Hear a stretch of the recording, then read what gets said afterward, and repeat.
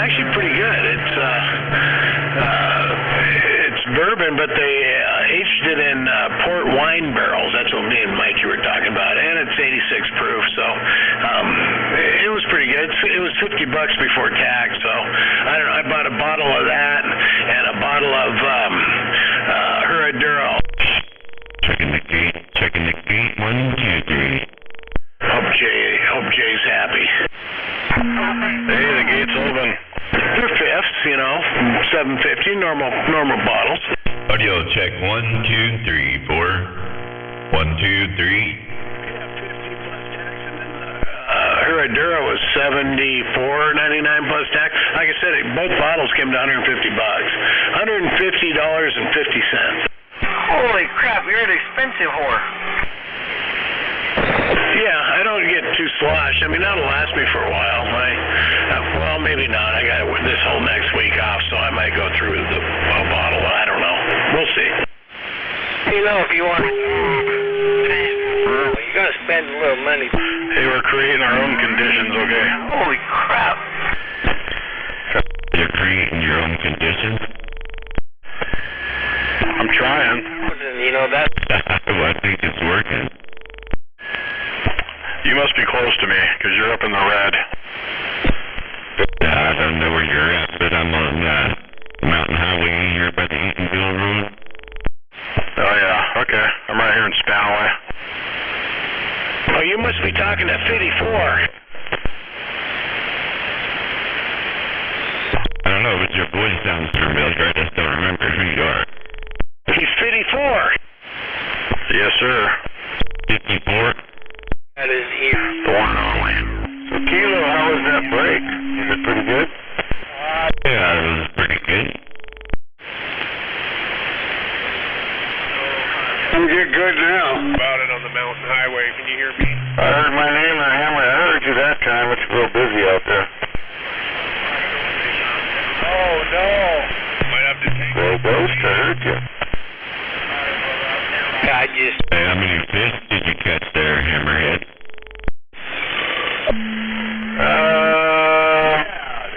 About half gallon of vodka. That's about it. Oh, so you caught a buzz? Yeah, there were some other guys.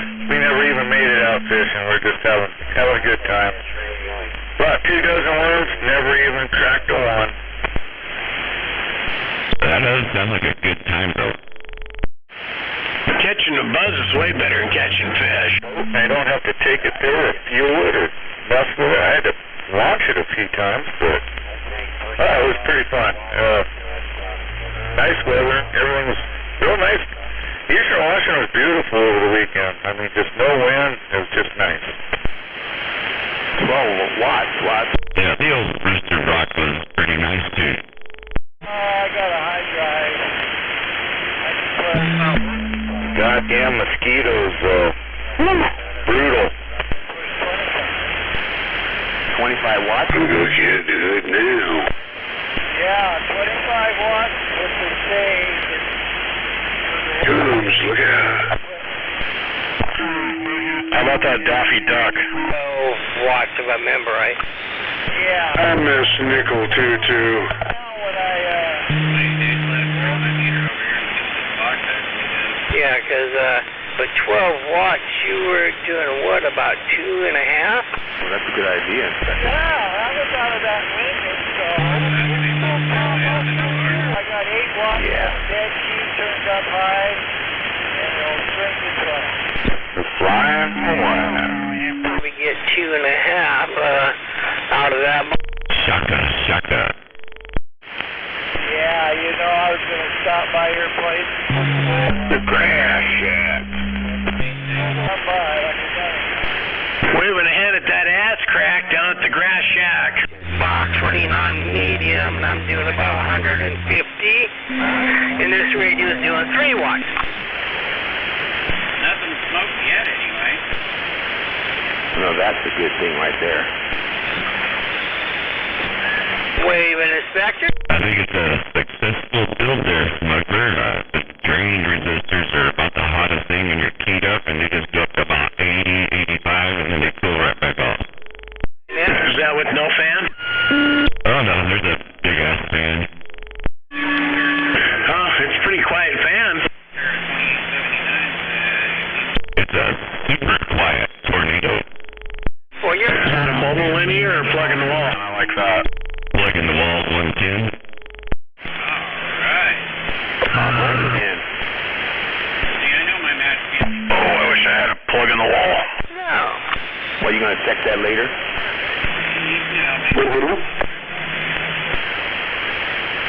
Yeah, this radio won't let me. It smells like when you first turn. Now, if it's working good then, if it seems like it is, I can start playing around with like swinging needles and stuff and put on the front. 5 days. Your radio elms kicking the dust. Bad match. It screams at you and it... Need one of those big old 4-400 Dutchman boxes. What do you think? Yeah, I had this one laying here in the back room for a while, like a year. And then one of these days I said, yeah, I'm gonna go put that thing together. So, yeah, today was the day. Did it all in one day. Oh, that's fine. Sounds killer. Seems to work. I mean, I've got a meter. It's over there on my other, my main base radio. But it'll eventually move over here. I just haven't done it yet. It's not fair. Yep, you're pounding me. Getting so hot or smoky. Yeah, so, and the fact that Cutter can hear me tells me it's, Now, I wonder how the 2-bill drives the 10. my Anytone 55N on here. It says... Well, put it in line. Let's see if I got a speaker left when you're done. I don't know. I was thinking about putting the 2 driving the 4 driving the 10. Yeah. You'll get it all straightened up. You just got other things to do. I think you need some more dead key. Yeah, I can just talk on it, Yeah, it probably does. It's only on like 20. 10-4. And I've heard some good musical carries.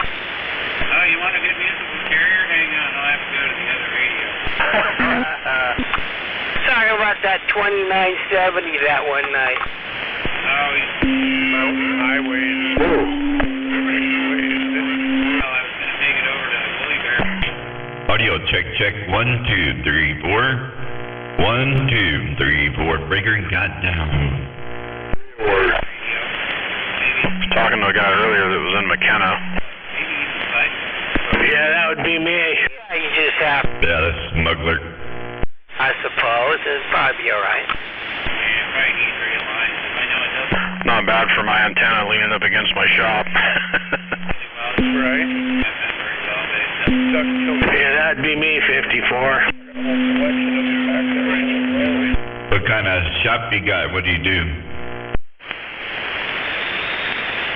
Someone yelling for 54? No, just the guy in McKenna. Oh, there you are. How's it going? Oh, we're doing all right. I can hear you as long as nobody keys up down at Olympia. Rojo. I'm just working on... Hey, that's not 54 like car 54, is it? Yes, sir. my computer. Yeah, Roger. Come on, do the song. Do the song. If I want to talk on the radio, I'm going to have to go over to the other antenna. What kind of shop do you got? What do you do for a living? Oh, I drive truck for a living. I just got a little shop here at the house for working on my race cars. Right? Yes, that's right. Roger that on the hobby shop. You gotta have a radio in your hobby shop, right? You should have a radio just about anywhere you hang out. I'm saying, I spend most of my time in the truck, so we know there's one in there. Yeah, I've heard you out there before. I've heard car 54. I think it was Skip or something, but I remember the name. Yeah, I used to live down in Kent. I had a big station down there. I didn't get out too far because I was in the valley, but I had his tower, and yeah, I did all right. Maybe even get a drink. From Kent, did you talk to like Press Van and those guys up north? Yep, I've talked to him before. I mostly talked with Monkey and Daffy Duck and, you know, all the guys that were kind of in that area. Yeah, Roger. I don't hear Daffy very much anymore except in his mobile. Alright. Later, Cutter. Night 45, 54. Good night. You get them to come out here. Oh, wow, you're going to bed? Check you later there, smuggler. Good night, smuggler. Night, Dave. Night, Cutter. Hey, good night there, Inspector. This is Mikey. Is it bedtime already? I'm gone. Well, some people's, I guess. Yeah, well. Hey, Mikey drinking himself under the table. Yeah, have a good one there, Bert. I could hear you in there for sure. Yep. I'm glad Hey, does Fish On ever come out here anymore? No, I haven't heard him in like a year. He was one of the first guys I met on the radio about, I don't know, 15 years ago. He used to come out all the time in 188.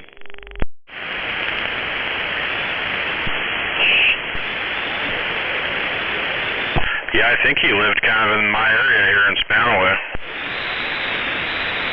He was in Parkland, pretty close.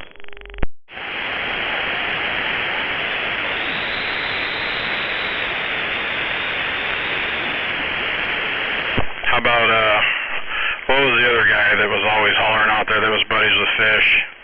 Oh heck, I can't think of his name. Captain Ron? Waving! Is that Daffy Duck? That was Captain Ron.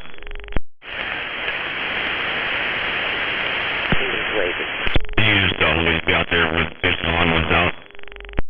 Check. Just talked to him yesterday. 54. What? Yeah, come on. You talking about Steve? Yeah, Steve, that's who it was. He was blind. That guy, yeah. Steve passed away. He moved over to Salem. He fell off his bike and fucked up his hip and never took his pills and stuff and got infected and ended up dying. Oh, that's too bad. He was a fun guy to talk to. You still got that homemade tower? I don't. Level Winder has it, Lee. In fact, he gave me the antenna off of it yesterday. I went up to his place in Redmond, picked it up, my old antenna. He's got that big crank up standing up in his backyard. It looks pretty good. Now, where did you move at over here now? Where are you at? I know you were down in, what is it, West Valley? Wait, no, East Valley. Where are you at now? I mean, what general area? I'm right here, right about, what is this, 168th and 22nd. Okay, yeah, I'm over here on 512 in Pacific. This is 188. Yeah, how about Leroy? He was out here yesterday. You talked to him? Oh, man, I've been to Leroy's house a bunch of times. Yeah, I haven't heard that name in a while. He was just out here yesterday, but I don't hardly hear him out here anymore. He calls me every once in a great while, but that's about it. Right on. Yeah, it's cool to hear some familiar voices out there. It's probably been 7 or 8 years since I had a radio up. Yeah, you drive a dump truck, right? Or a cement truck or something? Yeah, a dump truck. Yeah, I haven't heard you out here for, it's probably been 7 to 10 years. I don't know. I've been retired for 7.5, and I kind of waved, I worked over there at Cisco Kent on,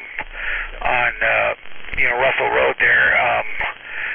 So I talked to everybody over there until I retired. Now I haven't heard much of anybody out there. Yeah, you were right there in my backyard. If you were down there at Cisco, I was right there at the right across the street from the Showwear Center. Oh, Roger. Yeah. Well, it's good to hear you in there, Doggone it. You gonna be up here for a while? Oh yeah, I bought a house up here. I've been here for about 2 years. Just finally got around to setting something up. I got the antenna leaning up against my shop right now, but it's got a flat match, so hey, run it, right? Yeah, that's good. Hey, I heard somebody talking to that old timer up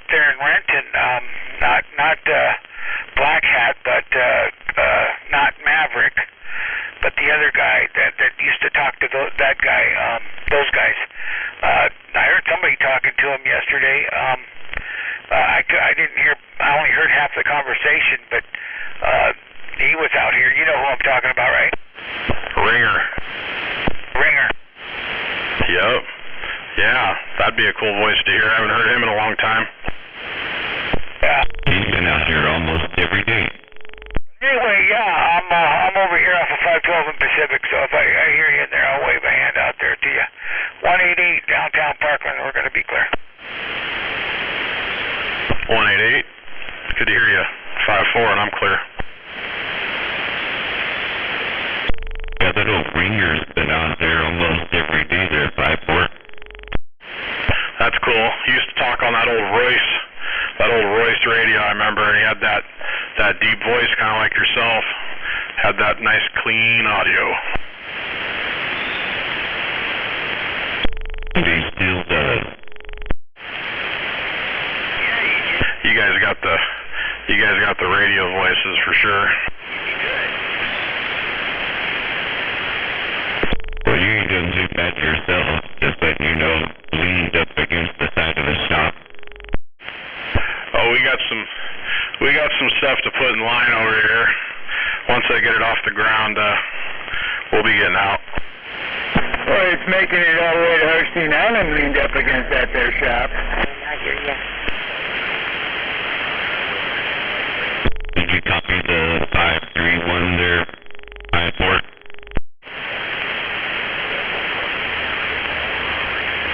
I scared him.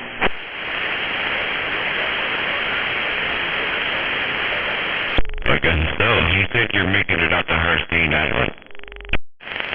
Wow. That's impressive. Hello, 45. Thanks for the 5. Right on there, Sky, no problemo. I heard you in there, Sky. I heard you in there, way out there, but that's the problem on my end, okay? Roger, just me and my 70-watt box, and I see you over here. A 70-watt box, huh? I like it. It sounds good. Well, thank you, sir. That radio's going to be sounding really badass once you get that antennae up in a tree or a little more altitude. You're swinging in here about 3 leaned up against your shop. Hello, Sky. Hey, dude. Hey, waving at you, Sky. I see you over there. I'm looking at you. I can't believe I can hear this good over here with this setup. It's pretty wild. Yeah, I can't believe you don't have more noise around that area. I got a dead key right now for some reason. Somebody over here doesn't like it. You sound good and clear over here. Clear as a Oh, is that Sweet Pea out there? over that mess. Alright, waving there, Sweet Pea. Hey, ask her if her first personal is Amanda. You can ask her there, Sky. I'm sure she can hear you. Somebody's trying to get Well, I can't hear her very well. Oh, he said it's your first personal Amanda. Always got to be a dead key, right? There's always a hater somewhere. Remember, no lives matter. I always get blamed, but I'm good with it. That's what I'm here for.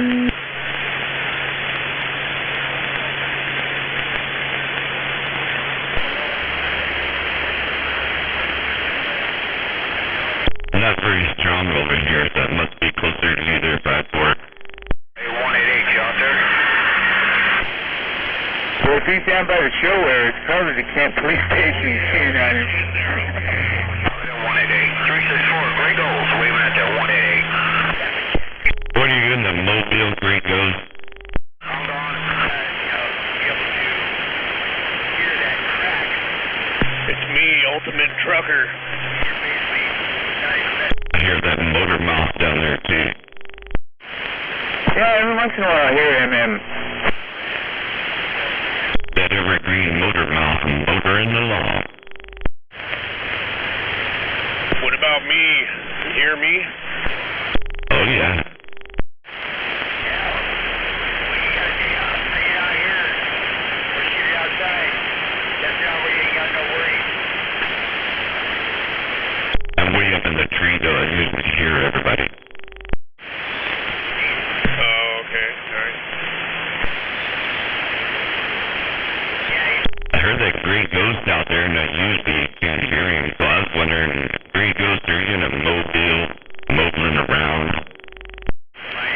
think they moved on. I heard him say, all right, I'm gone. Yeah, I heard him over here, too.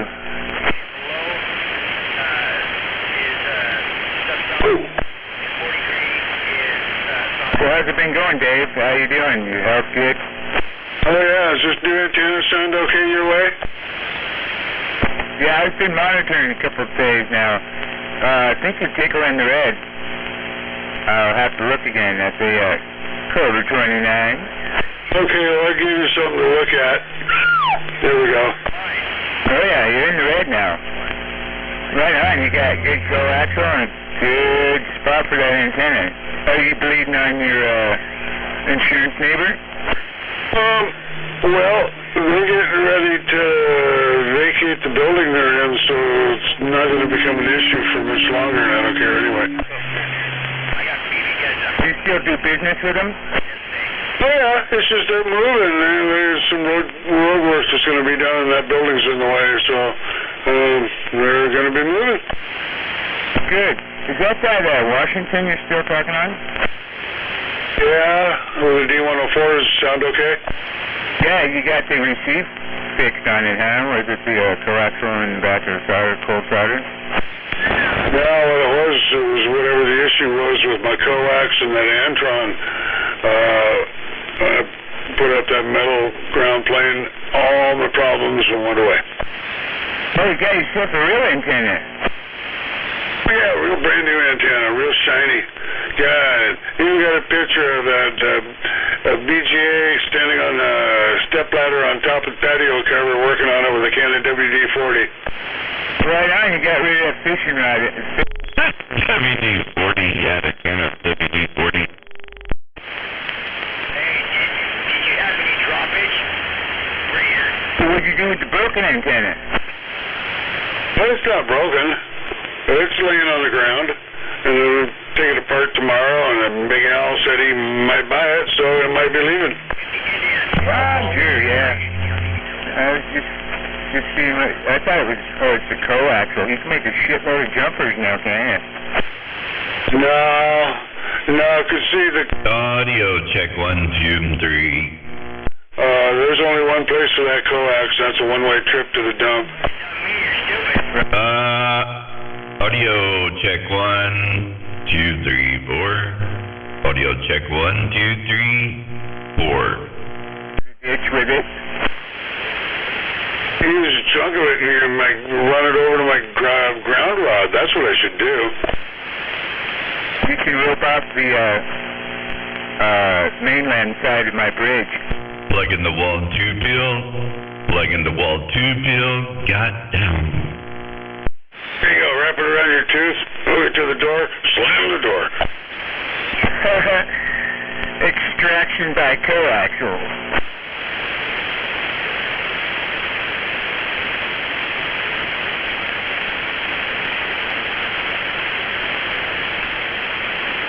And we use varying sizes of coax depending on the degree of the problem. I'm using some coaxial that Rubber Snake gave me like that. Well, it's probably a quarter of it off of it, but a 500-foot roll of this military grade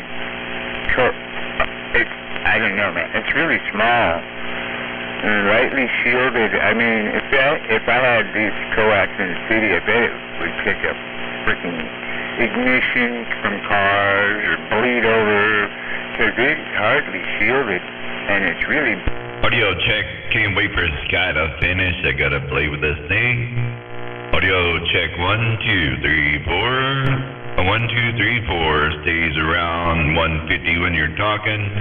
Peaks at 200, hello, 1, 2, 3, 2 pill, plug in the wall. Got down.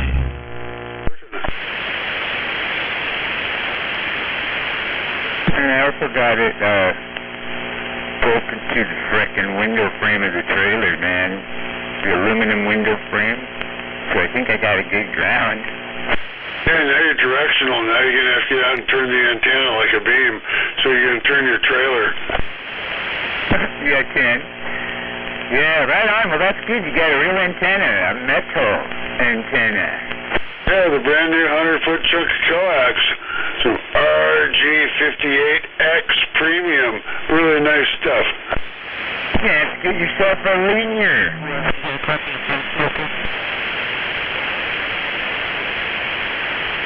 Do what? You have to get yourself a linear. You know, one of them amplifiers. Oh, you mean like that? Well, do that again. Hey, I'm waving to that popcorn. Hello, popcorn. 45 kilos saying I hope you had a good Labor Day today and a good weekend, man. And then, we got that going on. Holy shit, was it barefoot? Were you barefooted before? Never. Well, it goes from 3 to the red. That's a hell of a freaking jump for one switch.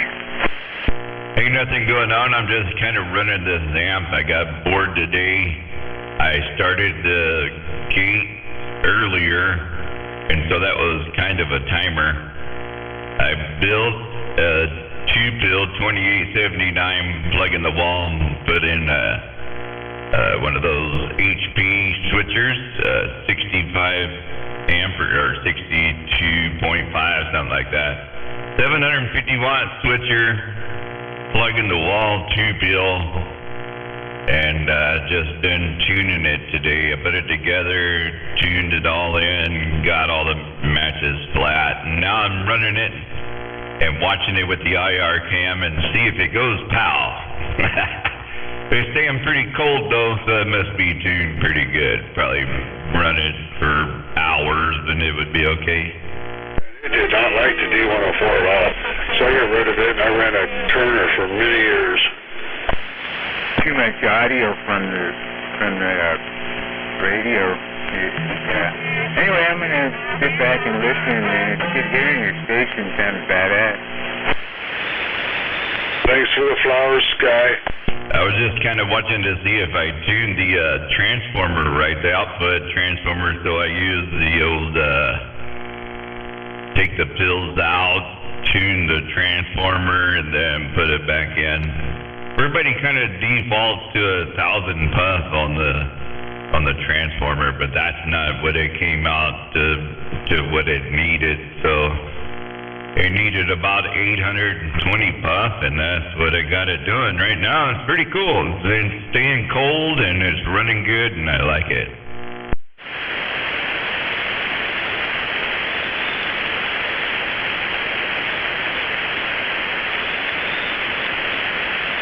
I bought this one just to blow it up and play with tuning.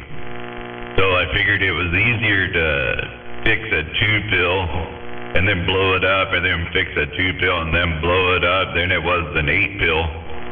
So I didn't want to try that with an 8-pill or a 10 or a 16 or, you know what I mean. How about that funny farm? You guys get home yet? I left that radio turned on that freaking picnic table. It should be working still, I would say. Yep. A realistic emergency mobile radio.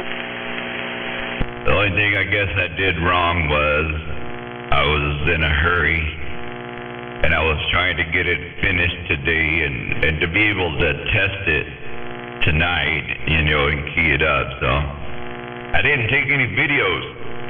So I got to go back and take the cover off and make a little video, I guess, because I want to share what it was and how you build it and all that stuff, but I didn't do that.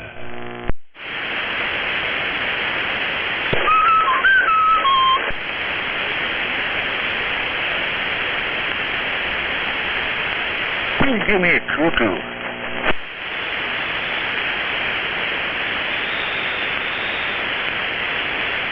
Cuckoo.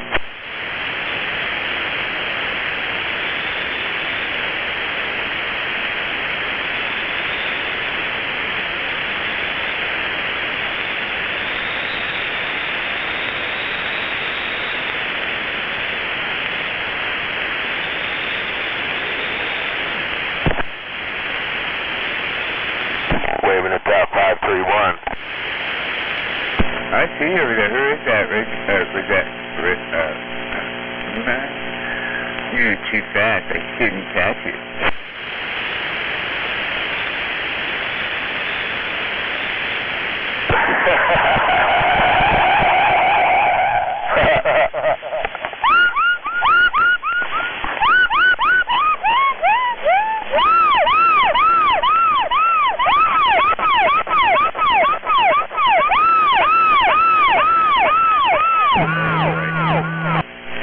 Here we go.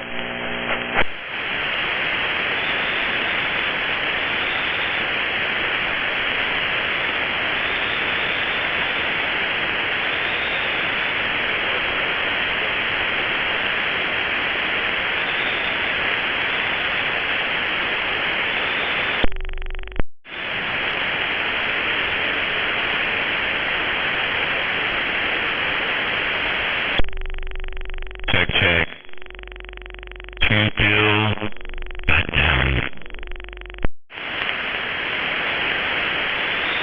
2 pill on the medium-sized heroin. It's working it all around town.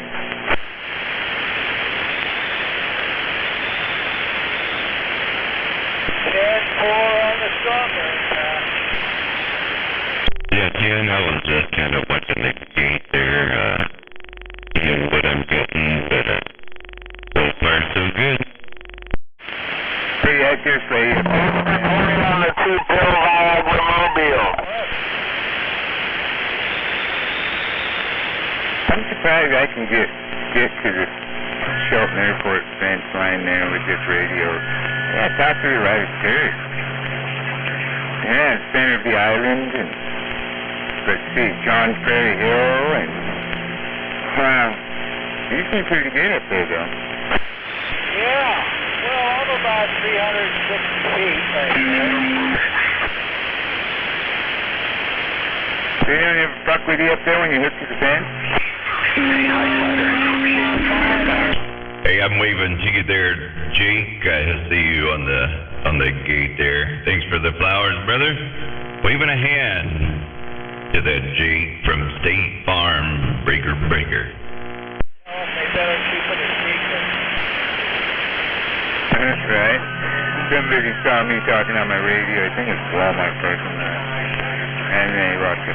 Well, people still using CB radios?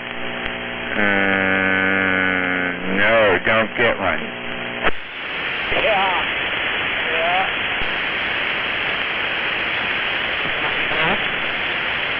No, it's not off. I'm talking on the dummy load because Guy and everybody's talking out there, so I was trying to not interrupt, you know what I'm saying? But yeah, it's still working. I'm just on the dummy load and I'm listening to it on the gate, so audio check 1, 2 Bill. Goddamn.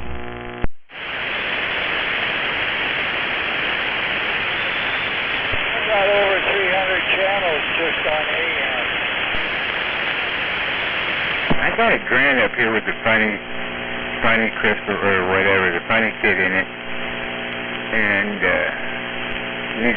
needs some work. Philippine too. But that's the radio I really like to get up running from a base station with all them extra channels.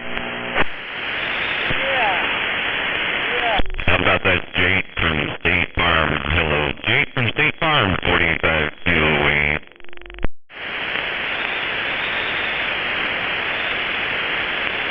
It's 9 o'clock. How's fishing been? Just throwing it out there. Up at that B square. Are you out there? No. Hammer, how's the fishing been? Winterhead's been fishing for some trouser trout. He didn't go fishing, he went having fun. Yeah, Hammerhead, B-Square calling out. How we doing tonight? I'll be a son of a bitch. Okay, if you think so. Like that. Hey, let's head to the other one. I'm gone. Oh, wait a minute. Let's go to the one with the 23 there. You know which one. I'll be down there. Yeah, Roger. Moving back to that 45 kilo. I just want to see how this sounds on the gate now that I got the match finally done right. 1, 2, 3, 4 on the gate. Roger that, but you're going to hear it in about 4 seconds, but I'm going to let you know that it sounds similar.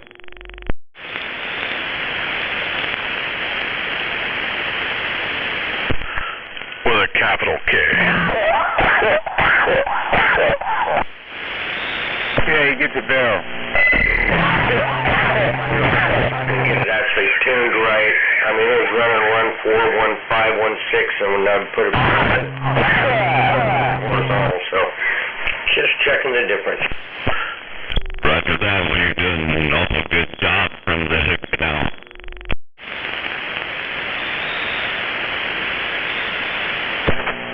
Sounds good on the island, State Farm. Would you have deer wandering through your coaxial? Yeah, probably. I wouldn't doubt it. Some of it is not, like, tied up properly yet. I'm still working on that project. I had a fucking deer run between my little travel trailer I was living in years ago and the pole I put up with my Antron. So there was my coax went from the pole over to the window of my trailer, about chest height. And it's like 3 feet from the trailer. Well, in the middle of the night, my radio came flying off the table, which is in front of it, in the front part of the trailer, zooming down the hallway, bouncing back and forth across the cabinet, and then it stopped. I'm like, fuck this, man. I said enough shit to somebody, they finally found my crap and cut me loose. So I hopped out with my pistol.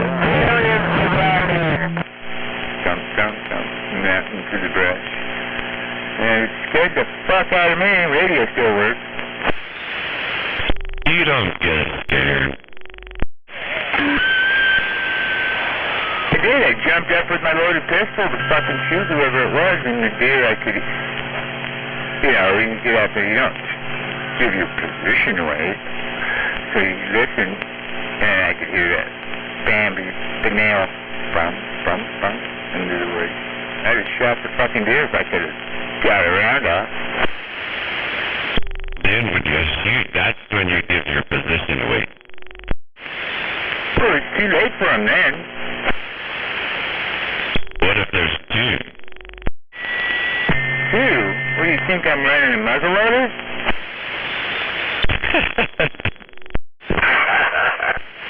That's a good comeback. Did he say a muzzle loader? Yeah. If I wasn't running a muzzleloader, you can always escape in that cloud of smoke. Yeah, big old cloud of smoke. I don't know, man. Some of these new ones are pretty cool. Not much smoke. Yeah, those CDAs, I think it's what they're called. Those are badass with those propellants. Where do they run nowadays? I don't know, but my neighbor's got one, and when he shoots it, I don't see any smoke. Hey, a felon can own one of them, can't they? I don't know. Maybe. Well, wait, maybe legally or illegally? Because you can always own it illegally. I got that shirt on right now. Exactly, you know what I'm talking about. Hey, range runner, waving at that 45 and sky out there. Hello there, range runner. Good to hear you once again.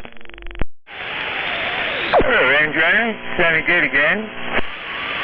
Yeah, good to hear you both, man.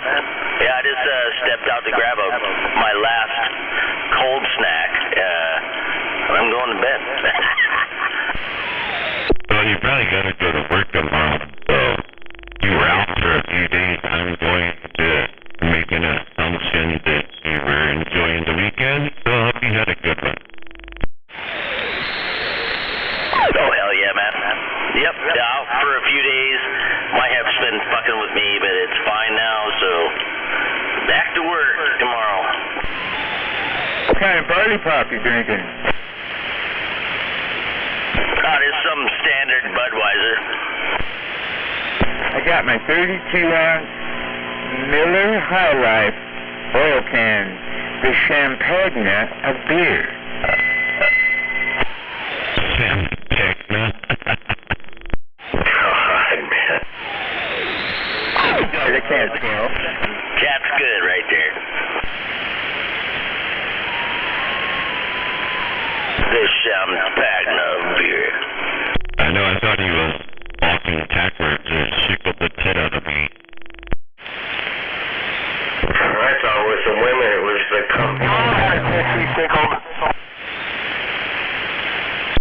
I'm waving there, Catfish. I can't drink Budweiser products. I was shit over a 5-wire fence, man. Damn. I hear it gives a lot of people diarrhea. I heard that. Don't me. I just get a headache though sometimes. Well, it is shit beer. Right? Waving out there, Inspector. On that barbed wire fence, all the good stuff gives you a headache. You gotta do it from the ground. You just drop trowel, bend over, and arc that fucker over the top rail, over the top string. Wave it, Washcloth. Holy fuck! Oh, man. Yeah, I'm waving back. God damn, Sky. Yeah, that's what I was thinking. You probably don't have to be that close to it to squirt it over it. You're not supposed to tell people what Deer Slayer does at the airport. Oh, man. Hey, the experience, talking about fences. Community hall dance out here. Hammond had a pig pen down where we're all partying, drinking our booze while the adults were up there. Went over to a pool. Fucking electric fence, hello.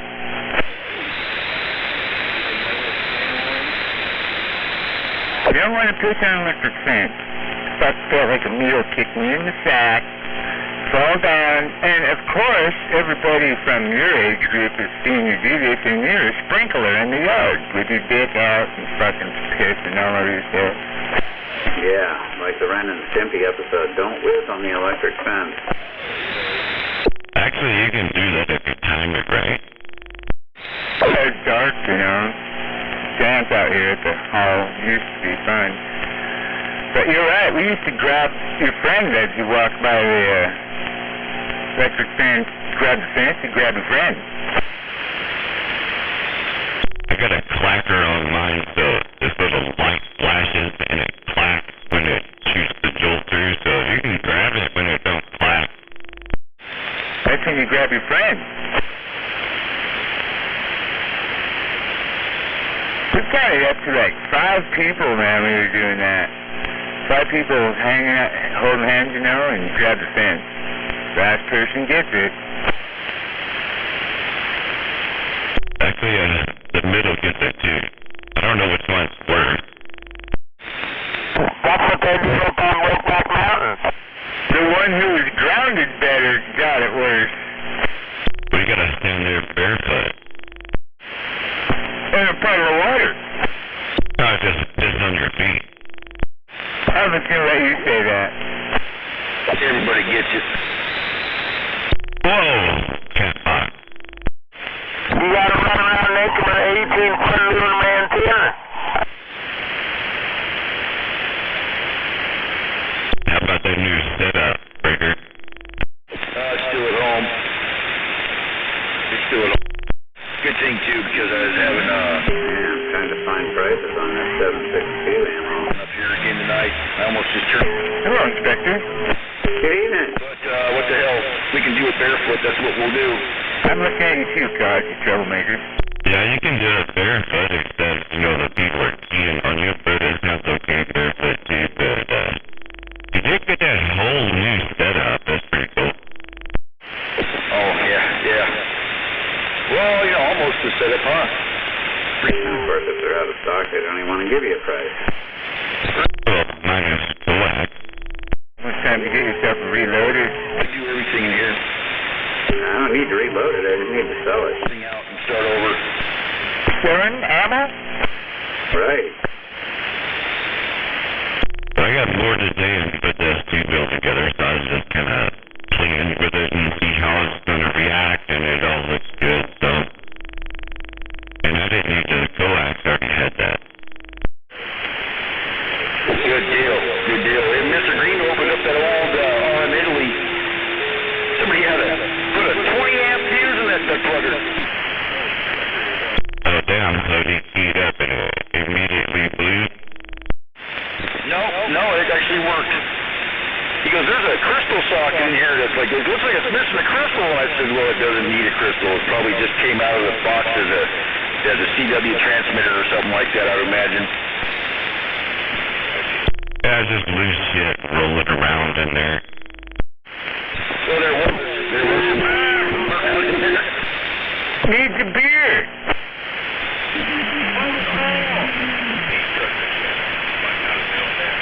Alright, well, I'm just not making a trip there. I'm getting marked on left and right. I figure I gotta put a ballpark price on that box. Yeah, you're getting walked on. Check for a rope. We'll put on you later. Right on the good here, cat box. Check you later.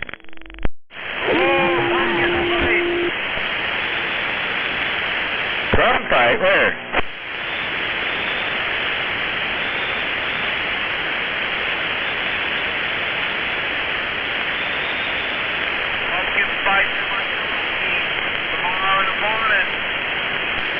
Holy shit, guy, I'm still rolling this thing, and the hottest part in the box is the cap on top of the output transformer, and it's 78 degrees. You can almost light a cigarette off that one.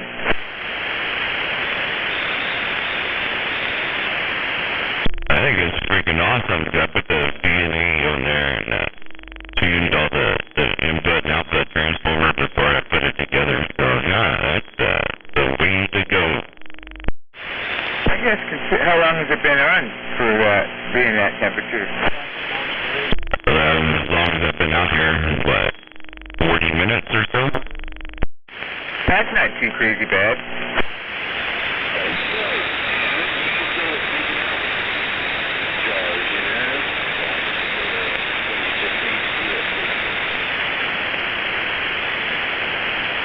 There's somebody whining out there about this channel being the truck driver channel. That job has been automated by AI. Yeah, I don't recognize that. I'm a retired truck driver. Does that count? Sure it does. I appreciate your service. An alligator now in the road. No, they're going AI, man. Driverless freaking freight running, man. Hey, I wonder if you could force it off the road. There ain't nobody there to defend the fucking road. How could you force a 53-foot off the road when nobody's driving except the computers? I guess you do it like you would in the old days of a train. GPS jammer. Oh, there's ways.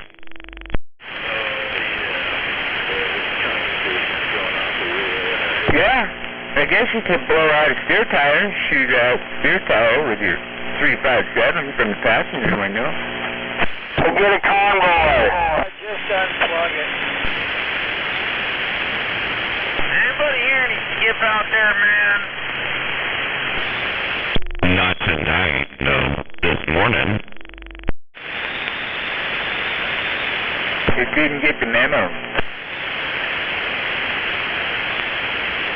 Oh, there's a little skip out there, Tennessee, Kentucky, stuff like that. Earlier, but not now. There's more on the skip earlier today. I wish I could have heard it. Oh, I wasn't out. Yeah, I talked to that fella in Tennessee this morning. Gotta get that beam rolling.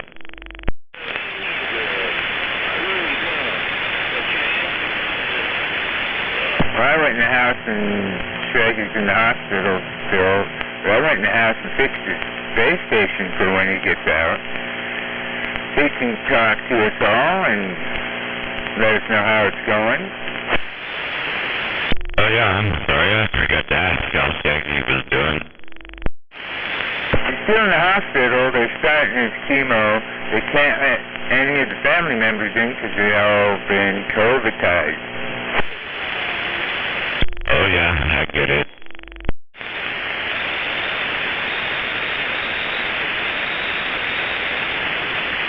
And I don't do hospitals. No, people die in the hospitals. I don't go into them.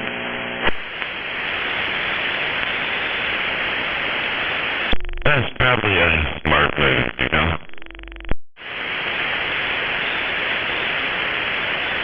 I got airlifted from the north end of the island here to Harborview one time with a compound fracture. Tidbit. Chemo only works 3%. Yeah, you know, there's more people that die every year from doctors' misdiagnosis than car wrecks and smoking put together. Or take the wrong organ out or chop off the wrong limb. Oh, I thought it was the left arm. Oh, that's the one I rode with, you idiot. Yeah, I went to Madigan and they got practice 1, practice 2, and practice 3. And I was like, boy, they're doing that right.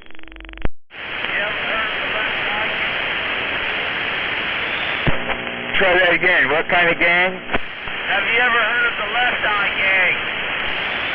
Left Eye Gang. That kind of sounds familiar, but do tell. It's off the Adam Sandler movie where he's a Native American. They got the Left Eye Gang in there. I didn't catch what movie that was, but it does sound familiar. The Wonderful Magnificent Seven. The Magnificent Seven.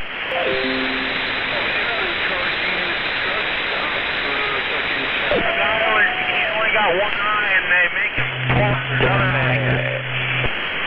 Has his left eye or something like that.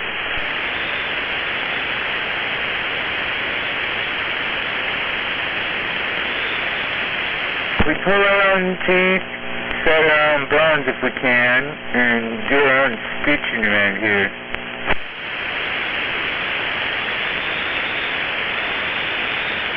I do anyway. I was asking Shaggy when he told me he was going to the doctor. I go, do you really want to know?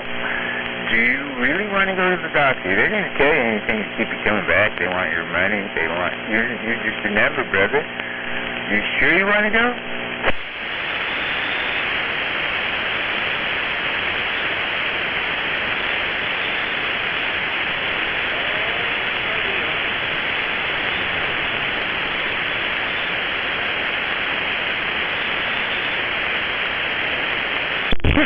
Hammerhead cracks me up.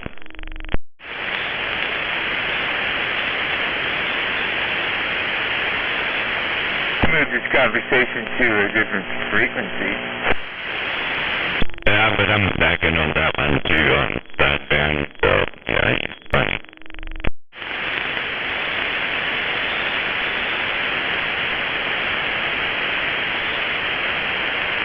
I wonder how many teeth he has. He was talking about Jill Hill. You know, people go Jill Hill so they can get out, you know. He called it piece of shit Hill. The other night he was talking about the old days of Beer Bottle Beach. Those were good times. Auburn cops coming out there, King County Sheriff trying to bust the keggers out there and drive down the fucking river. Get out of the way.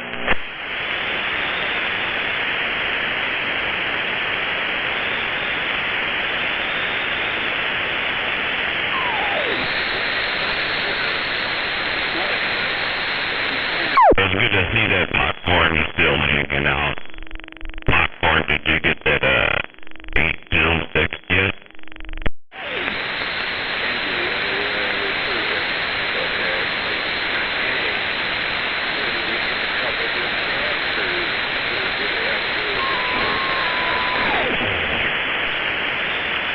You get persecuted if I'm around.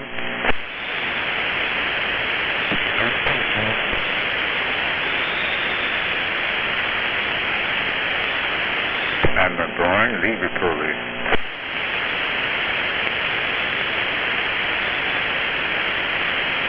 I can't remember. I think it was it MacGyver? Somebody earlier said today, you know, Guy is an ingenuitive guy. It might have been Westside. Well, you must have heard me talking about using fir tree pitch for soldering flux. Fuck, it works awesome and it's sticky and it holds the two wires together. It holds whatever wire you're soldering to whatever you're soldering it to, and the fucking solder runs down that pitch perfect, man. It smells good too. Well, I I think that may be some of the reason, maybe when I said that, but that wasn't the subject. The subject was, you talked to George Jessup last night on your 70-watt box, 35 miles south of Portland, and that was pretty good. Yeah, he was too. I was impressed. He's farther north than me. But yeah, that's pretty good. Simplex, antenna to antenna. I was shocked, man. And he was coming in pretty good here. Yeah, and I was talking to him, and I couldn't hear Rodan, and Rodan was up at Longview, so that's got to be like 45 miles north of George Jetson, you know, but I couldn't hear Rodan, but I could hear George Jetson, and I talked to him, and I talked to Contractor, and Contractor said, well, Rodan's over here under my antenna.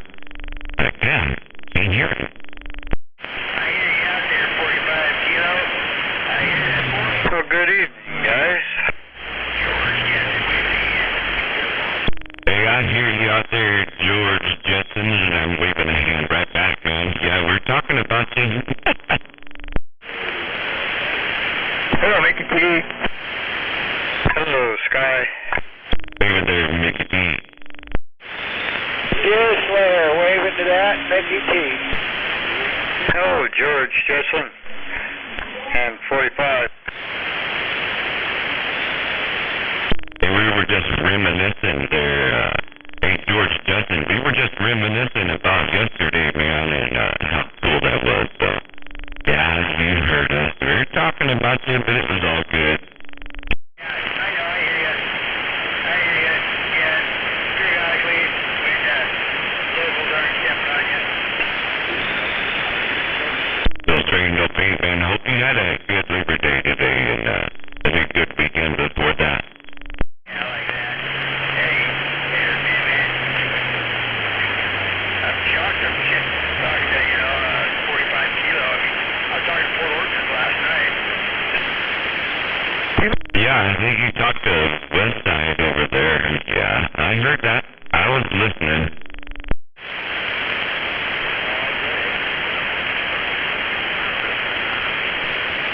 George Jetson got that radio from the Space Rocket.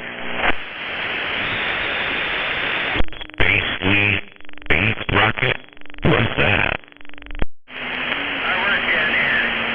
My radio, yeah. Just a little Magnum 1. That's where George Jetson. Tim Ford, you work there. I got it.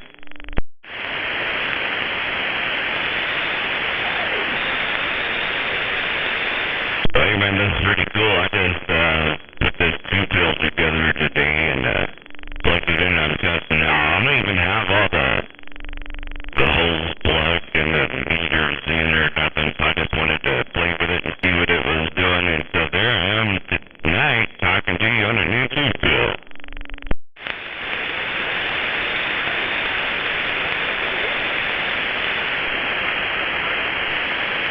Yes, I did.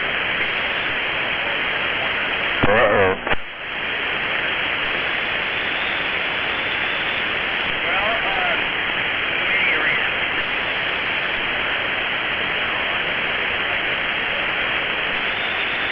Oh, yeah, you just fine. I'm gonna sit back and get stoned. I still got my line in the water. I'll be hanging out. Sounds like an awesome plan.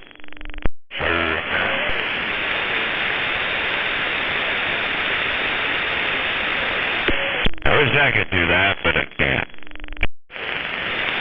Yeah, Roger. You got pretty important gig there, man. You guys get, so when you get some really cool shit, like maybe some 235, send that over to my house. Yeah. Well, one of these days I'll be retired, and then I won't do that no more. Well, you better leave it up to us retired guys for a while, man.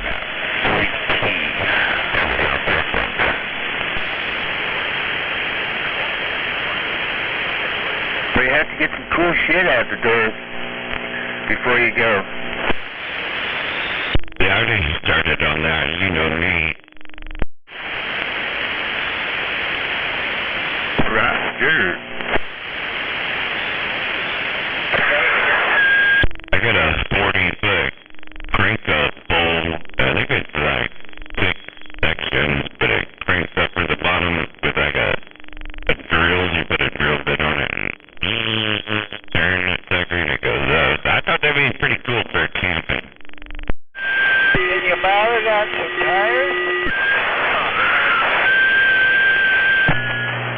wants to know, can you mount it on some tires? I guess you could, yeah, but it's got a mountain plate, a square 4-bolt plate. That one pump-up fucking mask that you guys sold at Maytag, that thing was bitching. That was, Snake. It was a different one. So that one was dual. It would crank up, or it would pump up with air. It was pneumatic also, but this one's just crank up.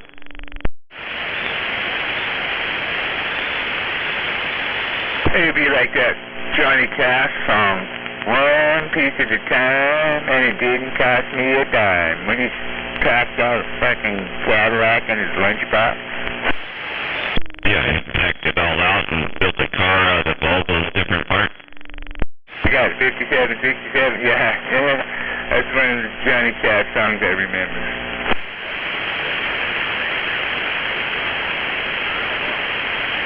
Johnny Cash was a badass. I liked him when he got a little older and he started singing the heavy metal songs, but in more of an acoustic manner. Yeah, he sings Hurt. That's an awesome song, and he does a quite well job of singing Hurt. Yeah, I don't really like that song. I guess it's a good song, but I had a guy at work that committed suicide to that song. He played that song and then killed himself. So I was like, oh shit. You should have picked Number of the Beast. I think if you're gonna kill yourself, you already lost. Yeah, Roger. My cousin had a thing like that when she was a teenager. She was always poor me kind of thing. And, well, I fixed that problem. Ran into her at a party, begged her, and she had all these guys feeling sorry for her. She'd slit her wrist, the Hollywood style. And I walked up and I grabbed her wrist to see how bad it was, and I ripped the cut open wider, and I said, see, you don't want to commit suicide, and knock the shit off, or we'll take you out in the woods and I'll help you out. We'll do this properly. Hell yeah, I was just sitting here checking this guy. 88 degrees on the output transformer. The cooling fan is 84 degrees. That's pretty cool. Literally. Now the fan has got a temperature sensor on it, doesn't it? No, I didn't put a sensor there yet, but I'm gonna put a thermocoupler over on the cooling fan. I wanna be able to monitor what it's doing, but it's a little early yet. I just built this today, so I just wanted to monitor with the cam. So I got the IR cam going and checking on the hot spots and stuff. But yeah, it looks pretty good. Not throwing any reflex back, huh? That's a 1.14. Winner, winner, chicken dinner.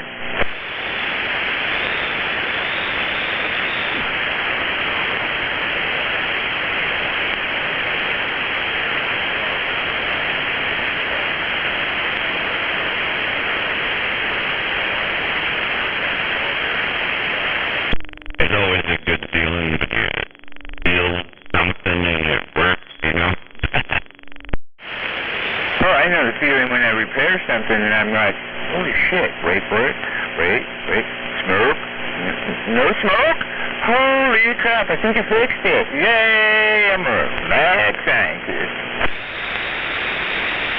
Yeah, I like that feeling too, and always do that you repair something and you get that feeling, but it's a little bit different when you built it, and then it still works that's different, because repairing is easy to me, but building it from scratch, you gotta be like, oh shit, I hope I'm doing all these steps right. It's like rebuilding an engine, car engine or something. Fuck, can I put that valve keeper in there? I already got the valve keeper on. I hope I got that keeper lock on that valve. Fire it up.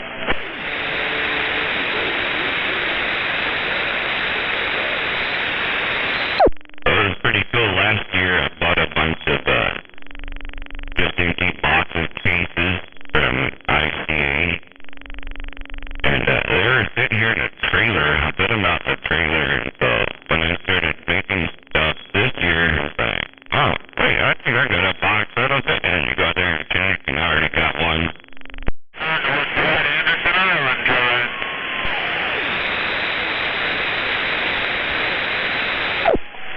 You can never have enough good parts.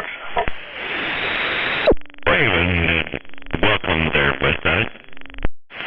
Oh yeah, wave him back. I know you're right, Westside. You should see this RV's table between the mound, the spaghetti of wire, and the parts radios. Man, there's nothing more comforting to know that, hey, I probably got something that'll work for that.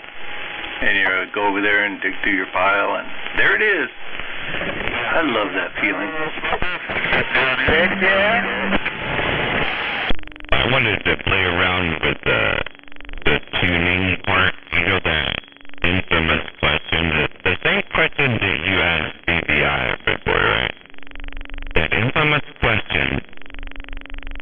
What plus transistor? What do I need to put on this transistor? What capacitor and what resistors are going to tune this thing? And you can't do it with the pill in there. You got to take the pills out. So I bought a board before, like a year ago, and it showed up in the mail. This is going to be my sacrificial board. I was going to blow it, repair it, blow it, repair it, blow it, repair it, and play with all the tuning stuff and use all the new meters. And it showed up here in pieces. There were pieces. The power switch was in about 4 switches. It was clean under the bottom of the box. The whole damn board came loose. Knocked everything off the board. There was nothing on this amp that was still put together when I got it. It was totally destroyed. I went, well, damn it. I wanted to measure what it was new and then measure it for what I did later, and I don't get that option. It was all broken, tore up. So I pulled it out today. It took 12 hours and 36 minutes. So I pulled it out, rebuilt it, and I didn't like the box anyway, so I put it in a different box. I put a plug in the wall, little switcher in there, and hooked it all up, put a power switch on it, so I've been running it now for getting close to an hour. It's good. I don't even get past 100 degrees unless I keep it a long time like now. Well, right on, man. Was that 2-pill box you're talking about that showed up in pieces? Yeah, rebuilt the board, and since it was all tore up, I retuned the output transformer. You know, everybody puts a 1,000 puff cap on the output transformer, but it's not what it needed. It needed like a 882 is what I got out of it. And so I put one on there, and I'll have to tell you this other trick, I guess, on the site, that I used a metal flat cap and I put on there, but I made it 880. It's almost perfect. And I put that on there and I ran it. That thing just stays cold. Oh, man, very cool. Right on, man. Right on. You know who you blame for that? Broken and missing freight when it's having no fire. Well, I tell you what, man, it's the tuning factor that makes all the difference in the world. And when you got the knowledge and the tools to be able to identify what that particular layout that you're working with needs, man, you are miles ahead of the game, right? I mean, you're running the game at that point. That's it. I got it, man. I figured it out. I know the pieces that BBI wouldn't say before, and I tried it on this box, so I did it a different way, and it don't need 1,000 bucks on there. You buy a middle class 1,000 bucks, you just throw it on there because it's $28.79. Yeah, that's wrong.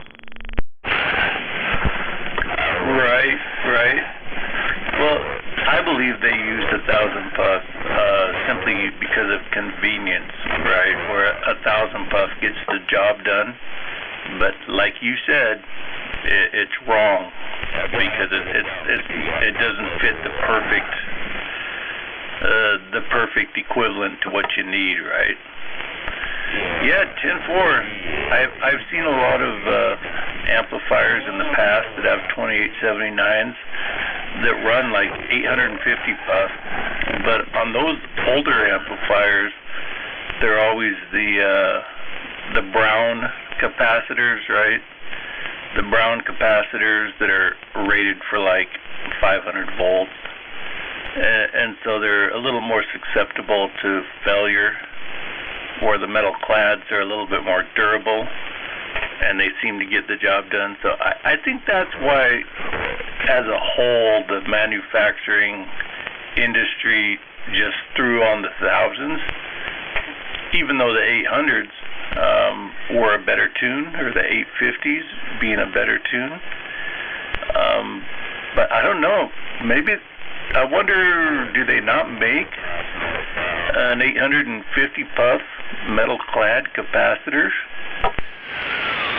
They don't. I have to look, and they don't. Check this out. I'll tell you the secret. This is what I did. So I took 1,000 puff metal clad, and I put it on my tester. And you have a tester too, so you can do that. I put it on the tester, and it was at 980, right? And that's cold. I mean, I put it on the tester, tested it. It was at 980. It's not at 1,000. But then, if you go like right on the center part of the metal clad capacitor, add some solder to it, heat it up, put solder on it, and then run the test again, and it was down to like 880. And I went up, it got down. So I heated up, put a little bit more solder on that center square right in the middle. It was 820. I was like, that's fucking damn near perfect. Let's run that. So I put it on there. This thing just stays cold. So, when you say you're adding solder to the capacitor, are you adding it to the flat side, or are you adding it to the folded side where you can see the seam where they fold it together? No, right in the center.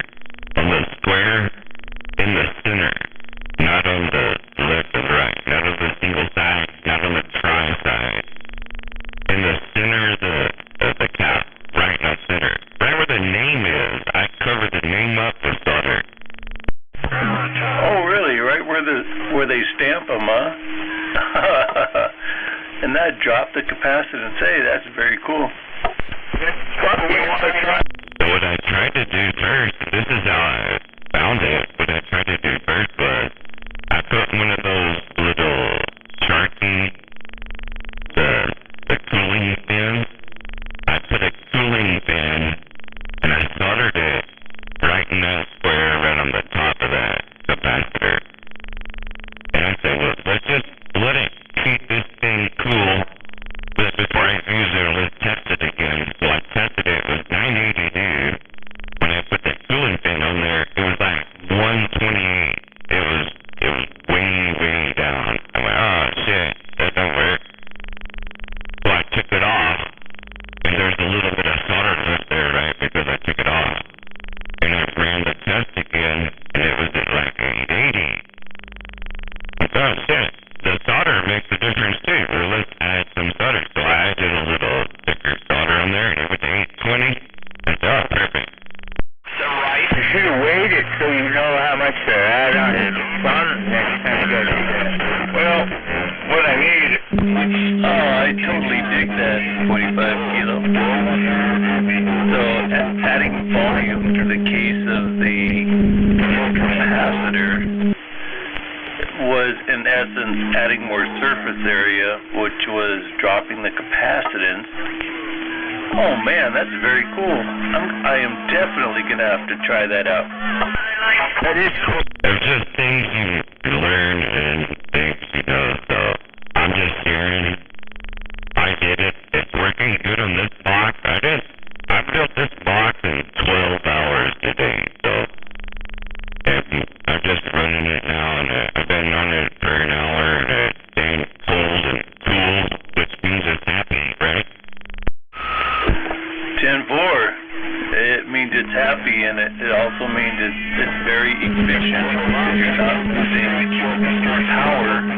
excess heat.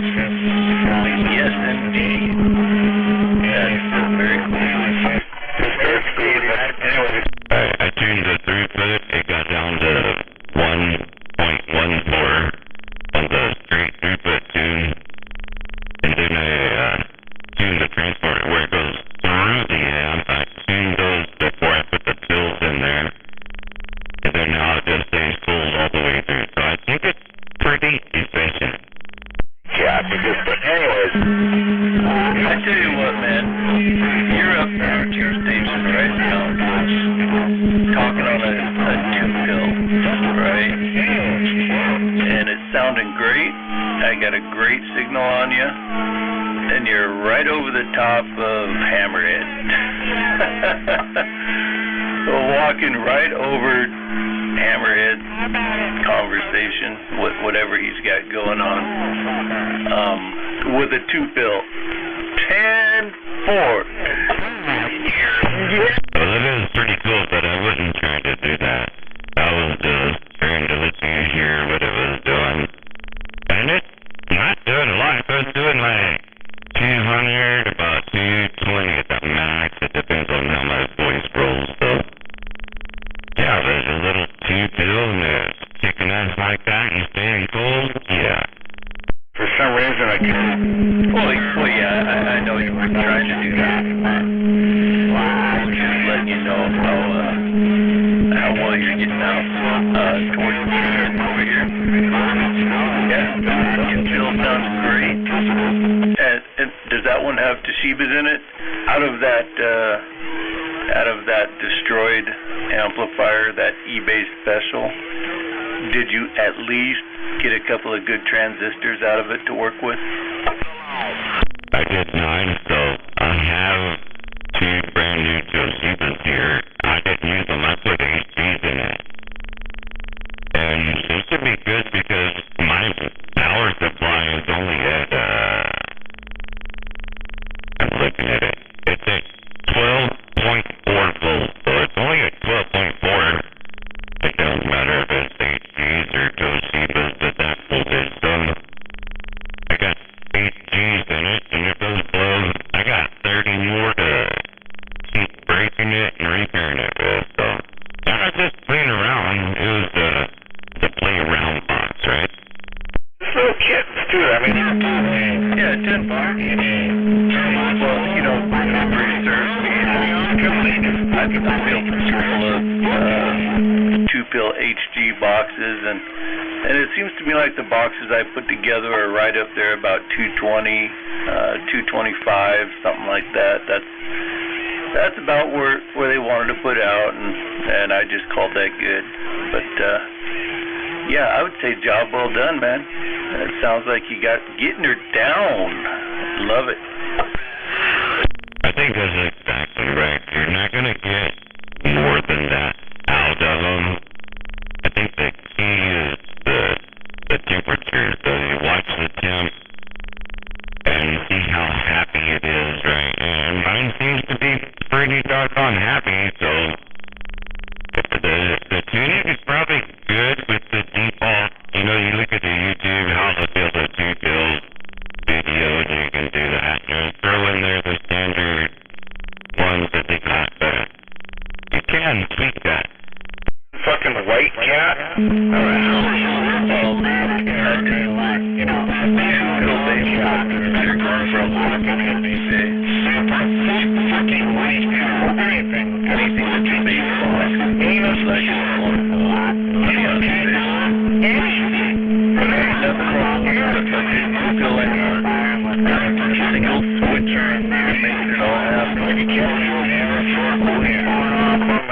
He was just a bad. Yeah, now you can drive a perfectly tuned 2-pill into your 4-pill and into your 10-pill and get way more out.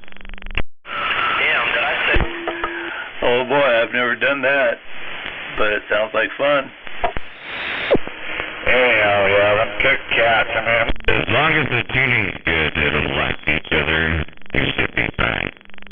Just let them cats roam. I mean, Yeah, just praying on my shit. You know, it's like a guy who meets girls story. As long as you get along good and you get along fine, there's probably a good story. Aren't being taken. Yeah, 10 blocks. Oh my shit, I can't take it. Oh, there's the lucky winner up on the hill.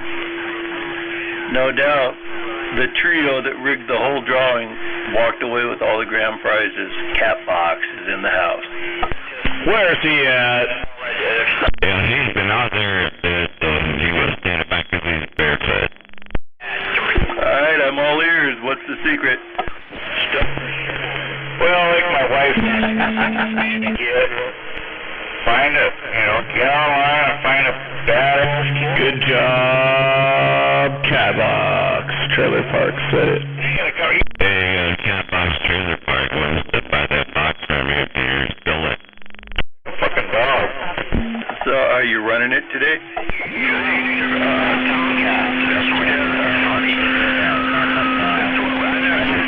Old Smoker, you got a copy out there? 10-4. Well, I think that little variable box you picked up would probably be an excellent driver for your other unit. Take care of it from the yard. I was a cheapskate, man. I only bought 5 tickets, but I put them all 5 on that box. Yeah, it's kind of funny growing up with them. Remember when I was little? Was a little fucking wiener dog. A wiener dog. And that little bitch, we had 16 I'm kind of glad that happened, man, because it motivated me to come home today and go, you know what? I already got a 2-bill box. I just need to get my ass in here and put it together. So I did. It motivated me to get this one together. She thought she was fucking... 45 kilo. Once you start building your own boxes, you kind of lose all incentive to going out and buying them. Oh, I agree. I don't have any incentive. I was even looking at the next one, so... And I have a couple more empty boxes here. I have boards that are cut out for 6 and 8 and 16. So I got all kinds of boards, too. And I'm like, man, why would I buy anything now? And dog I was going to try and have, I haven't had one since. It's like, I just can't take a dog and just pin him up. I want him to run. You've been in there for a while. My neighbor was down there, and my neighbor was down there. And I'm probably going to throw this part in there. I figured out how to tune it. I knew how to tune the back side. I didn't know how to tune the front side. I figured out how to tune both sides, so that makes it even better. Yes, indeed. Knowledge is a powerful tool. They stay with me and everything. I've never had a dog that had to be on the leash. Well, you gotta do it when they tell you gotta do it, but yeah. It's been a long time. Man, I'm surprised that Hammerhead's back over here and he's not upside down, but guess it's all good, man. I'm gonna stand by and let it roll, man, but I hope my 2-kill was getting down. Got rid of my fucking fish tank. My whole entire life. I'm trying to make a statement right now. I'm fucking trying to make a statement. So that's pretty impressive. That 2-fill over at Kilos is making the trip. No doubt about it. Old Smoker, you out there? You can't get along. Oh, Smoker, you got a breaker. Hanging out. What's the big deal taking care of a small animal? I thought I heard him earlier, but I don't hear him. So you ended up with one of those fancy coily antennas too, didn't you? Yeah, see, I don't want a little tinker streak, all right? I want a black lab. That's what I want. If I'm going to get a dog, it's going to be like my good friend of mine. I didn't get a chance to talk about, I don't know if they're natural quality ones or just the truck stop style Corlean. It's like, you could have a dog, or you could have a dog that...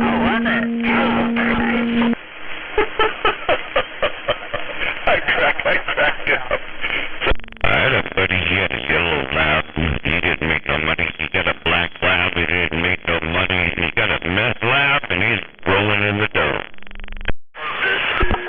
Oh yeah, making meth and making money go hand in hand.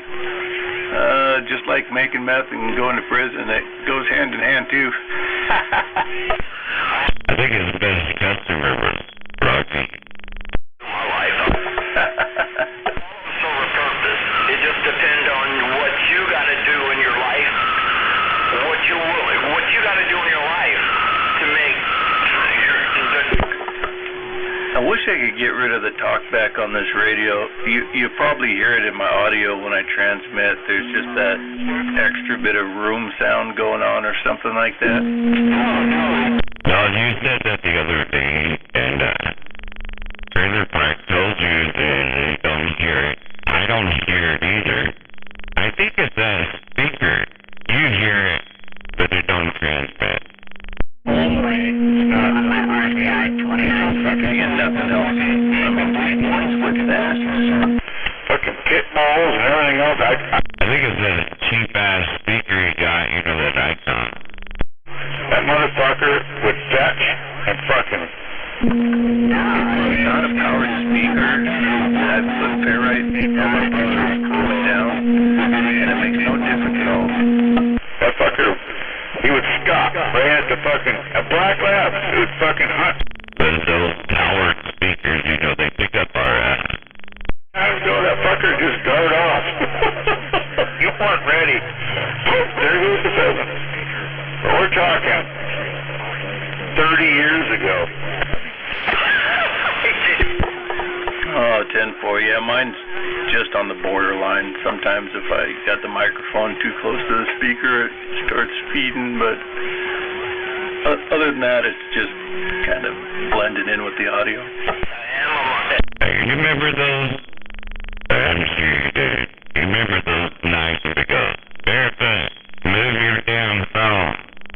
You know, it's like that. Yeah, 10. They protect cows. They take care of, you got dogs that take care of people with their disabled and all kind of stuff. Then you got the little pooches that just give you. Yeah, now I gotta wonder, is this thing working so good as being sold to? So I just checked it again to 79 degrees. I gotta wonder what the 2-pill driving the 4-pill driving the 10-pill would do. I almost think that the goddamn big Tom Try that out. I'd rather have a cat. Actually, I think I might just build a different 4-pill and tune it the same way that I did this one. That would be awesome. And I got the board already in the box, so I might just build another one. Wiener dogs we have. I think it's a whole different deal, too. Same cap. Try to make it 4-pill. I think that's when it really gets tricky. I was just thinking, you know, if you buy somebody else's 4-pill, they tuned it their way, but you got your 2-pill, it's going to go into that 4-pill that you don't know nothing about other than when you test it, you know. Might be better to make your own 4-pill than match to your 2-pill. Oh, yeah. Well, it's always better to build it all yourself. You know, I've often said that I think more CB operators I should say more radio operators should get into building their own amplifiers because they're always great projects and you got a great sense of accomplishment when it's done and it works good. You can't fix somebody else's because it's just so whacked out. A novice falconer. I'm going to compare it to going hunting. If you go hunting with and what I did, the last time I went hunting, I went bear hunting, right? When you go bear hunting, you're out there, and I had a bear following me, and I could hear him snorting and sniffing and shit, and I couldn't see him. I think he was hunting me while I was hunting him, right? And so I kind of compared to that. You're always like, I'm trying to get this to work. Are you against me? Or are you with me?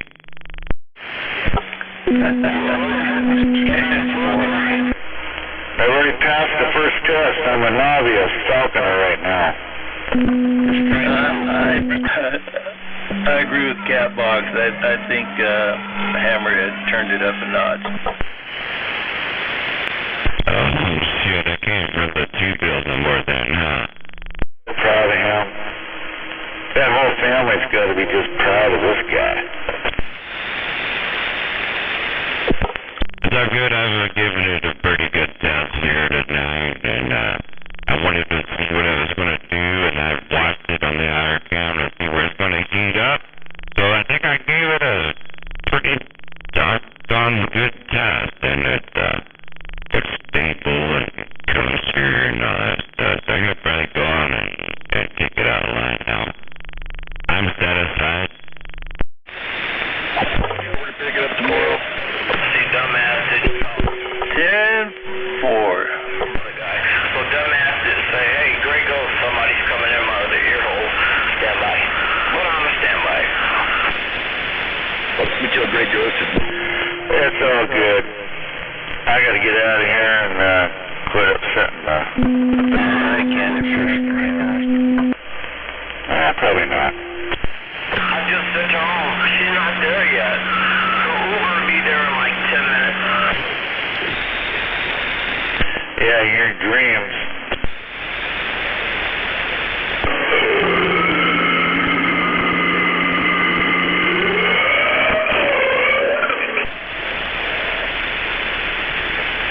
Hot Rod, you got a copy? No, I'm playing with your Hammerhead.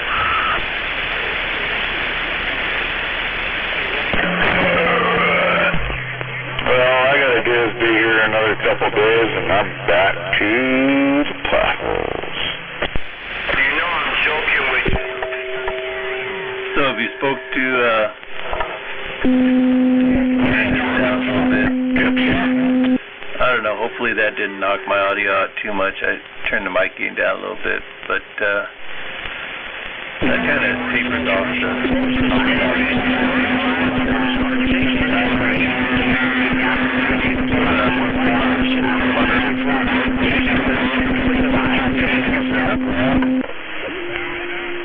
Fuck with cream cheese in them, and a little bit of pepperoni in them.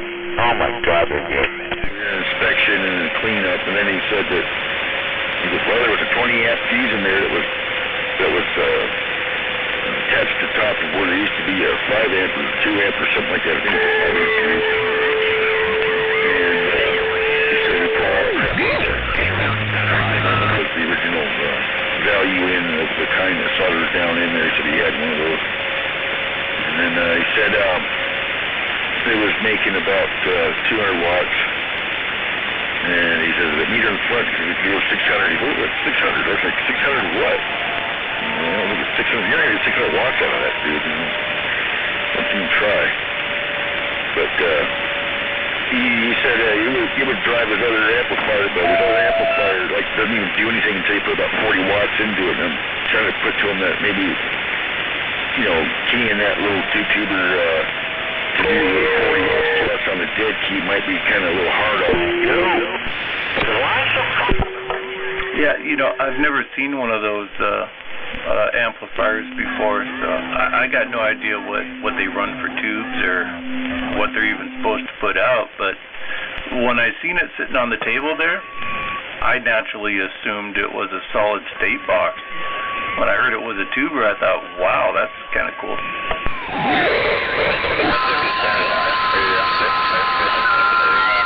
My shit now. You have a good one. I'm out. And, so it works. You know what the hell? But, I think, Cliff, I was talking to a guy over by Colstein, if I'm correct. He's out there on the Hoods Canal. Oh, anyway. It's got, some Calcatti or something on the front end. You know, X number. You know, it's probably a true FCC amplifier, you know, like, this shit X number of watts. I think that's what he's got over there. Because I was like, you know, you don't want to be doing 50, 60 watts dead key on a little one. You might be down south, too. To make your amplifier work. And that got me thinking about, oh, that's why it just doesn't seem right that he needs to be putting the, you know, starting off with about over 40 watts just to get his Dentron to talk, you know? Right, you probably don't need to get it to talk, but I imagine that Dentron's probably set up to take 100 watts drive.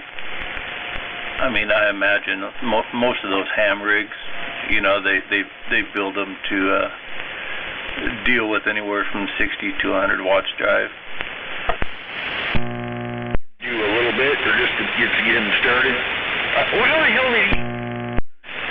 And how does it work out that, you know, it's like where they get extra gain once you get past... Audio check 1, 2. To be more gainy, or what? I don't get it. Well, you know, I was kind of experimenting with that a little bit. Audio check 1, 2, 3. And I was running it radio at like 10 or 11 watts drive into it, and it wasn't doing very good at all, right? And I was thinking, oh man, you know, maybe the tubes are flat in this thing, or you know, it just wasn't kicking it out on 10 watts drive. And so I took this 2950 out of line, and I threw in that 2970 that, you know, it's got considerably more drive. And man, all of a sudden that 2-tube box that I was, you know, thinking was kind of a duck, all of a sudden it was peaking 1,000 watts. So yeah, they maybe they got attenuators or some kind of... Audio check 1, 2, 3.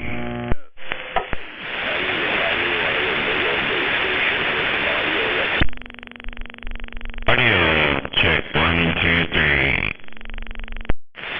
Here's mine on just Radidio right there, like 2 watts swinging. Yeah. And then there it is with a little kick behind it. Well, that made it solid there on this end. Yeah, but I can drive it the other way, just local talking with just a couple watts if I want.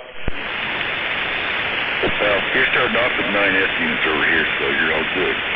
Shit, 9, I got them pegging it, man. Holy shit, dude. Yeah, I didn't have a lot of difference between those two. Well, I'll go back down like that. You're still pegging it. That didn't even make a difference over here. Yeah, here it dropped you down to a 9, and before you were 10 or 12 or somewhere in that area. Alright, we'll just be down here all calm and cool and collected. So I got that Heathkit 2K box all together, right? And I fired it up for the first time, talked on it yesterday. And I was just driving it with the radio, right? 10 watts, swinging like 20 watts, something like that out of the radio. And I was coming to the same conclusion man, this thing's not making the power that it should. So maybe there's something else still wrong with it. But before I dig back into it, next time I'm going to hook.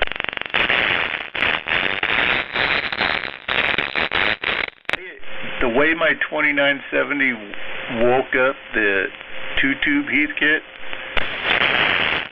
I'll wake up this other one too.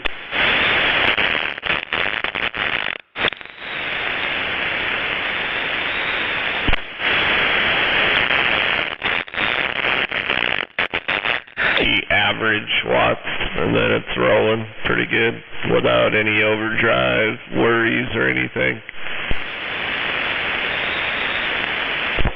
Yeah, 10. Well, you know, that's right in the ballpark for those multi-band ham boxes. They like that 70, 60 watt drive. They really do. So here you go, one side that does the new two-tail that I did and plugged it into the 10. 1, 2, 3, 4 breaker. Mongoose, he wouldn't tune right unless you put X number of watts, you know, more than I would have thought. Okay, let me start over again. More than you would use while you're talking. It's bizarre. And my Galaxy tube amp, it's got a tune position and it attenuates the input, I guess. They want you to put 100 into it and then tune it. It seems dangerous to me, but that's what they call for. The bad part of it is you once you tune it up and you flip the tune switch over, but you don't drop your carrier down, you key down, you get a 1,000-watt carrier, and it's, you know, beating the shit out of it. Audio check 1, 2, 3. 10 fill driven by 2. Got down. So I don't know. It's above my knowledge to how they're making it work like that. You know, like what you're saying. Well, maybe somebody will figure it out.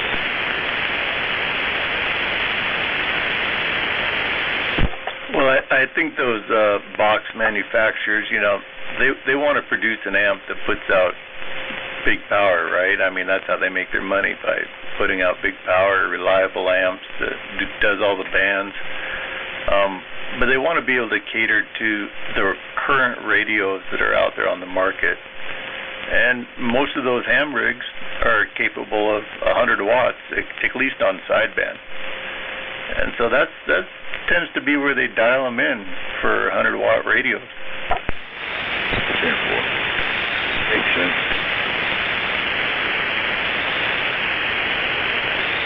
Send you a safe to store your silver or gold in. They have an A+ rating with a better... Audio check. 1, 2, 3. 1, 2, 3, 4. Checking the green. Checking the green. 1, 2. Yeah, that worked out pretty well. 45 kilo got down. I just put the new 2-tail driving 10, 2-tail driving 10. Get down. So very nice. Hold on to these ears. D-I...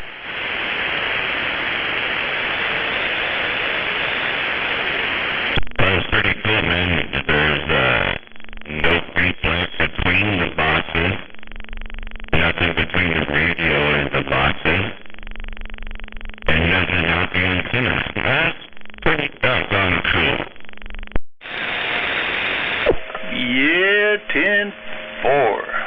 That's fantastic. Sounds like it's all perfect. No excuses now. Well, you know the bowl.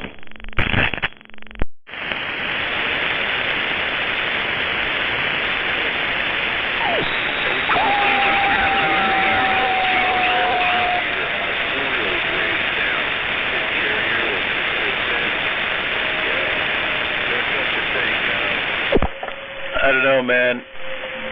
Dodge made me jealous today. He always made me jealous with what he said. Not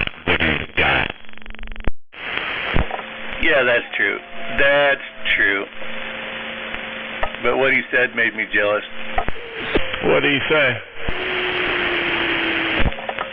Oh, he bought this. Well, he said he just purchased ACOM 2200.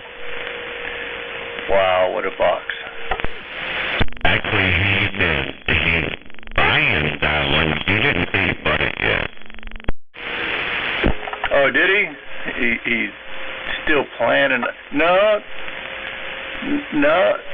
I talked to him on the phone, and I don't want to go into extreme detail of how he went about it, but let's just say he's working on his credit score to obtain it.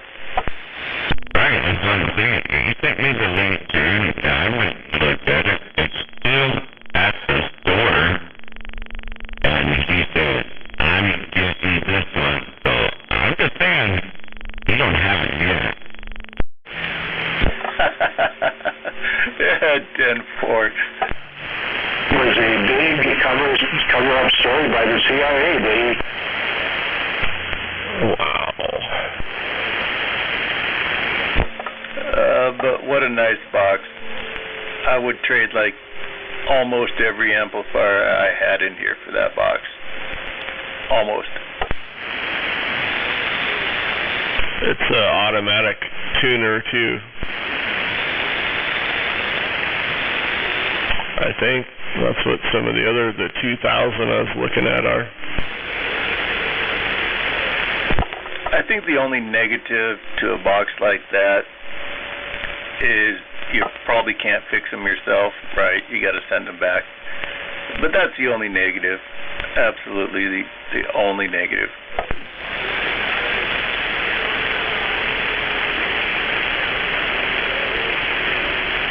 That's why you just get yourself a West Side built there. They don't break. 70-watt box, and I'm looking around. 75 watts on that island. God damn. That was me making all that fucked up noise. I looked over and I'm like, oh fuck. I had my monitor switch turned over to the radio instead of the mic. I'm new at the CB radio. I don't know. I've been pretty happy with this LD Moss box. I haven't blown it up. Been talking on it a while now. I think I got all the figured out on them, on the single devices anyway. Yeah, seems to work. Yeah, sounds good, and they look beautiful, man. Hell yeah.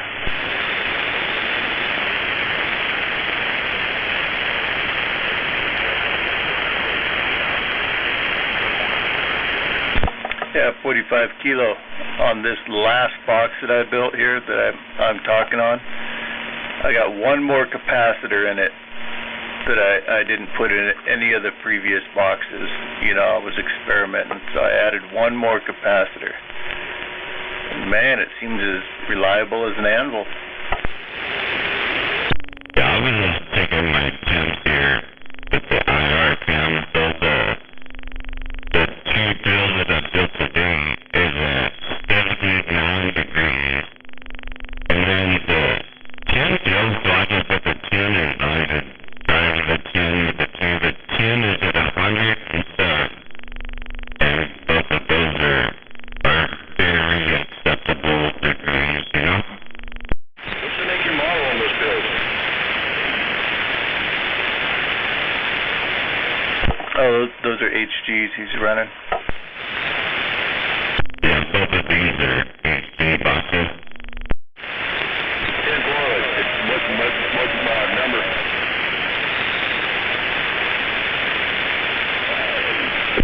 Those would be the 2879s, and I think the date markings on them, or whatever production markings, are the D08 transistors, which seem to be the mainstay in the HG lineup right now. Yep, those are the same ones I got there, but they all are, they're matched at 68 gain. You can get a gain test, they're all matched at 68. That's pretty, something like that.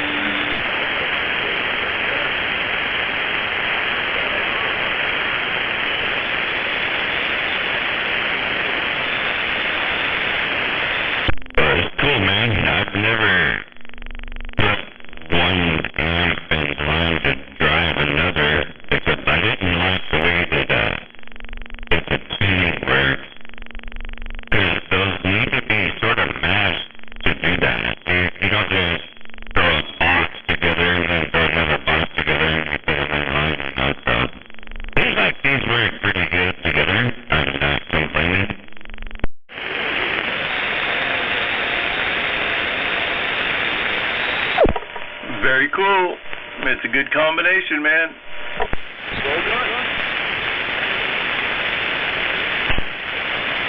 Bravo. I just gotta beat 2 more and then fill this one. 2 more.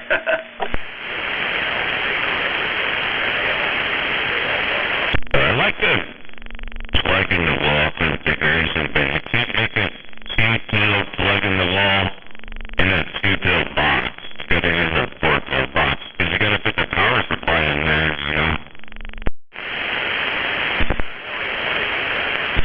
Oh, so you're using what, like just a 40 amp power supply, one of those shorties to go in a 4-pill or 6-pill box? It's running about half. It's 62.5 ampere. It's 750 watt switcher. So it's running about half piece, right? Oh, alrighty. And it fits in the cabinet, huh? Nice. It just with like a 1/4 inch less for the board.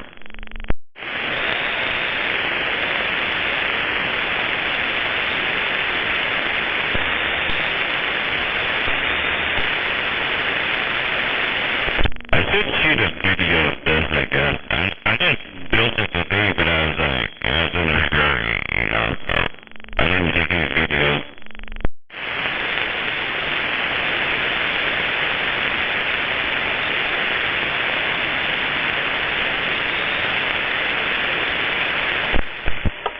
Nice. Well, I tell you what, I gotta get out of here. I gotta get up at 4:35 in the morning to do my thing tomorrow, so I'm gonna wave a hand around the band. We'll catch you all later. Good night there, Mr. Westside. Westside away! Good night, Westside. Good night, Westside, and that Catbox team. Pretty enthusiastic about you going to bed, so. I know, no doubt. All right, catch you all later.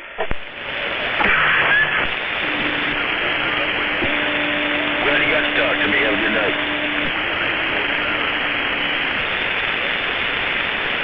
Adios.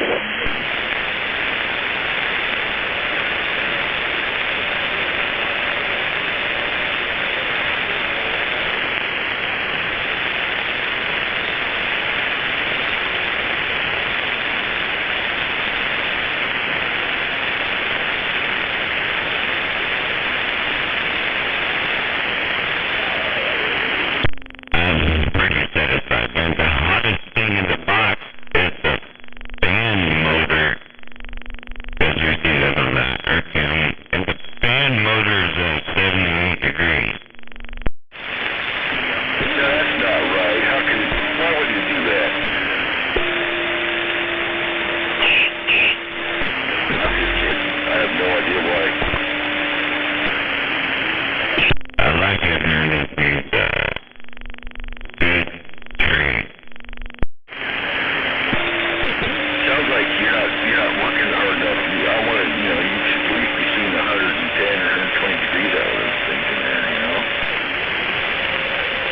Oh yeah, I'm not working it hard at all. It's just kind of loafing along, I guess. But yeah, it's equaling pretty much the same as my 4-pill driving the 10-pill, and I'm doing it with a 2-pill, and it's kind of the same numbers on the meter, so it's cool. Oh yeah, for sure. Especially comparing them like that. Dude, that's cool. I just made up whatever that number was I gave you before, the temperature. That's, something I do.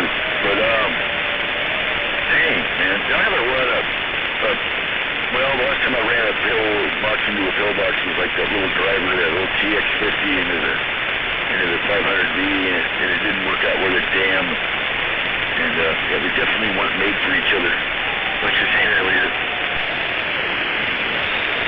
That's cool. You probably don't need that box you got over there at the break either. I think the trailer park wants that. Yeah. I'll never sell it. Sorry. I know it says it's cool. It's got the brake stuff on it, so I got you. I'm glad you got it, man. So am I. You know what's funny is BBI says, well, how many amps does it make from the brakes? And I'm like, that's number one? He goes, what? I thought you wanted a simple one before and some other amps. The only thing I've ever wanted in any of these brakes was an adapter for the 8-foot steel lift to put on a car. That's all I ever wanted. I think that might have actually been a broken one on that. Well, you got them all back now. Yeah. Like I said, the secret is you just got to put a bunch of tickets in there, right? And then hope that you pick yours. So one of these days, man, when I get better and good at this stuff, nobody's gonna with the BBI stickers, they're gonna with the 45 kilo built sticker. So I'm gonna get one of those then. I'll get a Westside amplifier as well. You know, I want one from everybody. I make his stickers for him. Do you? Well, I did already. I made some for him. For Westside? Yeah, just on my little label maker, and 101 took them over to him. Right on. Yeah, I put my 1-inch there, the 1-inch strip, you know, so I made these 1-inch that says 45 kilo built. That's on those power supplies and boxes, yeah. You remember them old labelers that had that plastic strip that was being on?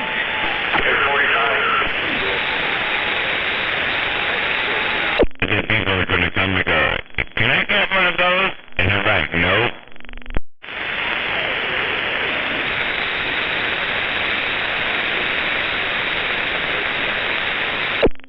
I'm learning, damn it. Yeah, most of them old label makers in the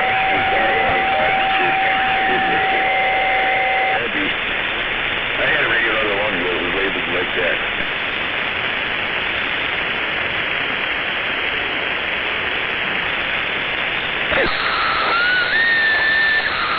You know what? I built this one today at 12 hours and 42 minutes. So if I can build a box a day, that's pretty cool. So a day, you need to get a day's wages out of it, plus a little bit more. Yeah, probably. Oh, shit. Somebody's here. Wait a minute. Key it down so we can hear the gunfire. Yeah. Shame on you, Terrified. It's already loaded, so.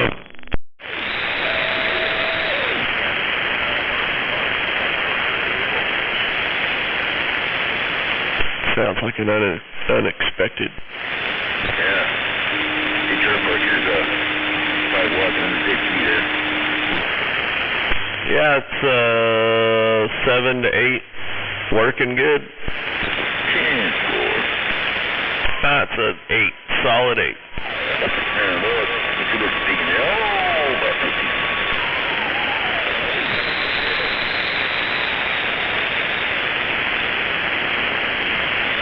Yeah, I came up here and pushed the button and things didn't look right, so, okay, well, you just go with that said.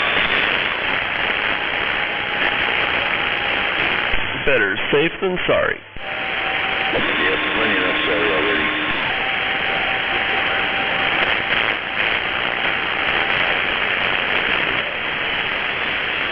I'm gonna start over again.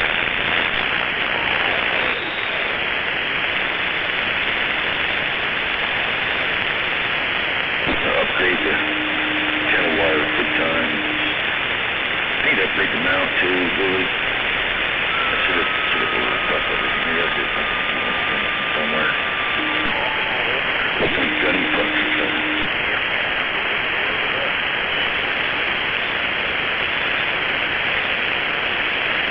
Yeah, but I don't know how big of a hole they do want you to put the whip.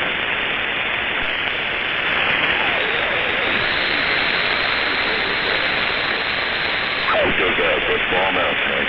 Not only you have to have the center hole, but then you gotta have 3 more, and I'll forget about it. Hey, use a magnet mount Serio, big, fat, 6-8-inch one. I don't know.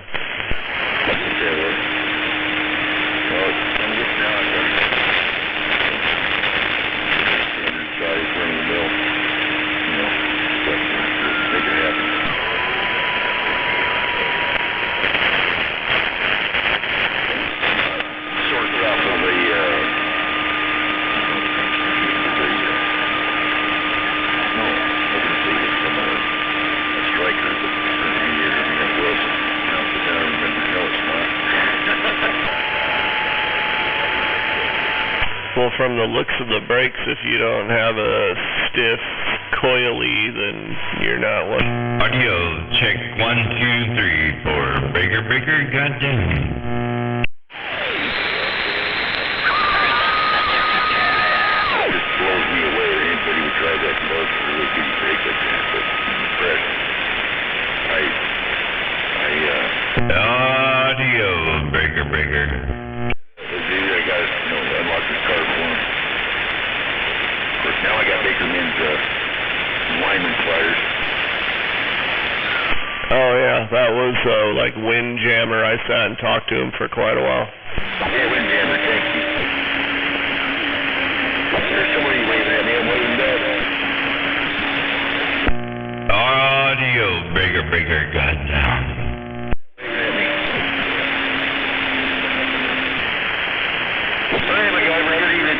Audio breaker, breaker, goddamn, goddamn. How y'all doing there, MacGyver?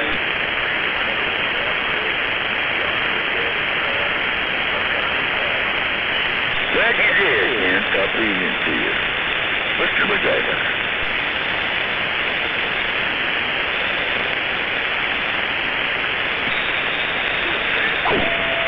Yes, Audio breaker, breaker, goddamn. Car driving on the brake there. See that thing, that damn, the little whip on that is just all floppy. There's like no bracing underneath for quite a ways. Just a little bit more, Kilo. You're almost hitting me at the plus mark on the 30 dB there. I'm just playing with this Tico, man. Just getting, but it's done. But yeah, I'm gonna take out a line here in a minute. Boy, dude, it's kicking ass and taking names, man. Sounding good, sounding good. Right on. Mitch over there, is this on? I'm waving my hand to you. Wave, wave. That's 2 pills, putting it over here at 9. Way over here.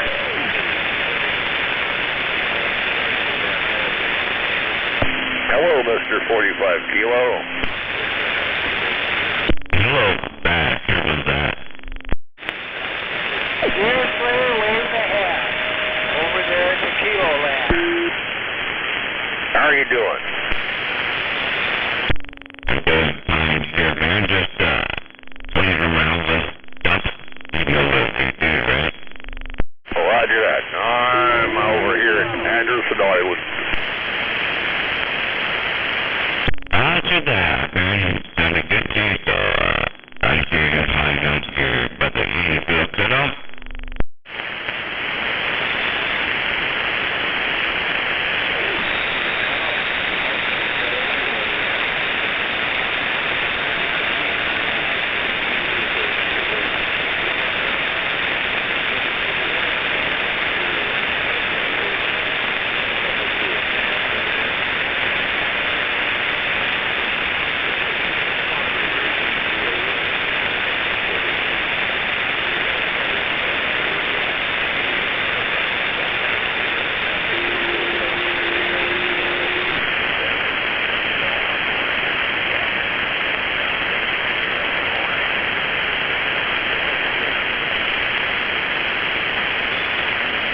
Diesel burner, sliding in with a wave to that 45 Kilo.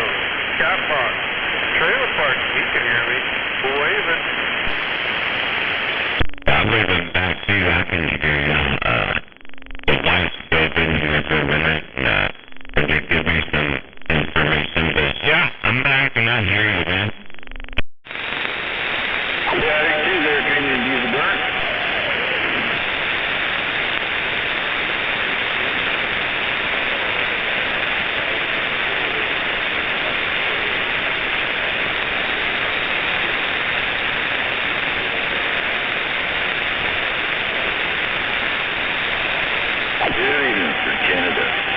Yeah, I guess I probably should watch the video on that amplifier I got from Daytona, where I get that monkey move.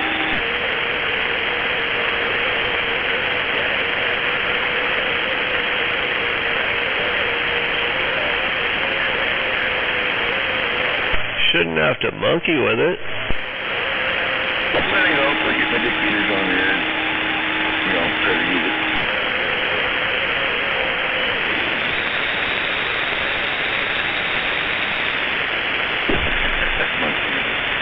No, I don't use monkey with it. I actually have a new old stock Messenger 2-pill coming that has no pills in it, so it's all like new with no pills ever put in it.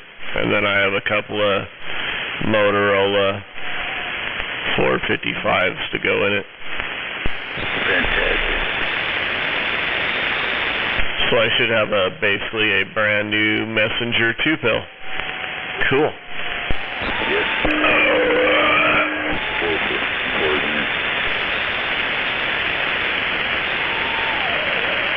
What's called a, I don't think it is, Magnum 750, what the hell they label this thing as? I don't know, it's pretty big though. You know why? It just has plenty of zinc on it.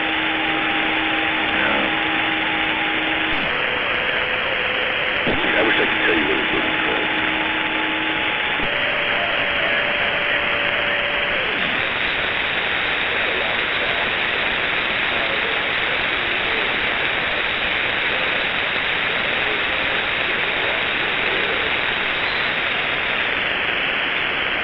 I owned that thing back when I really...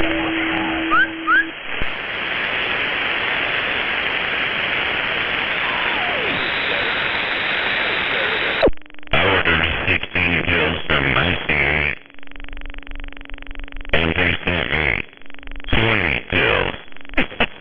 What the? So I checked my order and say, no, I don't think I didn't order that many, and I didn't pay for it too, so I thought about following them up, but you guys sent me too many 2879 again. I used the money, and then I thought about that, and I said, we'll just wait for them to call me. I've been giving them a bunch of money. Yeah, just think of it as a discount. Maybe instead of telling them they sent you too many, you could just give them a thank you note. When I broke my leg a couple years ago, my doctor gave me 100 pills all at once. Well, there's Captain Kurt. Hello, Captain Kurt.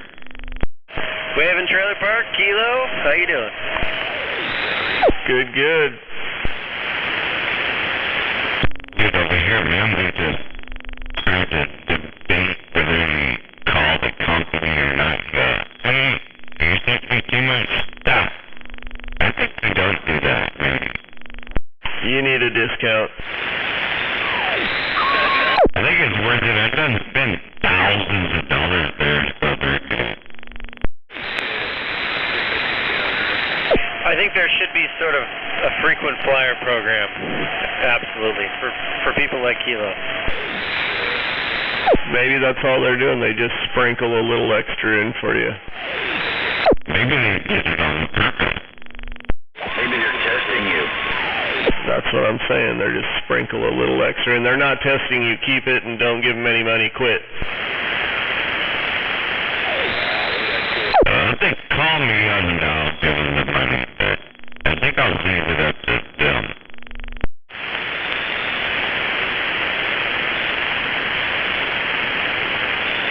There you go. You could be like, yeah, I never even really counted them out. I just assumed you'd send me as many as I needed. Well, I still got the box unopened, so it should be returnable, right? Hey, Trailer Park, how are you? I'm fantastic. How about yourself? I'm Peachy King. And who's this?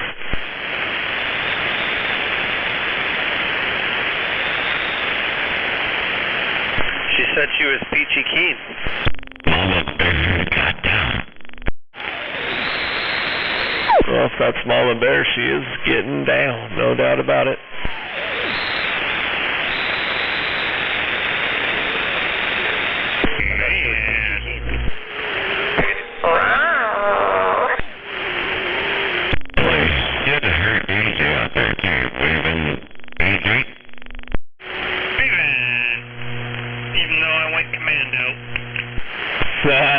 AJ Trailer Park waving. Hey, man. This is Sasshole. Are you just getting a prize and a Levi's? It's all good. Hey, man, I went commando. That means I don't wear underwear anymore. Just wool pants. Hey, get your prize and open the air.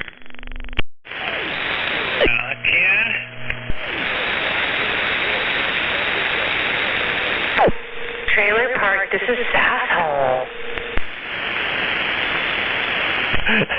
It's an asshole? Is that what you said? Asshole. You like that? That's what I'm thinking. No, it's Sasshole. Sasshole. Salisbury steaks.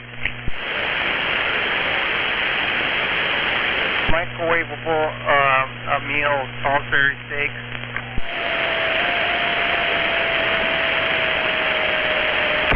How are you doing tonight, Trailer Park?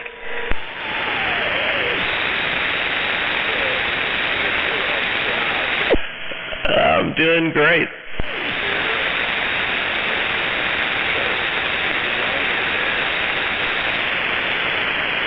That sounded like Dragon Lady. How are you doing, Trailer Park?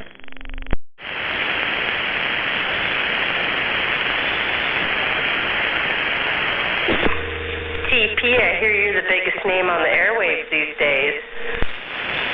Yeah, I don't think so. What are you doing right now, TP? Hey, wiping his butt, so shut up.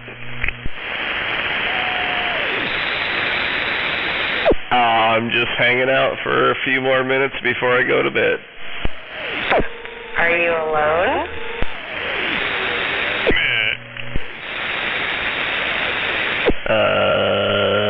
In the garage, yes. On the radio, no. Yeah. What? Yes.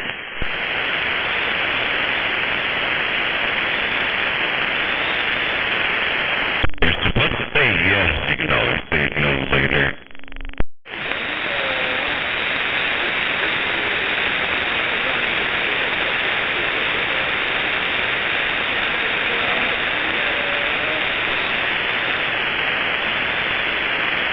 Trailer Park, cut down. Yeah. Yo, I'm at the Trailer Park. Like he's got a lover out there. Double meat cheeseburger. Are you tired of being lonely? Well, I'm not lonely. What's up, Grey Ghost? You can see what that's going though. Ghost, that woman. Would you rather talk to Grey Ghost or me?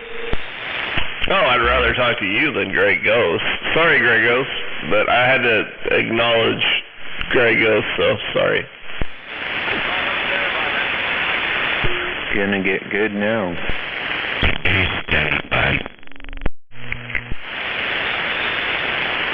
Yeah, Waylon. It sounds like you got a little bass there in your audio. Come on, Trailer Park. You want to hear you.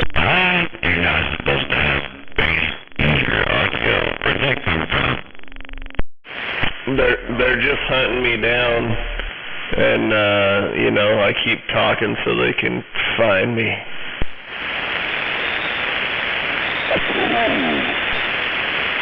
it's all about that bass.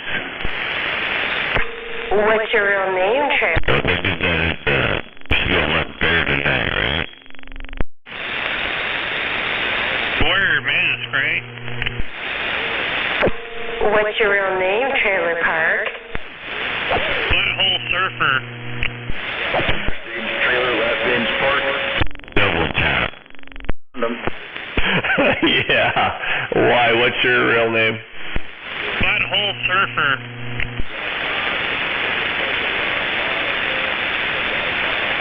AJ said my real name is Butthole Surfer. I think group, actually. No, you're right. I believe you're actually talking to Mike Judge, the creator of Beavis and Butthead. Oh, it's Butthole Surfer. Mike Jones, got him down.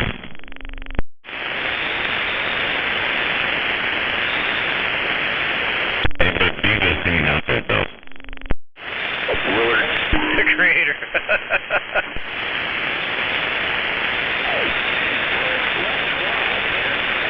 Yeah, I wish my 102-inch whip would get out. Huh? I wish my fire stick would get down and get down.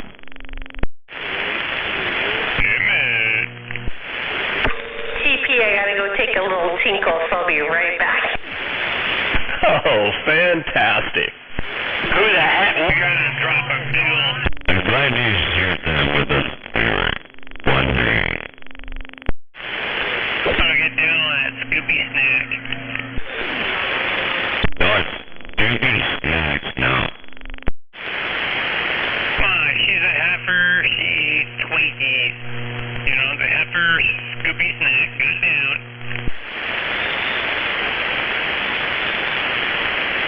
You guys need to turn those frowns upside down, Scoopy Snacks. The cool thing is that Scooby guy, or Shaggy, he said, zoinks! Yeah, we got to talk about Shaggy, man. He's in the hospital, so.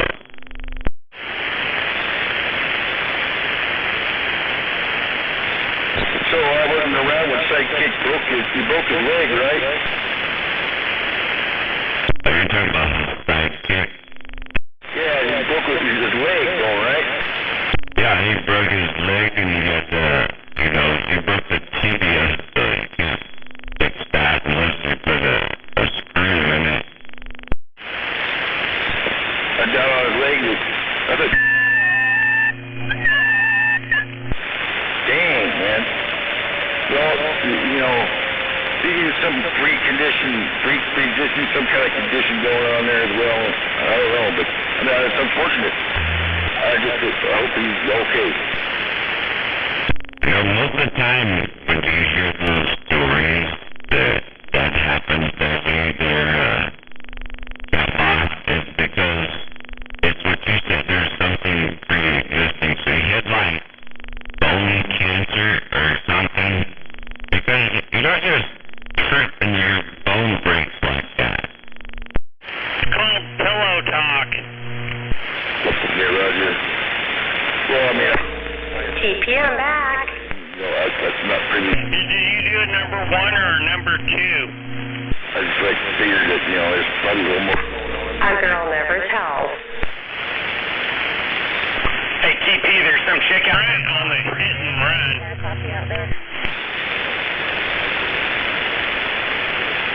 Yeah, Brad, I'm standing by.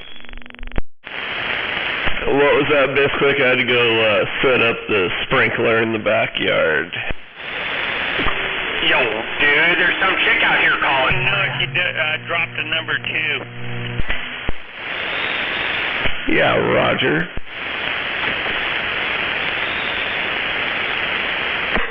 TP, I bet you dropped a sprinkler in the backyard. No, I mowed yesterday, so I had to move it back into position.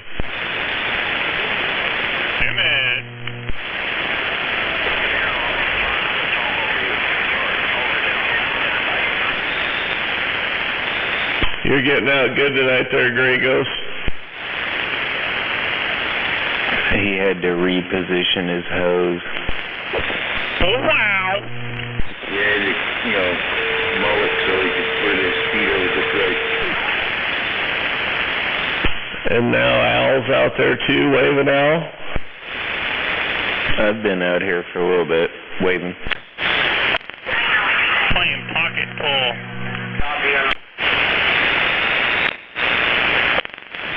Who was that with all that background audio?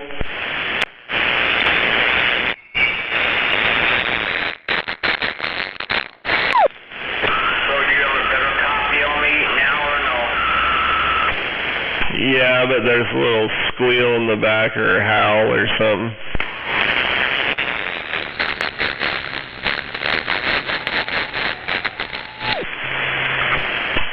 Beautiful. 8 pounds now. Audio check 1, 2, 3 for breaker. Goddamn. Little Scrapper standing by. Yeah, squeal and all that goes. Trailer Park, can we get back talking about your hose and your sprinkler? Standing by. It's coming back. Yeah, it started making the noise again, but are you in the mobile or what's up? There we go. Just put this one back in line. 1, 2, 3, 4. Breaker. Goddamn. Yeah, Kilo. Oh, yeah. Very awesome. Anyway, 364, Grey Ghost standing by. Waving there. Mitch waving to that Grey Ghost. Getting down over there.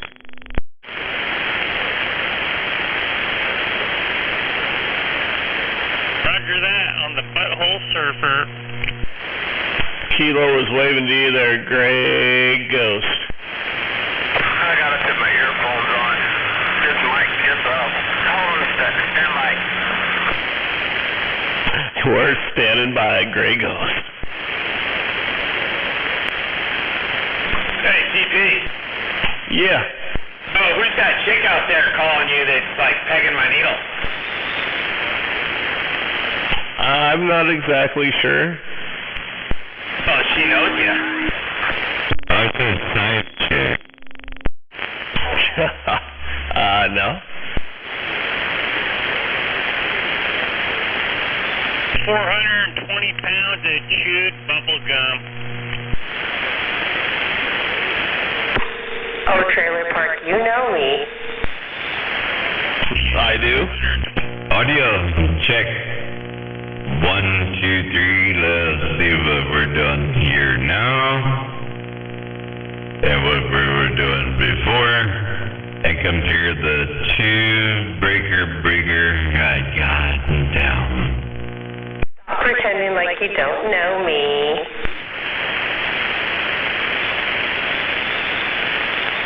That Louita blow-up doll you can find at the truck stops. Bisquick. Yeah, quit pretending like you don't know her. That blow-up doll. 1, 2, 3. Let's see here. We're looking at the key. We're seeing how this one's doing. 1, 2, 3, 4. Breaker. Goddamn. Not that stupid blow-up doll. 45, you can't get away from me either. Does he owe I wasn't talking to you, I was talking to myself. child support?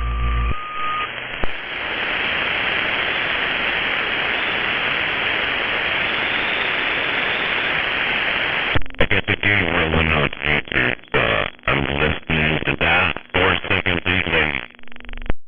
45 kilos. You got a copy on me? Recorded like 2 seconds ago. Yeah, I got a copy of that when, neighbors key up and stuff, so yeah, I got a copy. I have 45 kilos. Blowing wind. Making a lot of noise. I got you, 45. Got your back right there, nobody keyed up, so sounded good, man. Say again? Come back one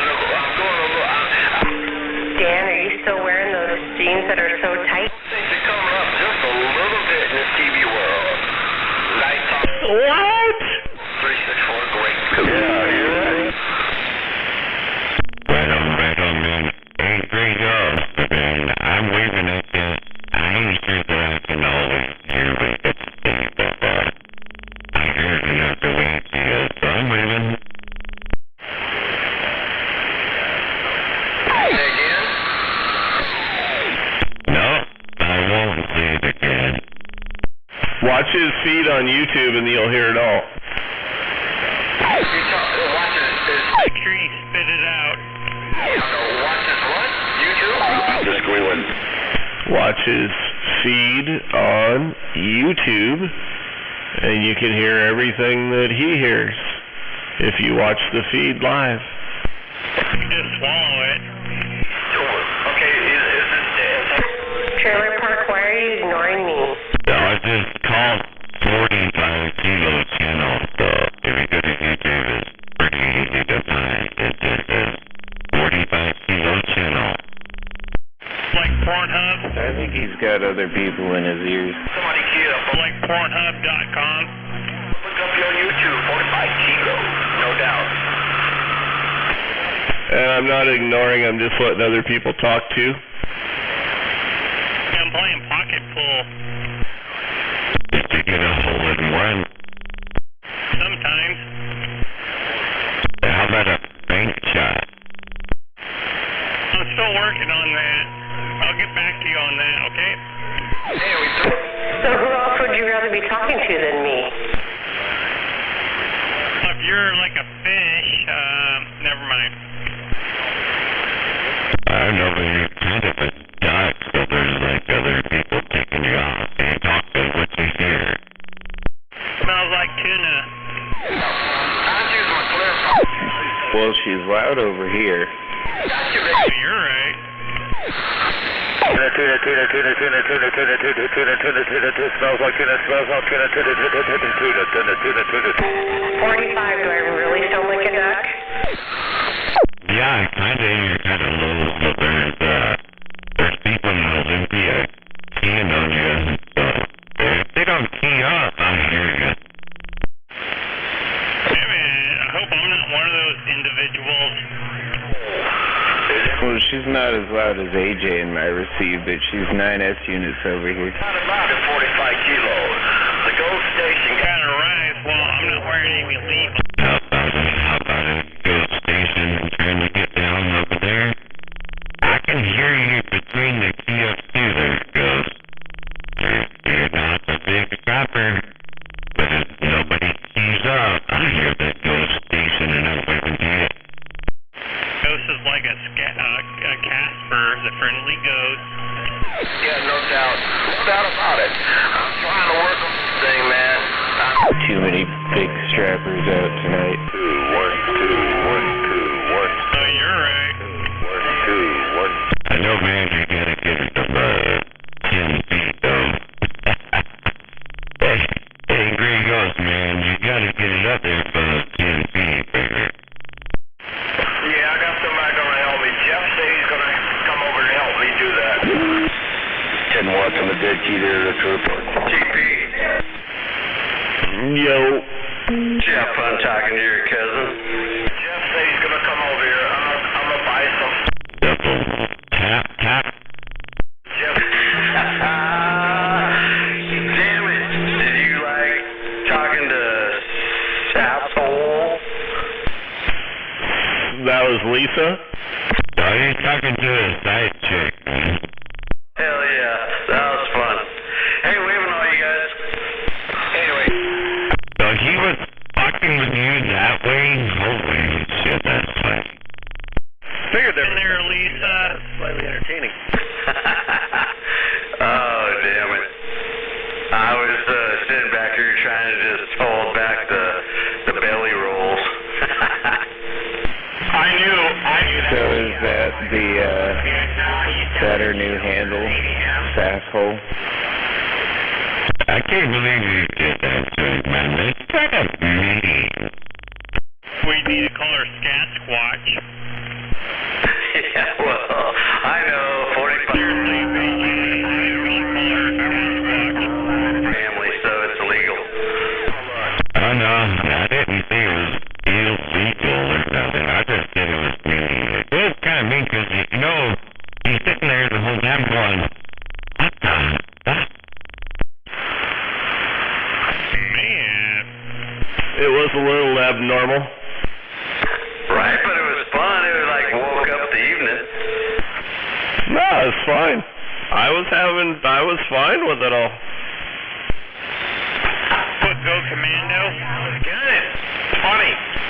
I know the good part was he didn't go, hey, what are you doing on this channel? You're supposed to meet me over behind the Walgreens, right? That dumpster.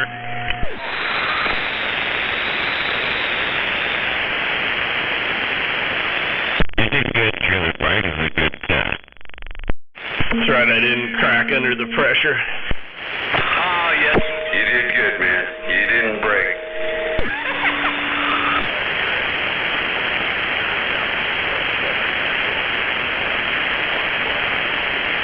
I'm leaving this to the double tap. You had a good Labor Day today and a good weekend, man. Oh, heck yeah, 45. We had fun, man. We had a great time. Family all came over, and so we're going to kick it here one more night, get up early in the morning, and head over east of the mountains, do a little bit of goofing around over there, and I got to go back to work on Wednesday, so yeah, right on. I had a great weekend. That's good to hear, man. I just wanted to hear you get to go. I know you couldn't make it to the break because of your obligations and such there, so. And I didn't make it over there on Sunday, so that's okay. So I just hope you had a good one. Oh yeah, we had fun. Oh shit, you're in Shelton, dude? Right on. Camp on. Waving double tap. Yes, sir, Bizquick. I'm still here, man. Didn't go home yet. Oh shit, dude, I thought you were at your home base. You're hitting me so hard, man. Dude, you're kicking ass, dude, from all the way down there, dude. Yeah, you're pegging the needle, man, for sure. Yeah, he been beat that hard since he was like 9. Dude. Dude? Dude. Shelton got? Dude. Yeah, Shelton got down. That Shelton ain't playing no joke. I'm standing by. Squim trying to get into your radio. Alright, well, all the fun and games are over, man. I gotta cut the cord, so I'm gonna hit the sack. I'll talk to you guys tomorrow on the road home. Hey, Cat Box is bringing to the double tap tap. Did I hear that cat box in there? Double tap. He's gonna lay down by his dish. Double tap, just set everybody up. Simply set me up. I'm standing by. And fucking Trailer Park, man. You just set everything up. I miss Trailer Park. I just let you know Cat Box was out there. He was waving, so. Waving his fallopian tube. Yeah, I'm waving up at that cat box. I definitely thought I heard him in there just before double cap keyed up the last. Who's that now? Scratching his sack. It's WD-40 down here. Of course it is. Good evening, WD-40, waving right back. Did you meet him there, Catbox? Put a handshake. Nobody met him there. He didn't move around and meet people, man. God damn it! Came up and put a handshake on me. Put like 9 lives on you. Tip 45. We're all gonna just go down there, park somewhere, and order pizza, and you're gonna deliver it to us. Gonna drop a Scooby snack. We need to just go back to Rooster Rock next weekend and just do that all over again. That's right. You have longer days, a couple of days, something like that. That way you can bullshit more. You know. Okay. We got a roll call too, man, so everybody figures out who everybody is. You would probably have to do that here instead of down there. So let's find the guy with a bunch of space on their land and just have everybody come park up there with the speakers out and do that. Whoever has the big Parker Rising or Levi's. If you guys ever let go station. Oh, shit. Just probably me. I'd rather be glad. I'd like to meet up some of you guys. Yeah, you'll get talked into hosting it. I'll get talked for getting all the RVs over here. Oh, you shut up. We're not going to beat him up. There's a crank up tower. Come there. If Funky shows up, I would be the MC for him. Put him support him with water guns and make him a happy guy. You know, I can probably take about 60 cars here. About 60.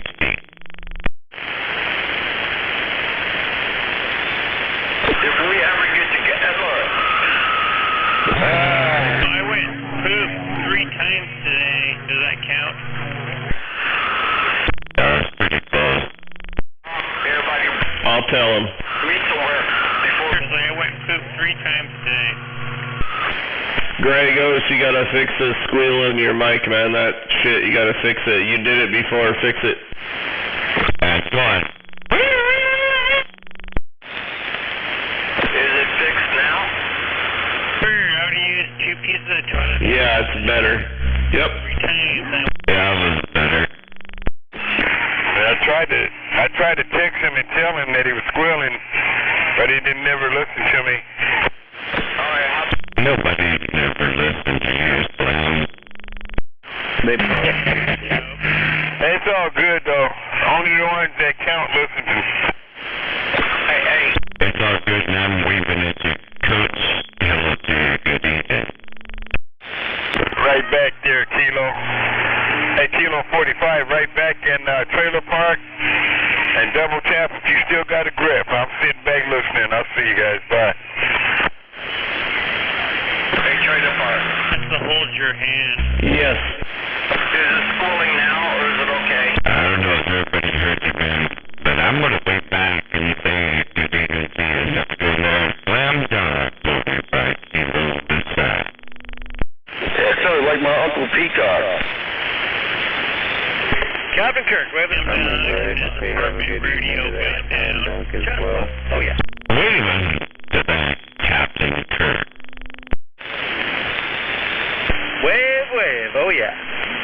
The break was So that man, Slam Dunk, on his apartment radio got down. Yeah, but where you coming back from, man? Hey, Captain Kirk. You ain't coming back from Bumpy's, right? Oh no, I'm on my makeshift Bumpy's, and I have a 102-inch whip bolted to a Yeah, that's that place downtown Puyallup full of right now. STDs. Coax. Wow! Isn't Froggy good? Yeah, man, it's all good. I was just checking, you know. Wait a minute to get Captain Kirk 45 Kilo. Goddamn. Roger. What's going on there in Bumpy's? Top Gun. It's the old airport tavern. It's called Top Gun now. They revamped the whole place. It's Hey, Kilo 45, tell Captain Kirk Slam Dunk Way 2. Revamp the whole place. Hey, Kilo 45, tell Captain Kirk. Kilo 45, tell Captain Kirk that dunk waved. I'm clear. Wait. I can hear you. Oh yeah. They can hear you, man.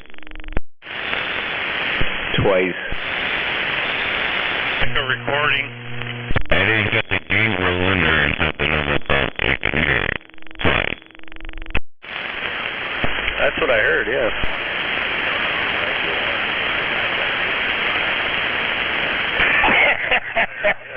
There I am.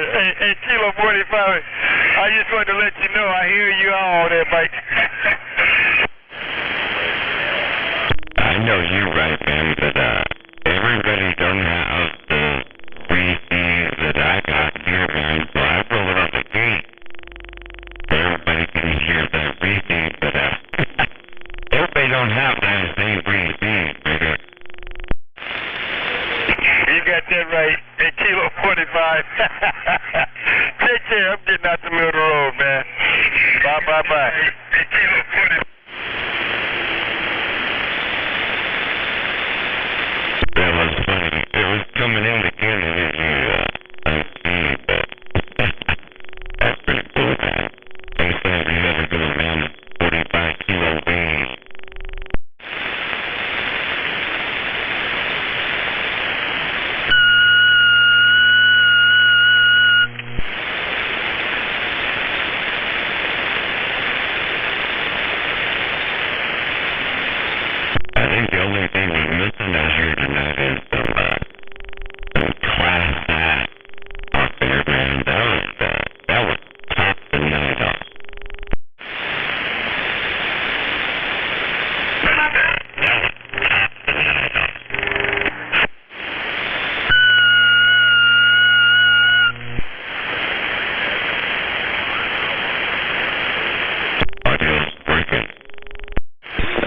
I hear that. Well, this thing's working kind of goofy, this mic here. Let's cut that fucker right there.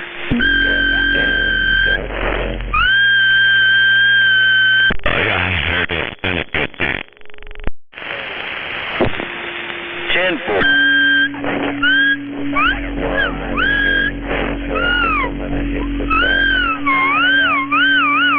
Talking about have a good night. Good night there, BG. Well, don't get out there too quick, man. It's probably going to be a long night.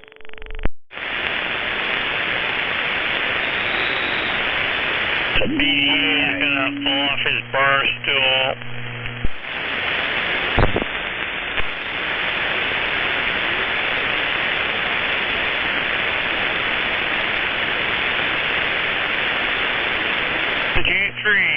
BG fell off his bar stool. I don't even think he has a bar stool, does he? No, I'm just, I don't know.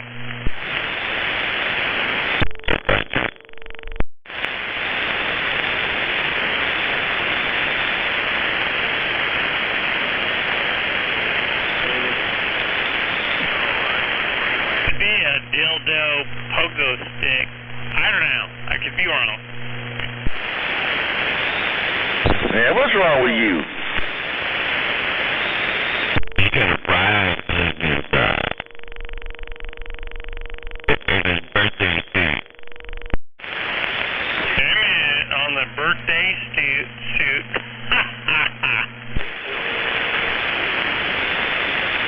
I couldn't say Levi's because I don't wear those anymore.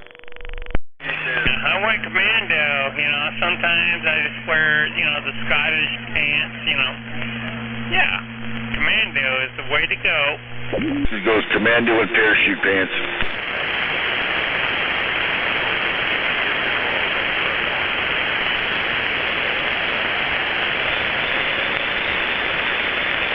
I think he was going with Chuck Norris movie back in the day.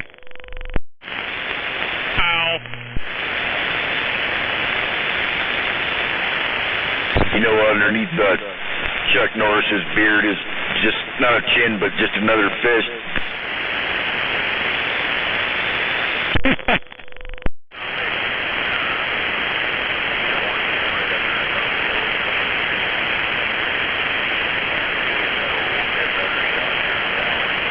Can't believe my CB Radio YouTube channel, 120,000 plus views. Must be pretty good. I was a few of those guys too. Roger that. Actually, they actually started sending me checks. I made $35 last month, and yeah, I'm looking forward to the next paycheck. I have to go watch them again then. Yeah, I need a pay raise. How many subscribers do you have? I got over 100. I know that. Over 100. And they're paying you. That surprises the shit out of me. Yeah, well, certain videos I have out there, they start showing commercials, and I don't know why, and all of a sudden I start getting paid checks. Did you sign up for pay a long time ago, or what? Yeah, the new one, they don't do that. You gotta go through an outside company to do that. So the new one is different. But if you're old school, like grandfather and is different.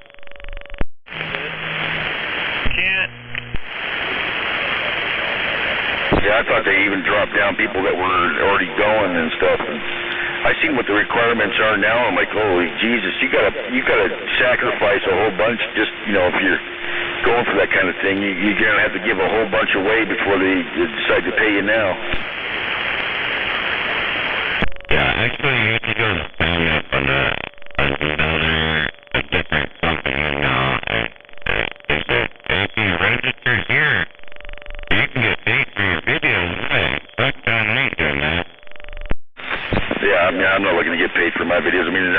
hunting anyway, not mine. But I've never did it for the money. What are you making there, 45? I don't make nothing. Really did. I'm getting about $35 a month on my YouTube channel. Holy shit, that's so worth it. And you know, the weird thing is I got probably less than, 40 videos on my YouTube channel, and I got a bunch of commercials, and I think that's what makes money there, when they start putting commercials. I'm just thinking that nobody cares about $35 ever. No, you're right. It puts a little bit of gas in my little Camaro.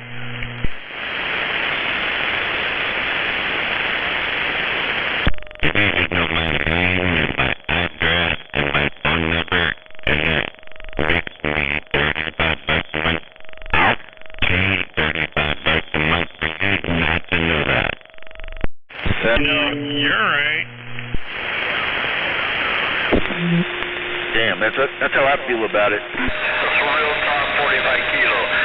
I didn't want to give him my name and number. Remember, only 120,000 views. You must have their perfect tags on that video. I'm working on it, man. I looked at some of those videos, and I went in there, I watched some of it. You can go back, but check this out, though, because it wasn't what I thought it was going to be. I found videos from, 13 years ago with Catbox in there. No, you're right. It couldn't have been that long. It doesn't seem like it. It was in there. Got like You're saying I'm an old timer? And then there's another, what's another guy's video? Radio Tracker, yeah. I was watching his videos, and he got some from 10 years ago. This guy, Big Whiskey and Slam Dunk, and, what's the other guy's name? I can't remember his name now, but there's videos of those guys in there.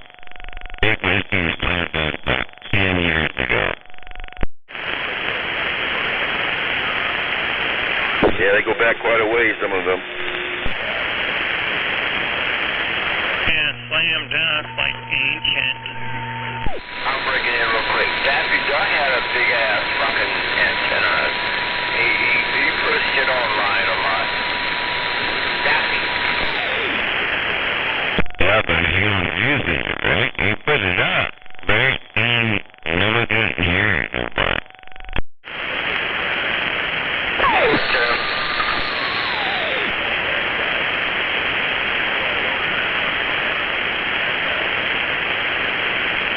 The only time I ever heard Daffy Duck is in his mobile. Damn, the lot.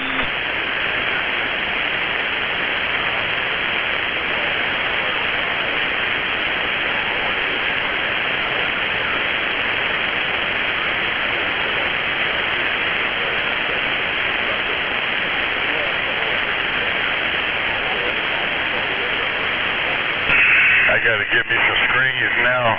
Hey, Kilo 45. I gotta get some screens there, Potan. Yeah, Tim.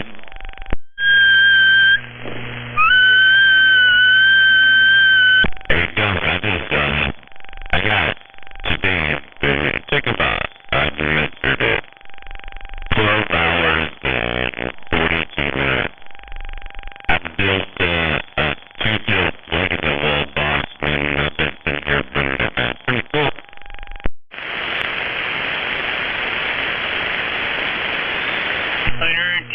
Radio guy. Yeah, 410 there, Kilo 45. No strain, no pain, man. Let me get out the way. didn't mean no strange, no pain either, man. I was just, just felt kind of good, man, when you get done with it. You watch it on the hour cam, it's all cold, it's perfect stuff.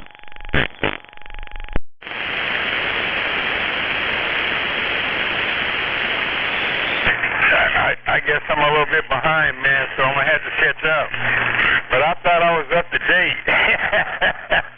Hey, Kilo 45, I thought I was up to date, but I guess I'm a little bit behind, so I'll see you, my bump. No, you're way behind. Right on, man. We'll see you later, man. You saying we'll check in? Ain't no pain, strange, man. We're just, playing with those stuff that we got, right? So, I was just playing with stuff I don't got, too. A little different. So, we'll check in. Don't have a good time, 45 kilos this time. What's the weight? Got it all, too. I got it all, too, man. No interruptions, no distractions. Look at those 35 Kilo 45, man. I'm out here messing around, man, with these toys. These toys for the big boys. Call you later, my friend. I'm going to get out the way and listen. Mr. Slam Dunk with the chest bump. I'm tipping my hat. I'm clean going. I'll see ya. Right on, man. Thumbs right back. And you're through when I'm through, right? Hey. That's 20%. Here you are going Slam. 45 kilos this afternoon. I got it down. 45, I'm in standing by. Try to get hold of that damn Slam Dunk.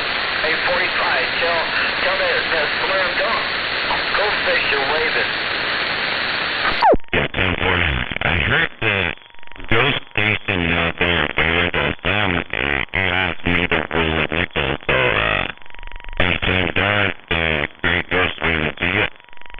Yeah, hey, Slam. Ghost Station waving, 4 fingers in the thumb. You copy?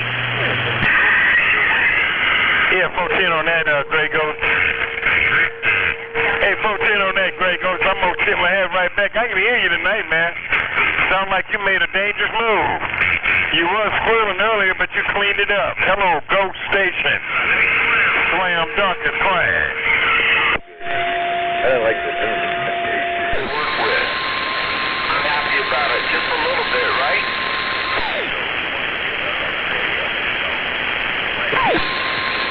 Did I lose you? I'm still working on this shit. You copy?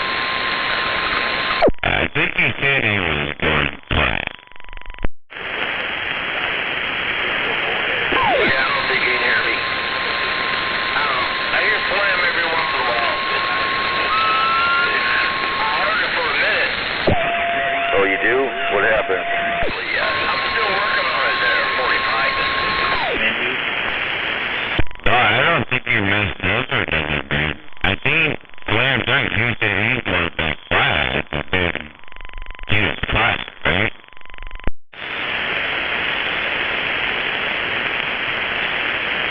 Alright, 45. Yep, I guess you did.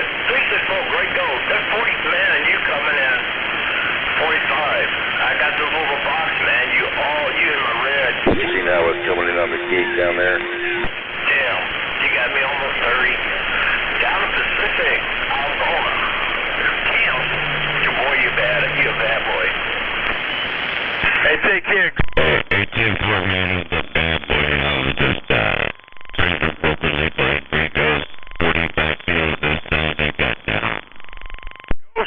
I'm sitting back here listening to YouTube and weaving and bobbing, man, from one station to the other.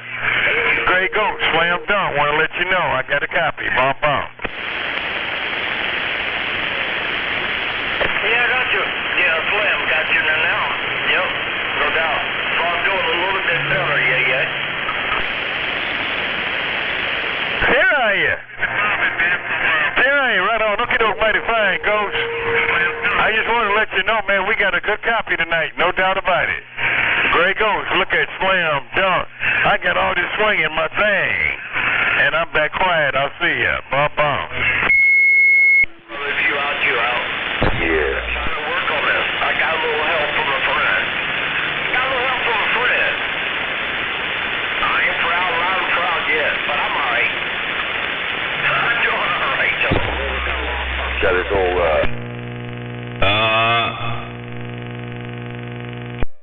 About 200. Oh, that one? No. Anyway, I'm standing by. Audio check 1, 2, 3. Check 1, 2, 3, 4. Breaker. Goddamn. Yeah, up in this deep a jug. Right now, I got nothing but a whole shitload of static in my ear hole. A whole shitload of static, so I'm standing by. Yeah,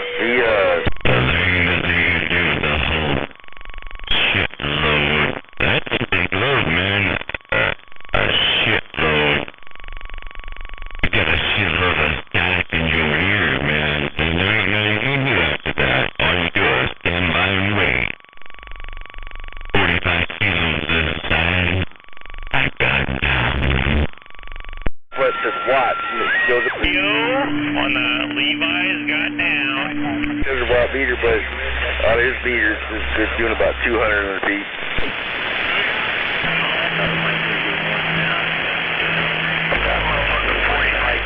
Calm down, truck driver. Just keep going your way.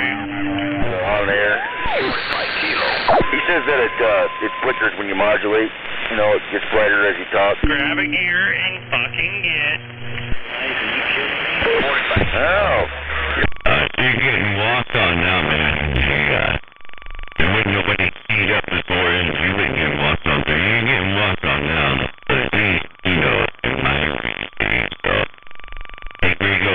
You had a good one. Hope you had a good Labor Day, man, today. And the video was good to you. But you're getting walked on now, and we'll check it later. Here you go. 45 kilo with the wave, and I'm done.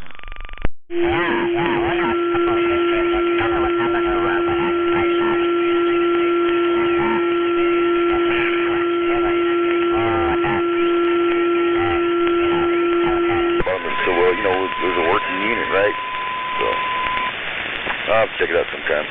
He drove it into his big box, it worked, but I think he's going to go back to using the Blue Thunder 2-pill. Blue Thunder. How can you turn away from that? I know, huh? I know, especially since it was one of my amplifiers with a mismatched 2 pills in it. That's been just hammered on and used for I don't know how many years now. It just keeps on trucking and never drops a watt. It's just mind-boggling. It was built to last. Yeah, it was made out of parts that the last parts that didn't burn out of other amplifiers, you know. They were proven. Yeah, they're all seasoned parts inside there. Battle hardened.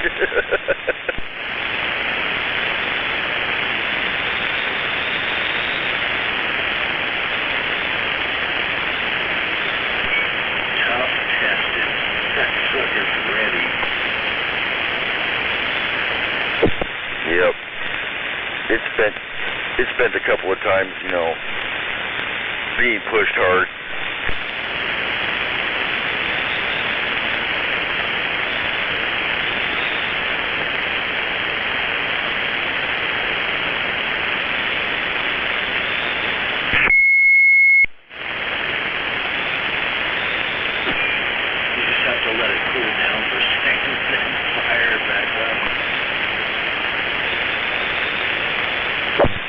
Something like that. I don't know. But I'm just happy it's working for him. Oh, yeah, he's getting it done with that. You know, Jeremy sounds like, except for me.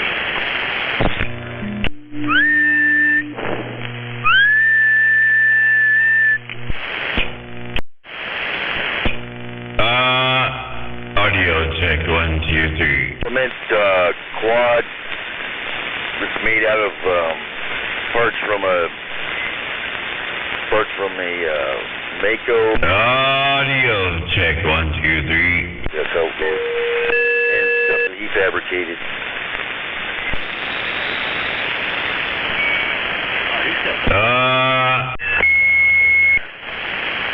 You should have seen it, man, when it first went up, the first iteration. Oh my goodness, with the galvanized pipe, man, I was like, don't do that. He's like, oh, you built some X-bracing for it, and it was cool until the X-bracing broke.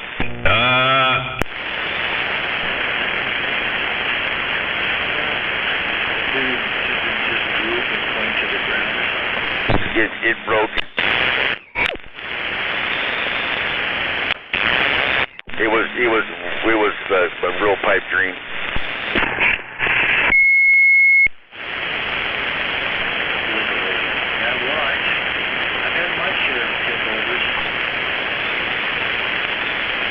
But the novel thing of it was, in the end, you know, he built it a little better, and then he was living in the city and renting a place, so he couldn't cement in a tower or nothing, but he needed to get up in the air, right? So he takes and builds a tower on top of a great big man lift, so you skirt the rules.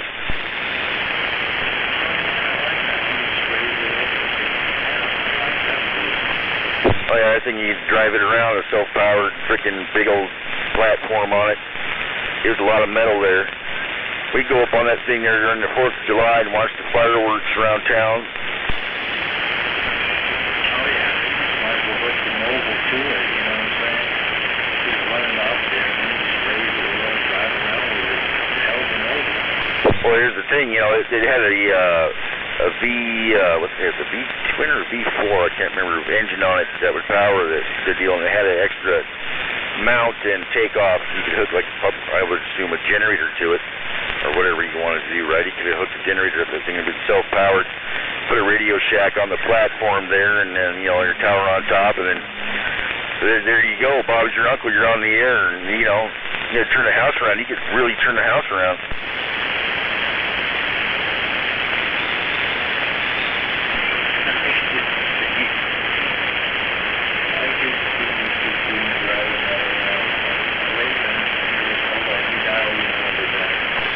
I've seen him driving around without the antenna on it, but, you know, I'm telling you, a guy could do it that way. And my microphone's going crazy. But, you know, you could drive it when you're way up in the air or whatever, and it's got, you know, big treaded tires on it. He brought that thing home on a car carrier, and it was way, like, probably at least 2,000 pounds or so overweight on that thing, and oversized, too. It was a heck of a deal. It's almost too big to be useful, you know. It makes a great antenna platform.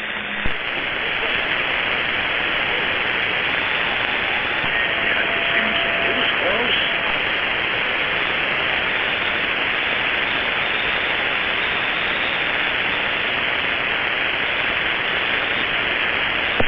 One, two, three, four, five. Just there.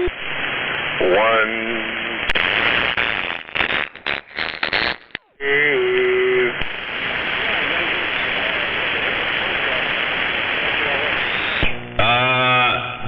Check 1, 2, 3.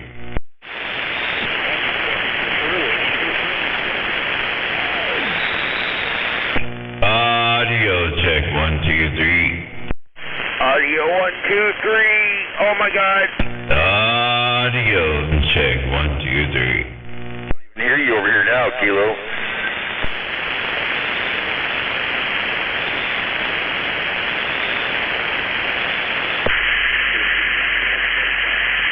Yeah, he went completely digital on that one.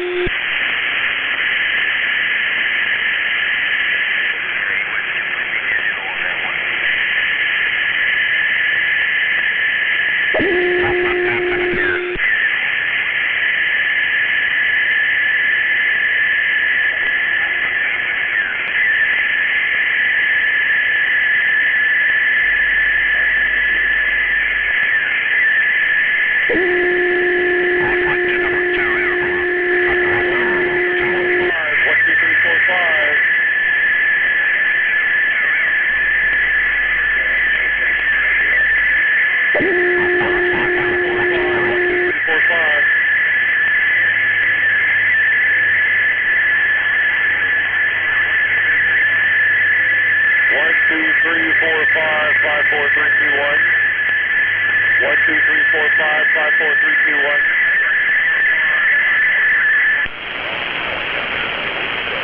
don't know if somebody's jamming this channel there or what. 54321, 12345, 12345.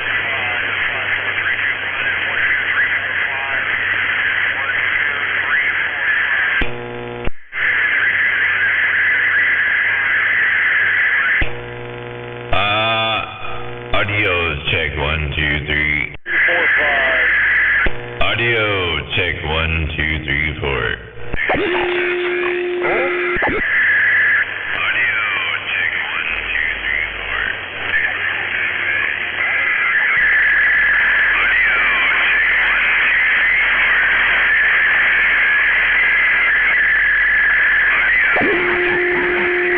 Audio check 1, 2, 3.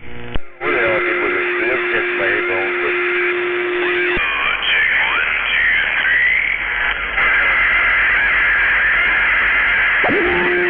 Audio. Audio check 1, 2, 3, 4. Audio check 1, 2, 3.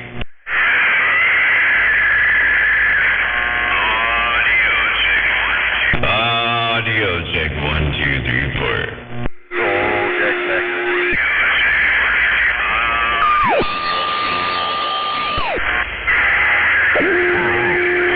Audio check 1, 2, 3.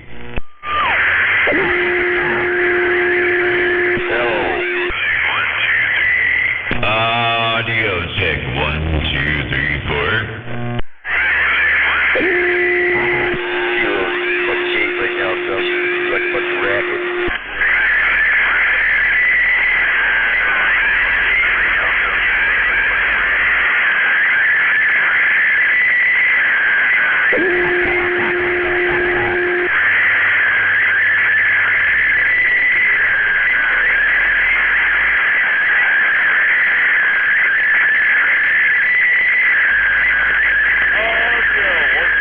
Well, just leave it right there, man. I'm checking out the 2-pill, driving the 10-pill. So 2 driving 10, 2 driving 10. Hello, audio. Breaker. Got down. 2 driving 10. Hello, audio. Breaker. Got down.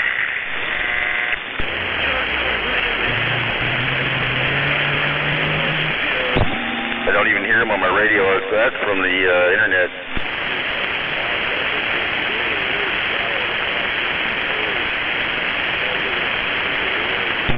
Right now I'm only talking on the internet, so I'm on the dummy load. So it probably goes across the internet though, but the dummy load got down.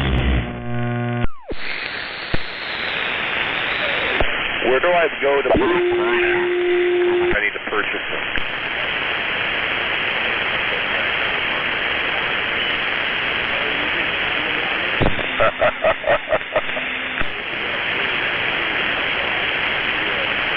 That's some funny shit.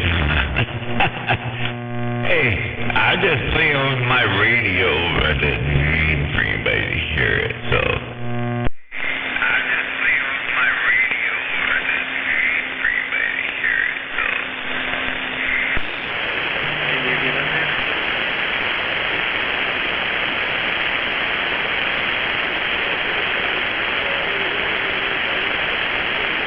Got echo over there. Yeah, I heard it, but it's only me. You don't have an echo, it's just me. I was just playing him back over himself because he's on a dummy load.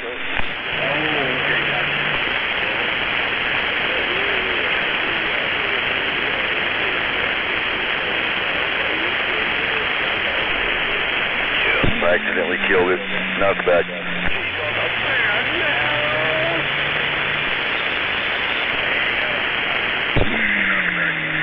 There's me again.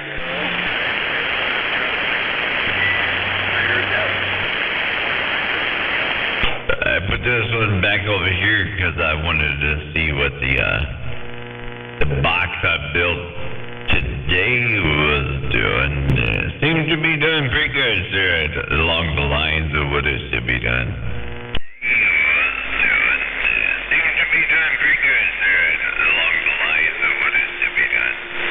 If it's the one I built, then it must be better than everybody else or what they built. So this one's getting down all around the town. Hey, wait a minute, my wife's here, so I'm gonna get out of here. We'll check you later. 45 kilos this side, and I got down. Listen, two things now. Catch you later. 45.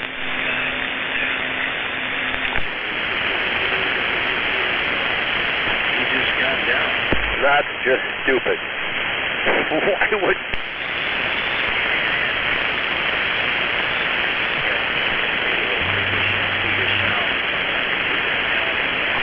Yeah, well, you know, it's a telephone speaker going into a microphone. I was talking about me. Oh, you're just fine. You're not getting into a cage that good, though. It would... I don't need to listen to you guys. Everybody's out there. 45 kilos this side, and I got down. I figured the fool who tries to do that because the parody's incorrect. I didn't think I'd be touching that thing. 10-4, 45 kilos. Foo. Foo. Foo. Foo. Teriyaki. Alright, man, I'm gonna get out of here. It's the end of my strain. 45 kilo, we laid it down, and we got down, and we played with the radio. But we gotta go. Gotta go to work tomorrow. 45 kilo this side, and I got down. We gotta go. Gotta go to work tomorrow. 45 kilo this side, and I got down. So over there, I will need... Well, first of all, I'm going to have to drop the line level to microphone level. Try to match impedance. Well, you might have to. I'll have to kill the gate and record you, then play you back on the microphone. Let's see. 2 resistors, 3 resistors, 1 variable. Oh, wait a minute. Where's my little recording card? Voltage divider. And I might need maybe like 30 when it come out. Report my ears. Capacitor. Electrolytic.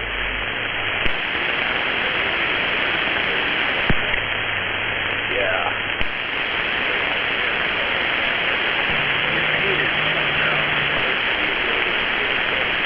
Yeah, I'm gonna have to do that. Line level to microphone level. It's gonna have to be the shielded contraption. Yep. It's getting late. Look at my clock. Oh, if it was 20 years ago, I would say go down to Radio Shack and get a hobby box. Yeah, it was funny how when I threw the switch a little bit ago, things got quiet for a bit. Something.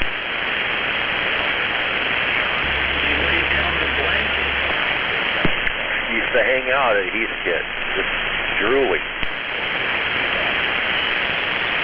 There I was, 10 years old, Heathkit, right down the road from Whirlpool.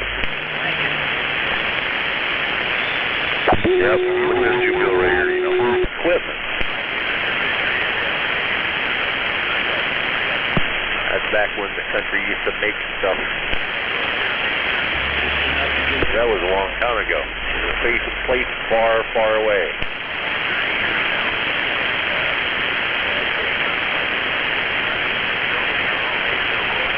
Amazing.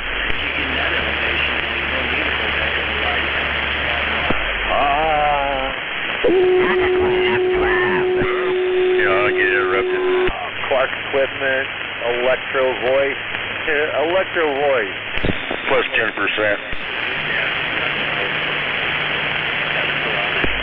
French Paper Company. big enough key to where it doesn't even sound like anybody else is keying with you. God, I used to love the smell of solder and that clock. Oh my God. I like that place. I would have worked there forever. Be one of those big watts, crappy audio stations.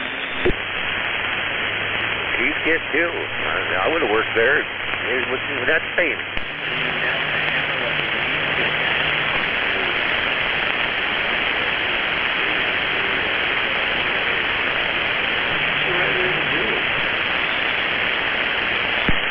One day at a flea market, I found myself a Conrad alert alarm.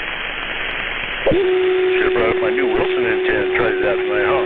Equipment the ham had to have back in the day because they weren't allowed to transmit if there was a Colorado alert going on. I bet it does. They do. Basically AM radio.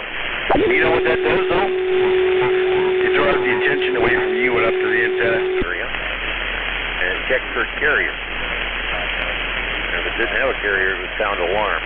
You can say it again, I can double with you, but what about a magnet play where it would automatically kill the power to your stack?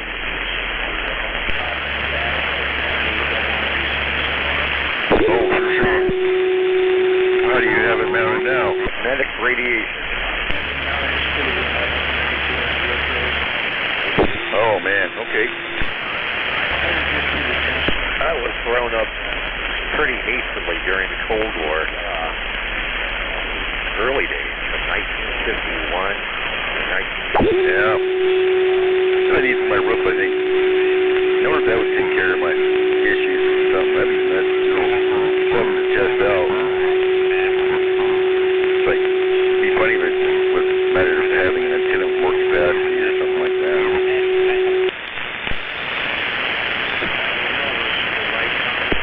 So the government danger up there.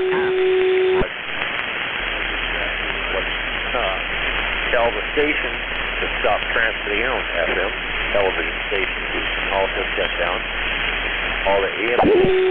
Romance, Goldwing, Mother's Goldwing, they had be able to look up their antennas because power up and just laying back.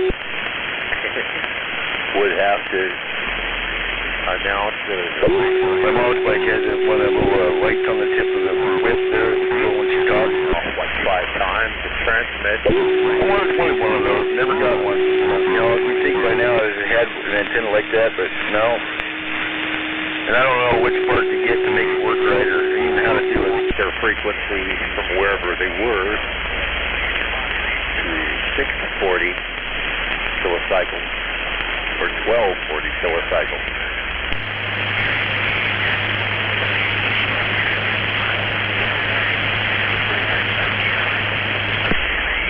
Kilocycles, kilohertz, same thing.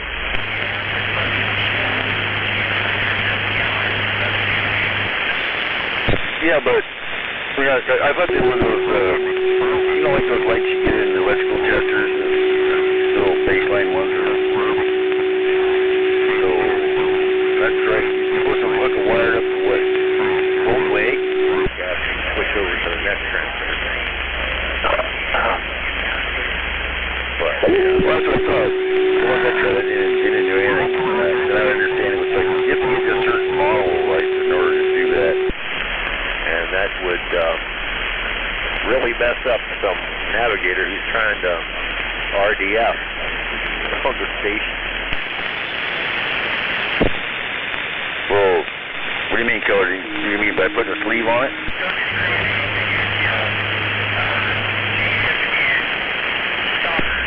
You know, I would like to have a red one and a green one to put up on my beam on the horizontal there so I can have a port and starboard, you know, look up there at night and see where it's at, double check, you know. That, and not only that, they use inertial in bombers, they also use inertial in missiles, which didn't need to have any other kind of radio beam guidance. So with the introduction of the medium long-range ballistic missile. The whole thing. Or how much signal was that? Or well, it has to, because it's dumped into the light, right? And the EBS, the Emergency Broadcasting System. Just turn your radio up another 2 watts to compensate.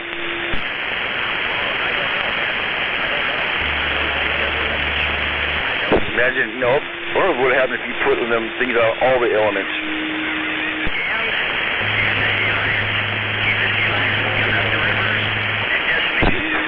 Right? I like it a lot.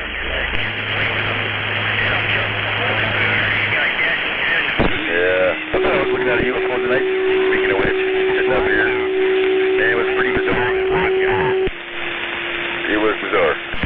We need a 4-pin male jack.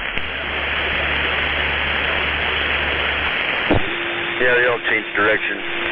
If you watch the ones that change direction all of a sudden, then you wonder.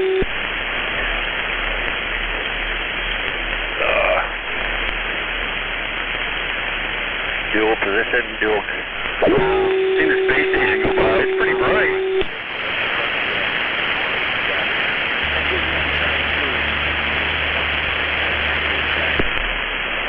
Or static. Or both. It's crazy. You think about being up there and you're just in a free fall. That's why you don't wind up. 50K. Not 50K. This is that. 5K, 1K, 10 turns. Up there on my own.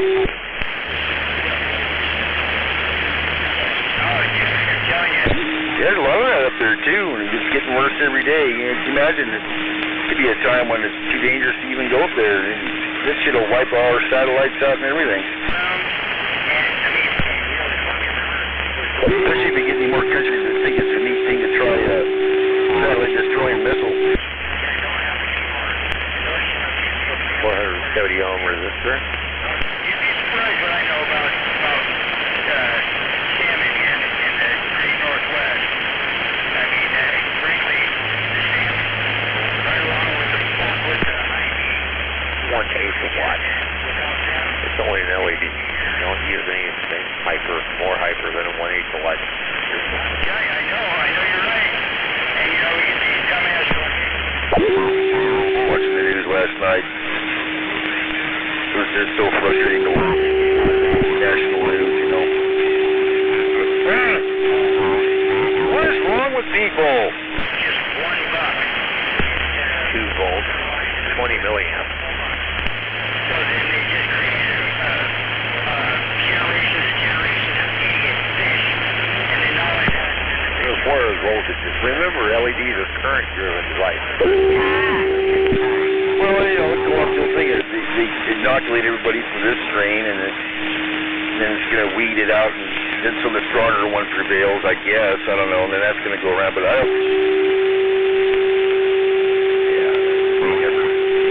Maybe never end. Like I said before, if we can't secure our voting, you know what if they secured the voting and that side still won the game? And then you'd have to come to the realization, well, that's the majority, I guess, that's just, it is what it is.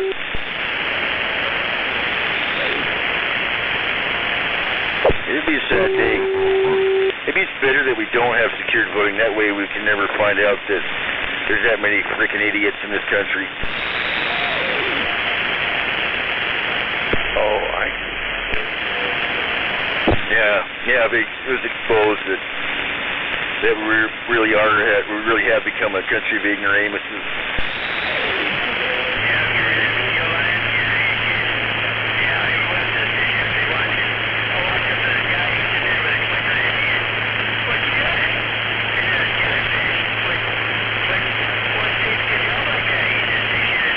No, where did I find that one at?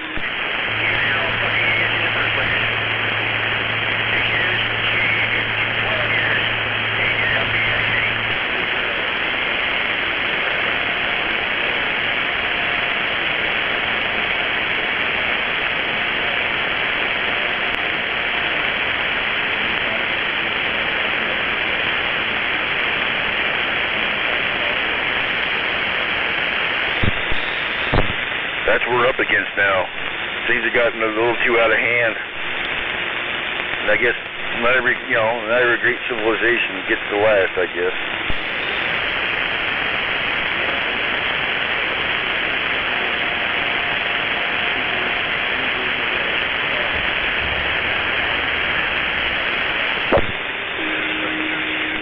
Telling the old lady there, and mother, almost just feel like I need to go down, and hit all the Legion halls and all the VFWs and rally the frickin' troops, or at least ask them, am I imagining all this or what? And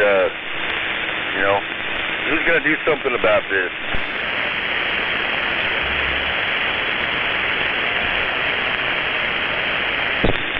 I told Mother that, I wish your dad's dad and that generation was still around, because they'd straighten this shit right out. Yeah, right. A lot of butt whooping, a bit of ass kicking. They gotta be rolling in their graves if there's, if that's a thing, or if that's even possible, right?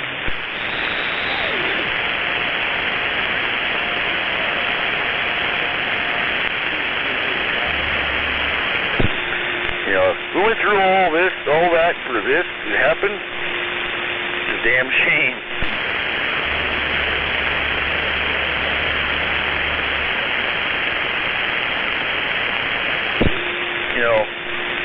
These socialists and communists wouldn't even be afraid to even show their faces, let alone run for political office.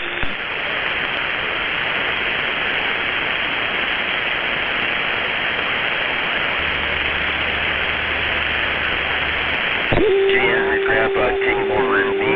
1, 2, 3, 4, 5. 1, 2, 3, 4, 5. Go pick a switch. That'd be this deal, Hey Jay, go pick your switch out.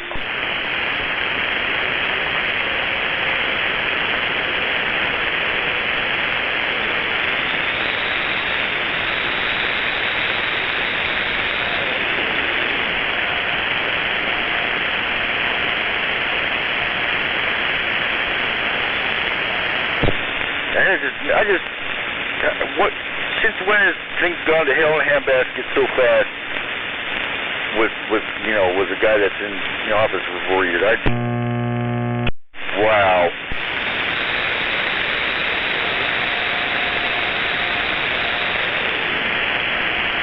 No.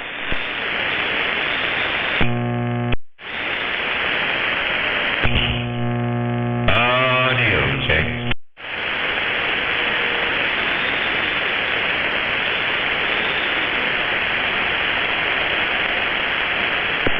Audio.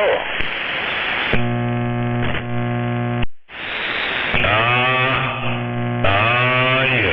The sheer dishonesty in the media is disgusting.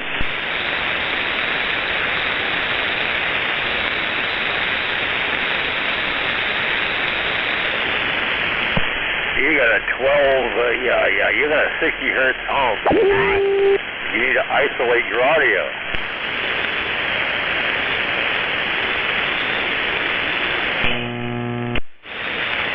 What? The sheer amount of people that just can't see what's in front of their face for what it is. And I don't know. And the fact that they so vehemently see it the other direction. It's just like, wow, man.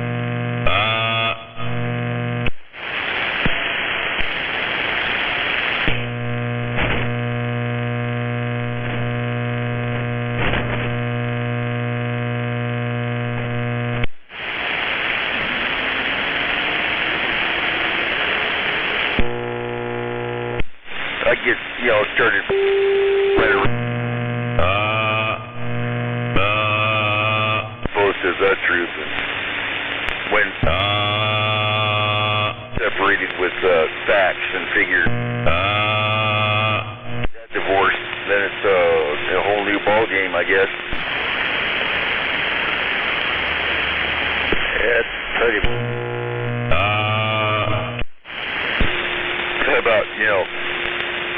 tailgate something like, like boys have penises, girls have vaginas, and see what happens.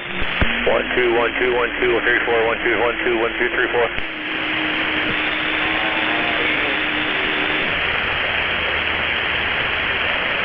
Yeah, you think? Maybe. Was told about Olio.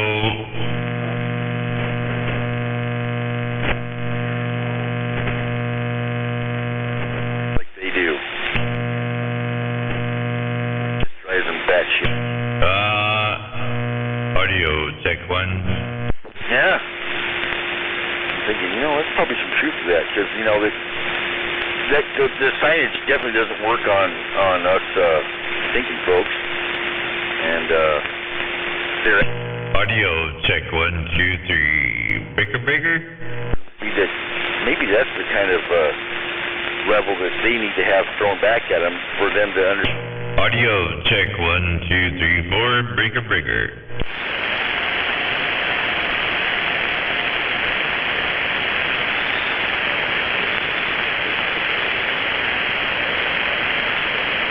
Just wave an American flag, right?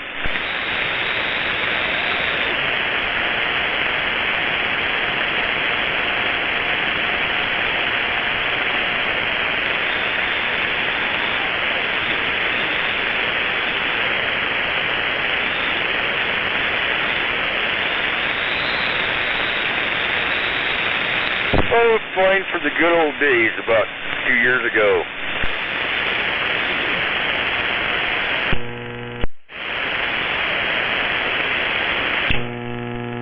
Audio check 1 2 3.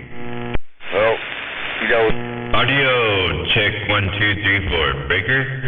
God down. Breaker. People that are willing to break the law to get their way out of the woodwork.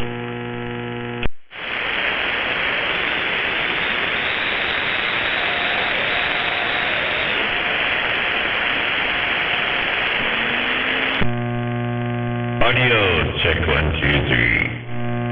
Audio check 1 2 3 4. Maybe that's the public started it. I don't know. A lot of things are involved in there. Diabolical. Audio check 1 2 3.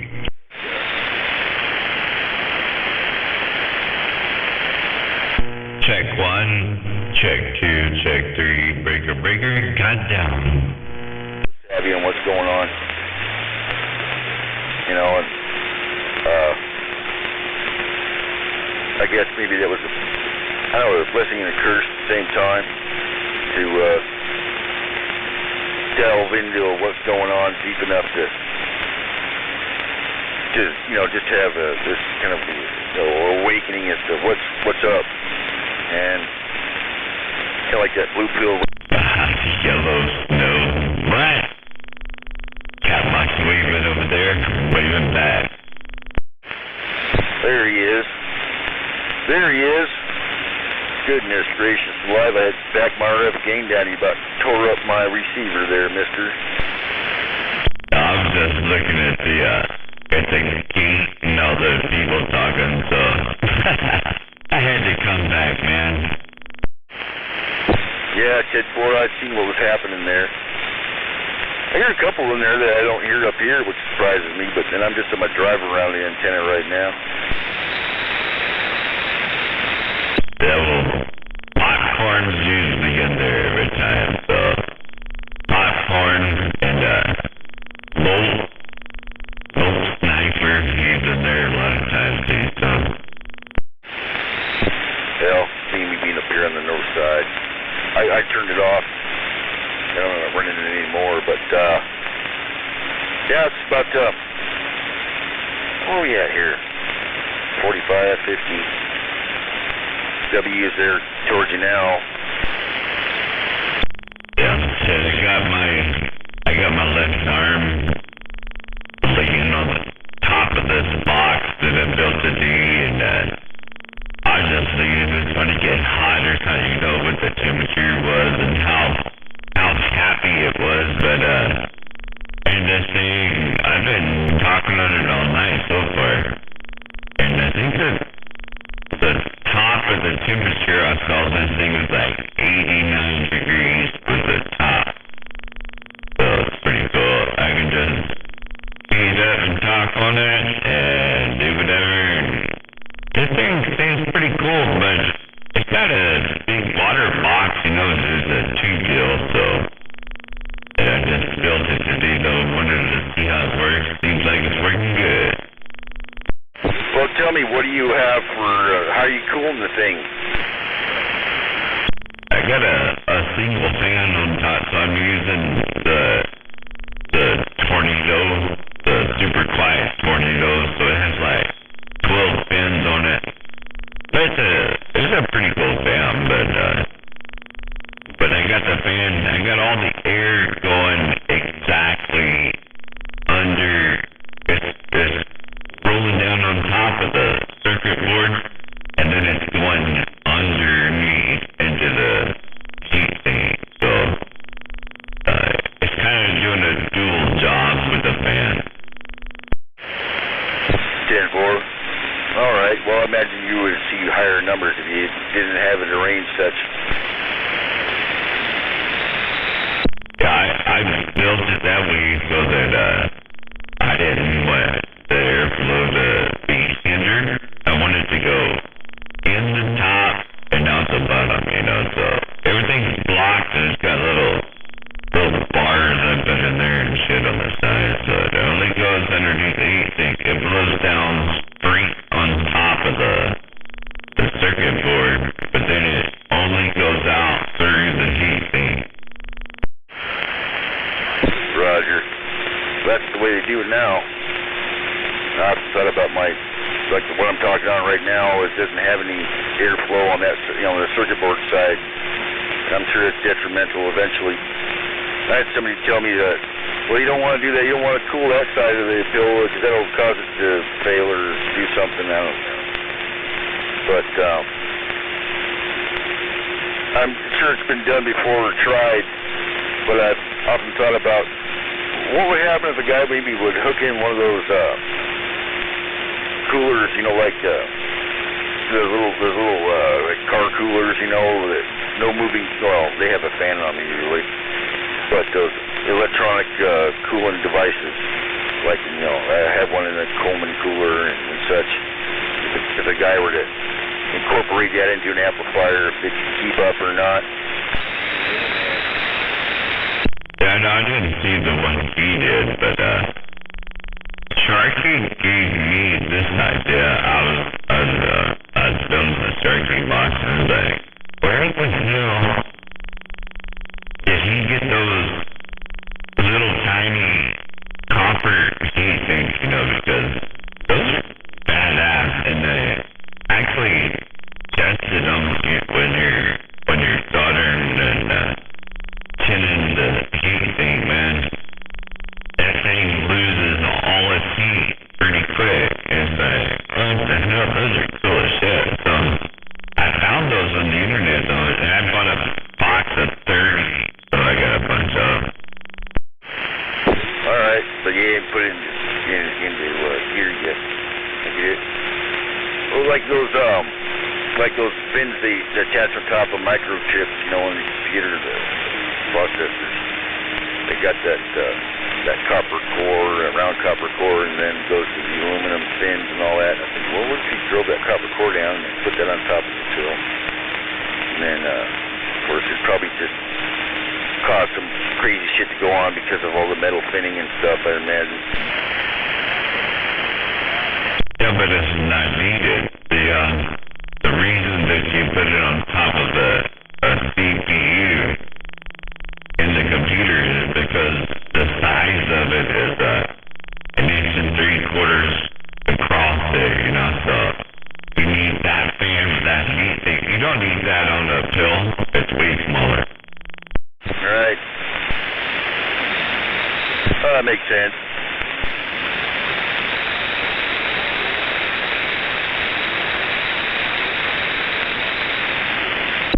did this one my own way. This is the first one that I tried, but I'm looking at it. It looks really good to me. So my temperature, tuning, everything is perfect. So this was, now forgive me, a kit? No, this is a 2-pill 2879. This is what I'm talking on. This is what it is. Roger. And I heard you say you ordered something that came in, it was all broke up, and that's basically what you're talking about, is a reassembled kind of a deal, or what? Yeah, kind of like that. So I ordered a Dave-made 2-pill, and then the only thing that was holding the heat sink in the box inside the case was two of those little ground plugs where they solder it, to the board. That was the only thing that was holding it together. When I got it, those two broke, and the whole board was messed up. So the mica that was on the output transformer was broke off the output transformer. The switch was in like 3 pieces laying in the bottom. The tuner on the actual 2879, both of those were bent over and broke off and weren't connected no more. I think, holy shit, so I gotta rebuild this whole box. Did you get it from number one son, or what? I didn't call him. I didn't tell him. It was a shipping deal, right? It wasn't Dave-made's fault. It was a shipping fault, so I didn't tell him.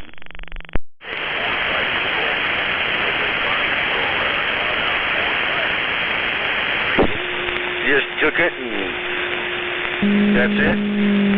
Wow. Well, good for you. Oh my God. You didn't deal with no insurance or nothing. You just took it. Yeah, you ready to do mine, sir? Right? How about it? Well, it wasn't that point, Catbox. It was, I didn't buy that as something I was going to keep and use. I bought it for a sacrificial box.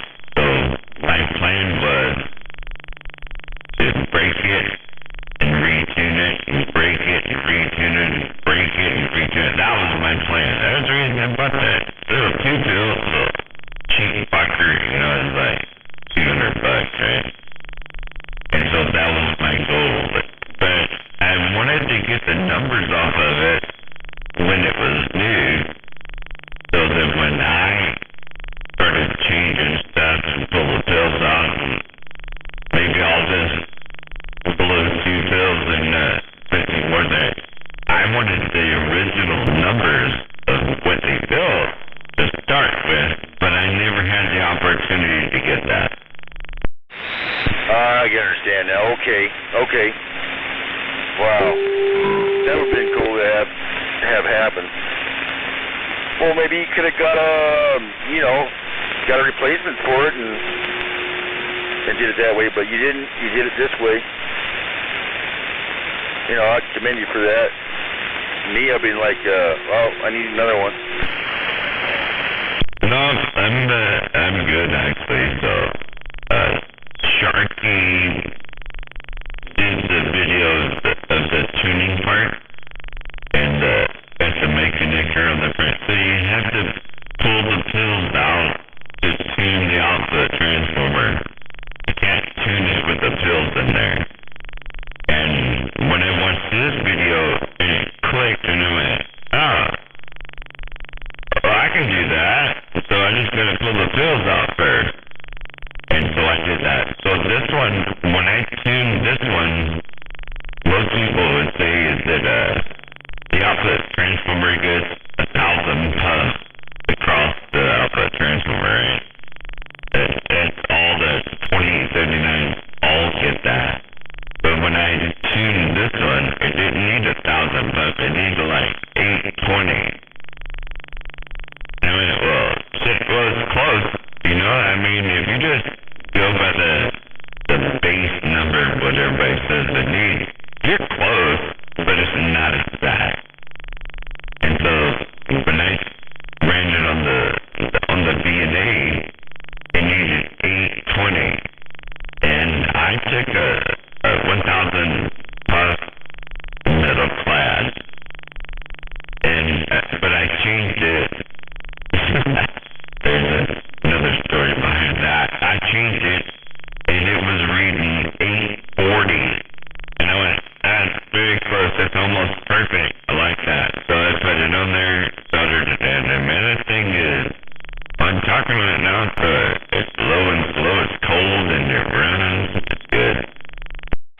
So, what was the numbers you got when you had the pills out and you were tuning the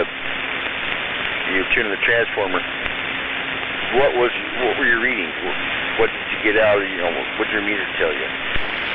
It told me 820 plus was what it needed, but I took a 1,000 plus, which it wasn't even 1,000 anyway. So I took it brand new out of the package and I put it on the meter. It was 980 plus, which is within it. I guess it's plus one or minus, scale there. It was 900. Then I put a little cooling pin on it because I wanted to cool it down. I mean, it always gets hot, right? So you put a cooling pin on it.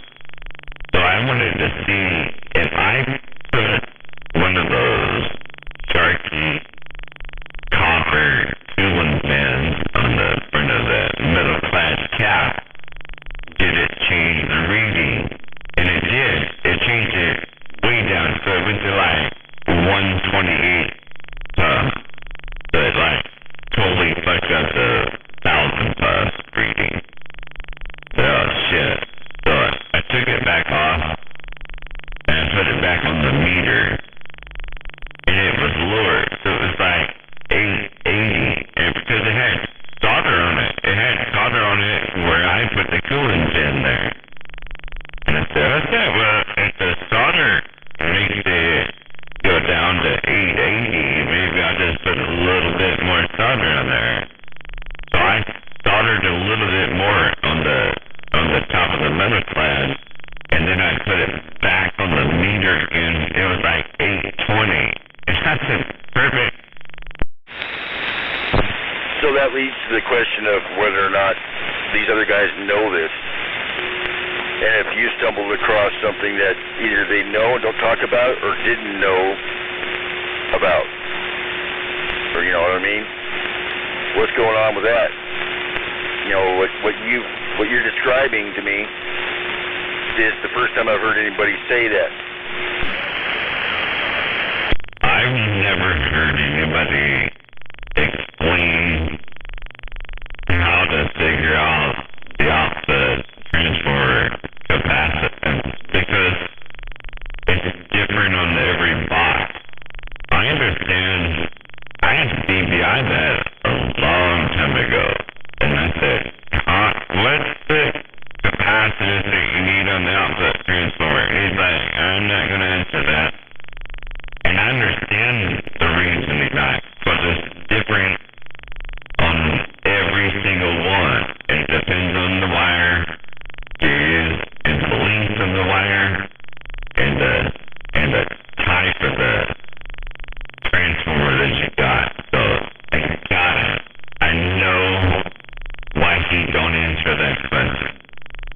All I'm saying is I did figure out how to tune it. And the default method that everybody says, well, you need a 125 on the input side, you need 1,000 plus on the output side. That's pretty regular, and it does work, but it's not exact. So if you wanted to be exact, if you wanted to tune it, then you would probably, depending on your box, everybody's different. You might be like 80 plus on the input, 680, 720 on the output. You might be there. But nobody knows that unless you tune it. Alright, so tell me, how do you know when it's right?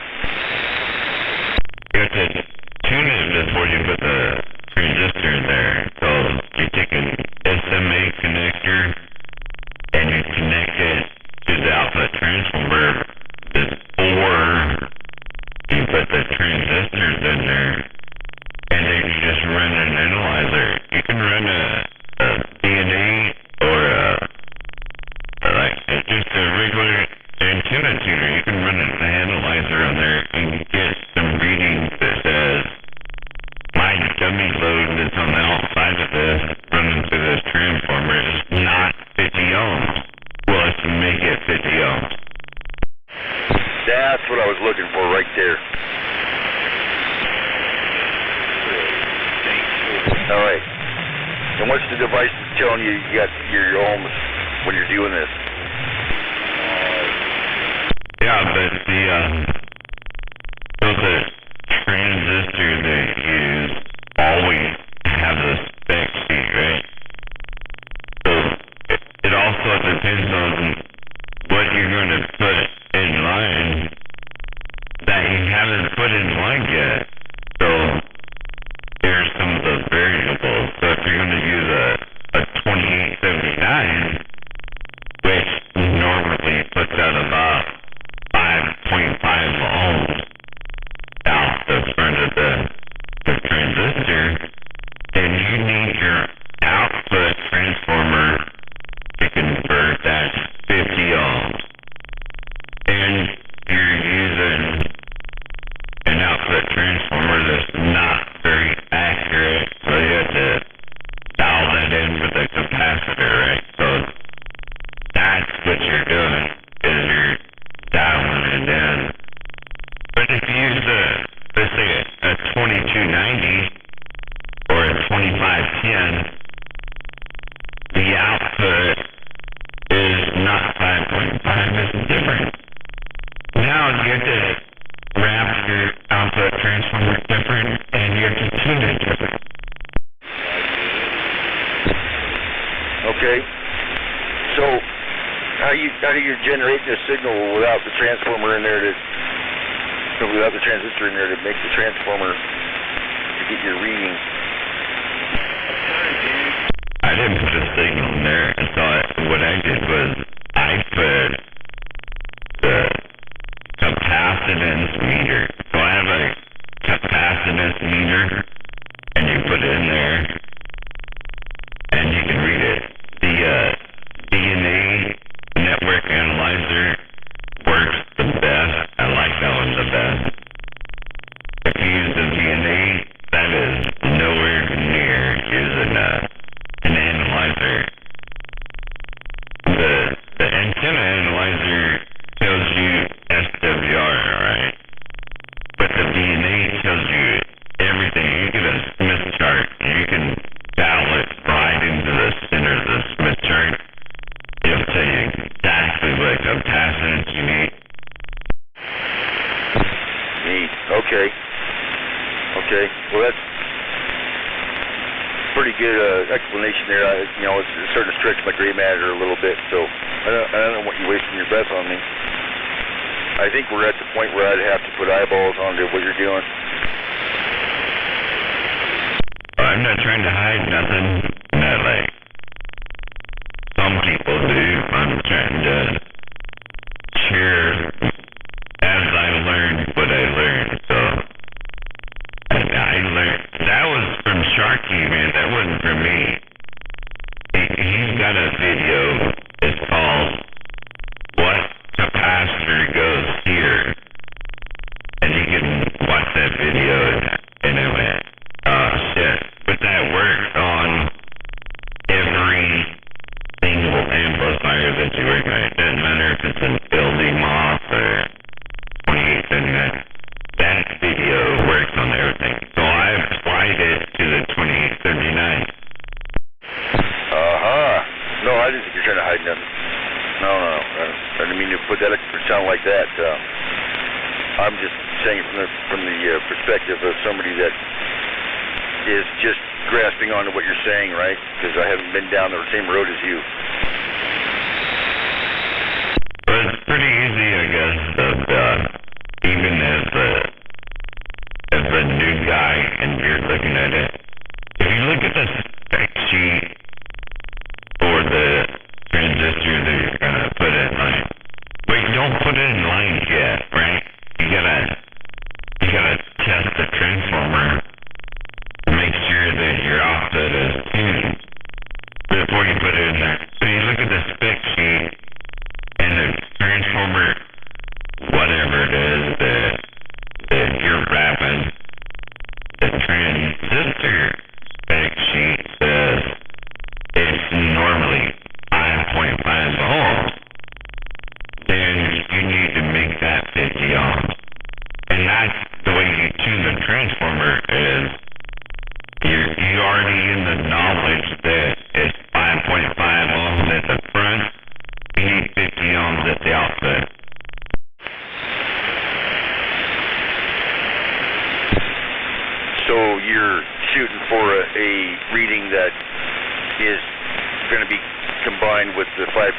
ohms to achieve the desired target number.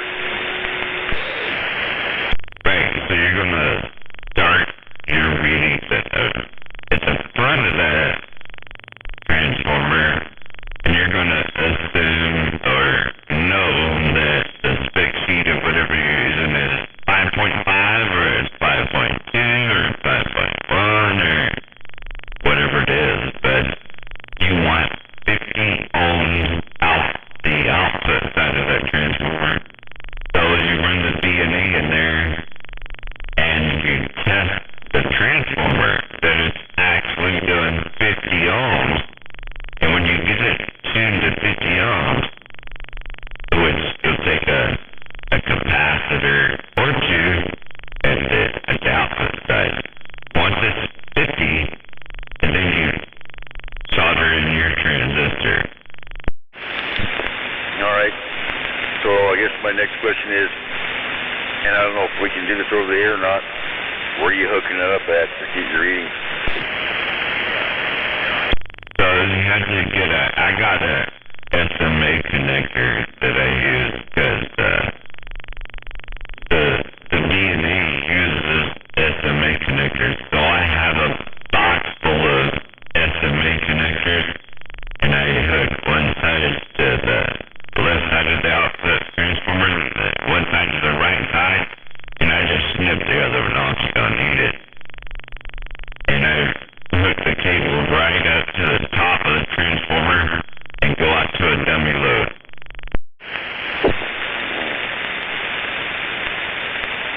Through the SMA? Well, SMA connectors, there's a little tiny one. Okay.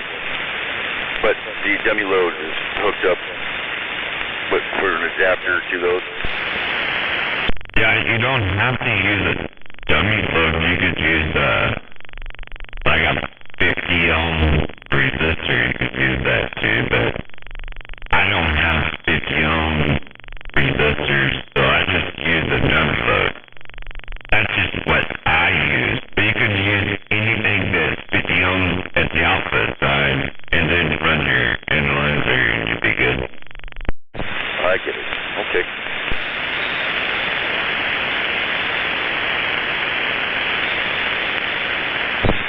Well, man, if you're into it, up to your elbows, sounds like.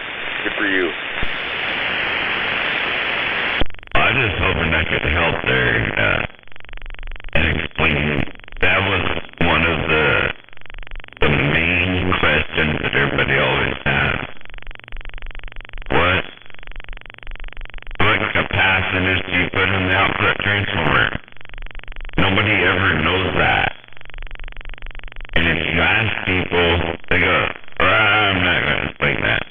But the reason that they're not going to tell you that is because it's different for every box. It's different every time. It depends on your wire that you use to wrap. Depends on the length of wire. Depends on the wire that goes from your relay to your 239. There's a lot of stuff that changes that value. So nobody's ever really going to answer that question. I think the actual question that we all should have been asking was, how do you configure that? There you go. That's another good question. That's right. How do you configure it? Where do you hook it up? How do you configure it? A guy ought to know if he's building the same box over and over and over again. He ought to know where to go with it. I guess your other option is to shoot for what's usual, and then you have a bunch of capacitors laying around on either direction. I don't know how they stack up as far as from one to the next. If you can, how many different values they offer and shit, and you just start in and out until your circuit performs. I guess would be the own workaround, right? Yeah, I think it's pretty close to what you said. It's pretty close. Once you start building a lot of boxes over and over and over again, that's going to be a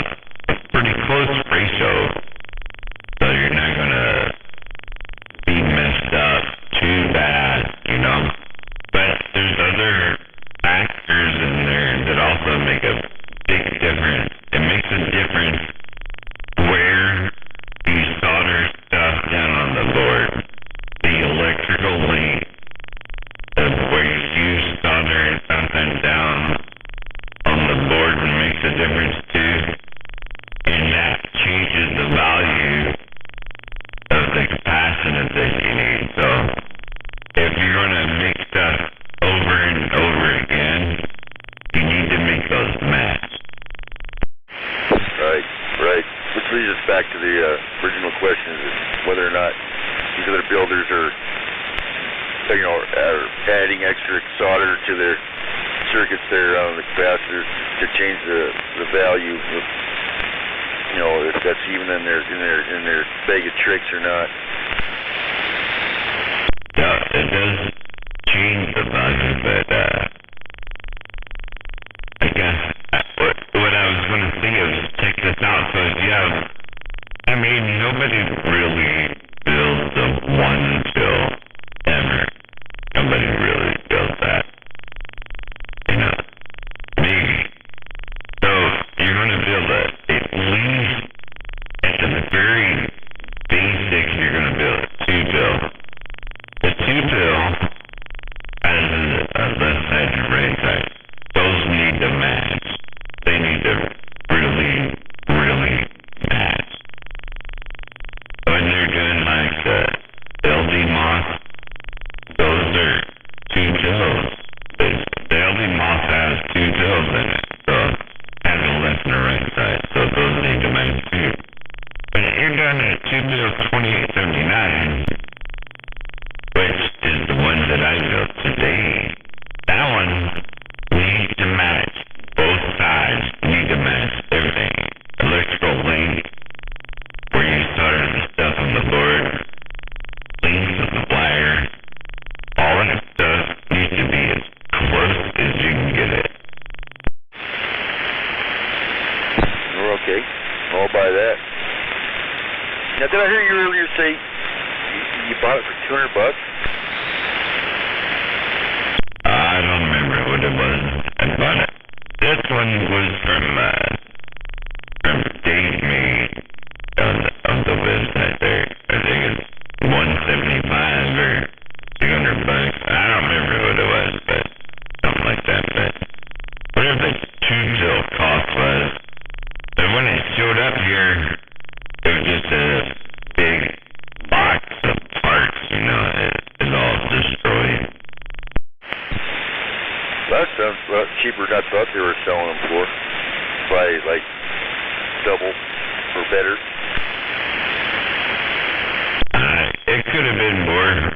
That's why I said, don't quote me. I don't remember what it cost. It's just, I was trying to buy a 1-pill, and I wanted to break that one and rebuild it and break it and rebuild it, but 1 pill at a time. But when I went to his website, it said that he didn't have any 1 pills available, and it was like 6 months waiting time, whatever.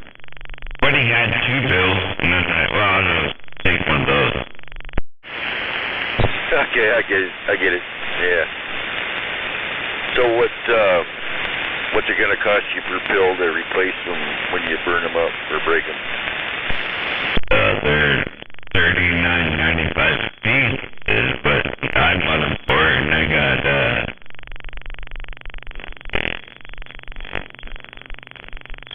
like 45 pills here, so it's good. If I burn up 2 at a time, we're good. Yeah, I guess so. Quarter.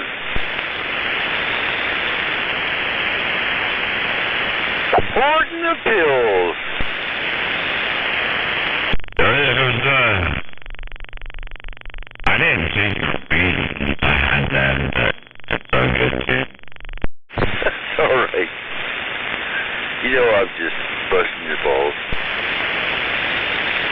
I know it's not good there. Yeah, I said, yeah. I sent a text message to BVI, and I said, why won't you tell us what the value is on this box? And he sent me a text message back, and he said, there's some of these things that we keep as a trade secret, and we're not going to tell you. I said, oh, yeah, okay. I thought we were sharing everything, right? But that's okay. Well, I got it. Then I got to figure this out myself. And so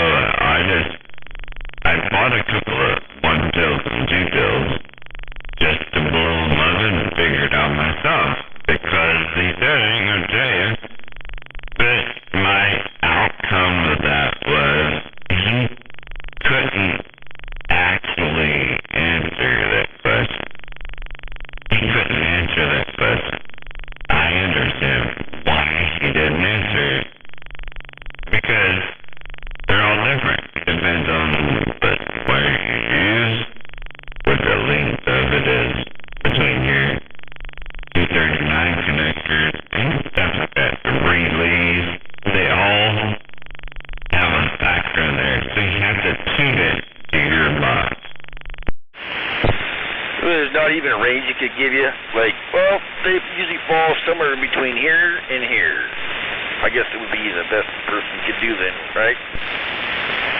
It kind of does, though. You could kind of use like the default values of what everybody uses, and they would probably work pretty good.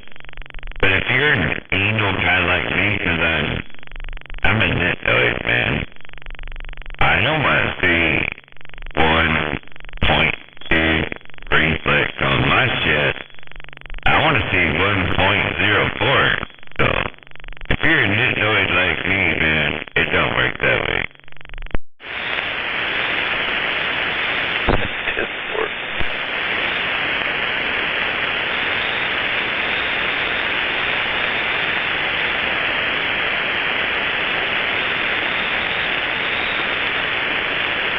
I'm probably way over-explaining that. I'm sorry, Cat Box. I was just, rambling on, but it is what it is.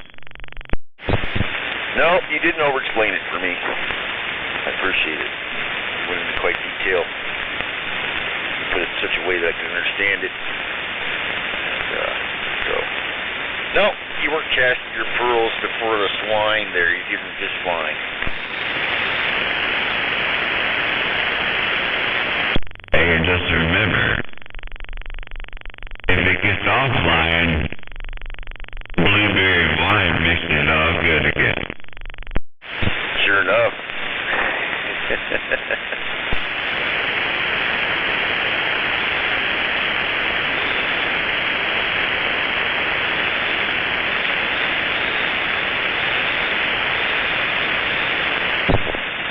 Oh, there's some more voltage back in the system. I'll charge up my my batteries and unhook the external battery or extra battery and get the hell out of here. Oh man, you had lots of options though.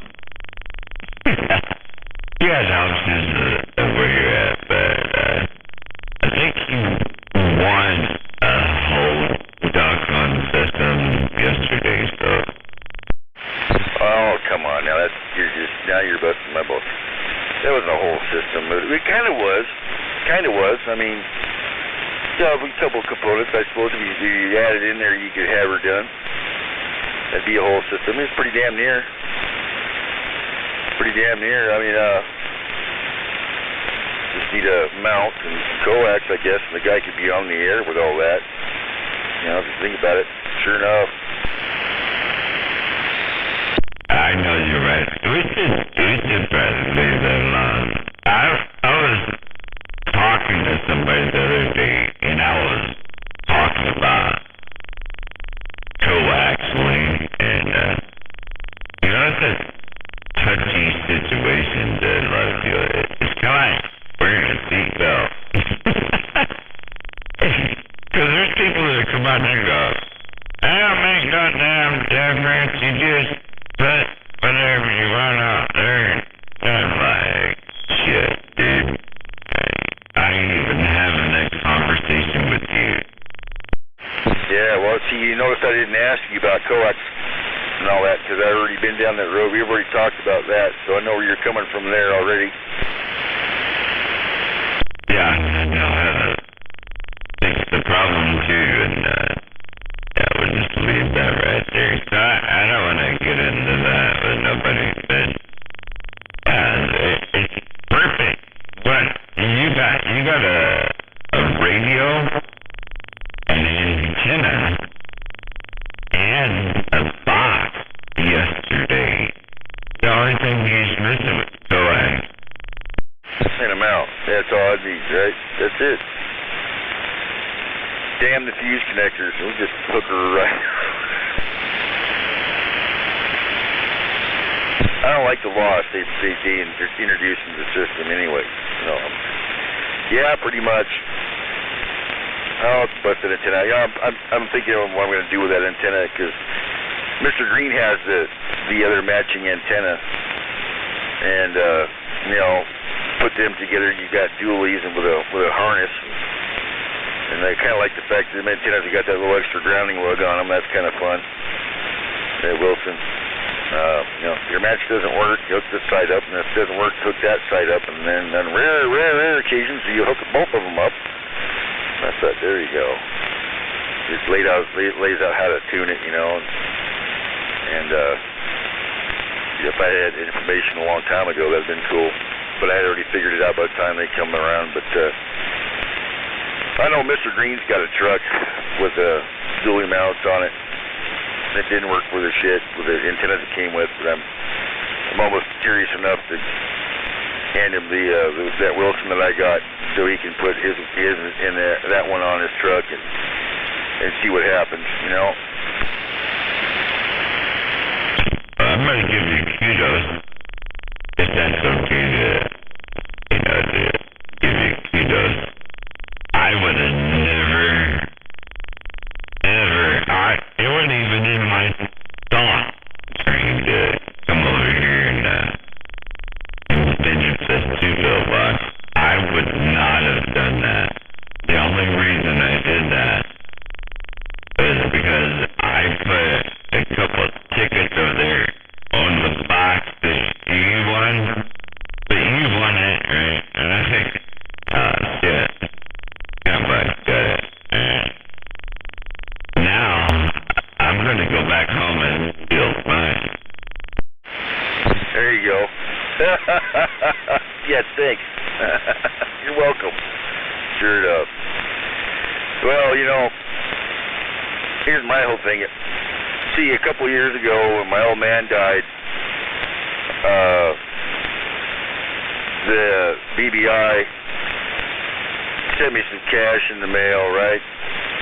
Just because, and it was him and a couple other guys that were involved in the sponsoring the breaks, put the money in the kitty. They sent it to me, and I'm like, well, you know, I kind of want to get it back in their hands. And well, hell, man, just buy some tickets, right? You know, and see what happens.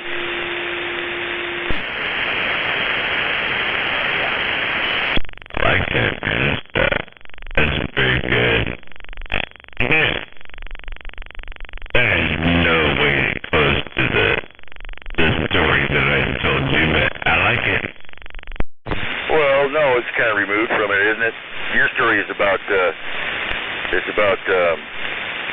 turning disappointment into what you're doing. So there you go, right?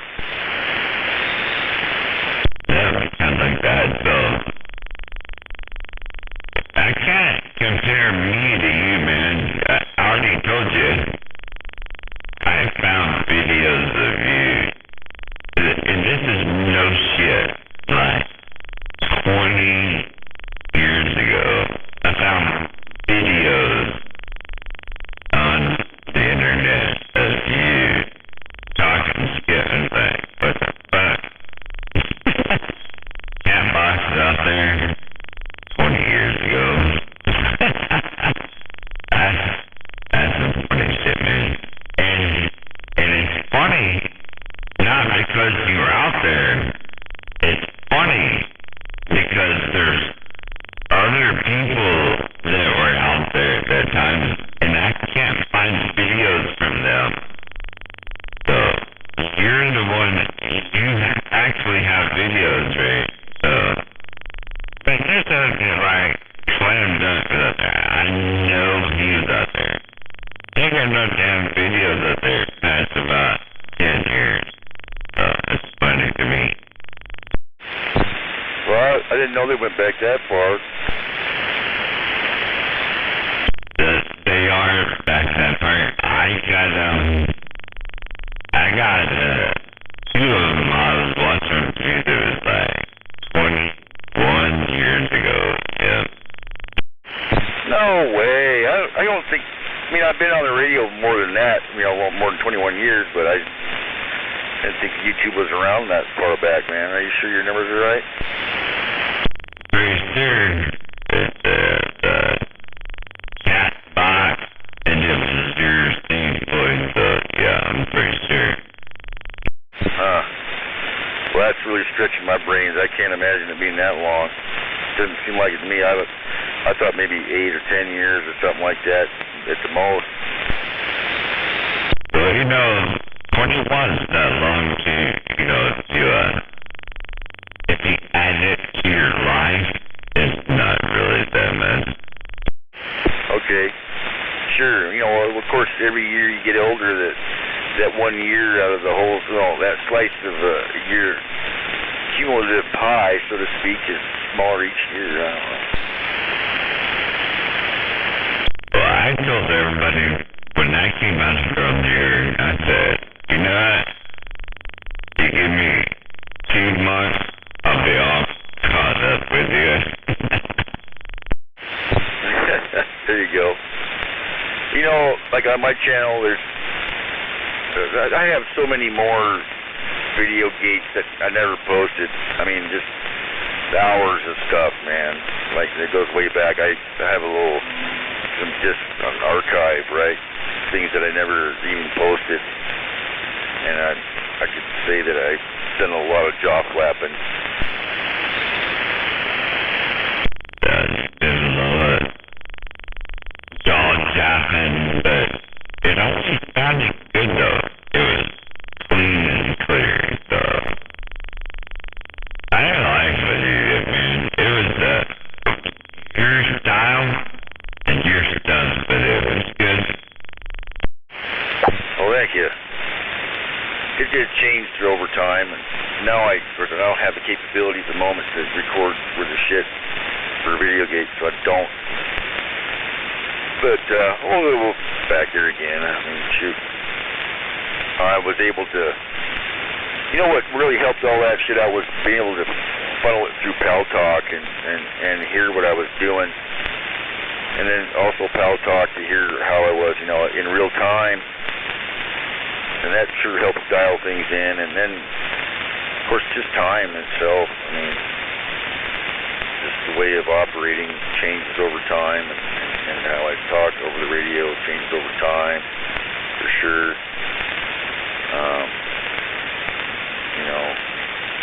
But to get the recordings, to sound decent for that off of a CB radio, it's just.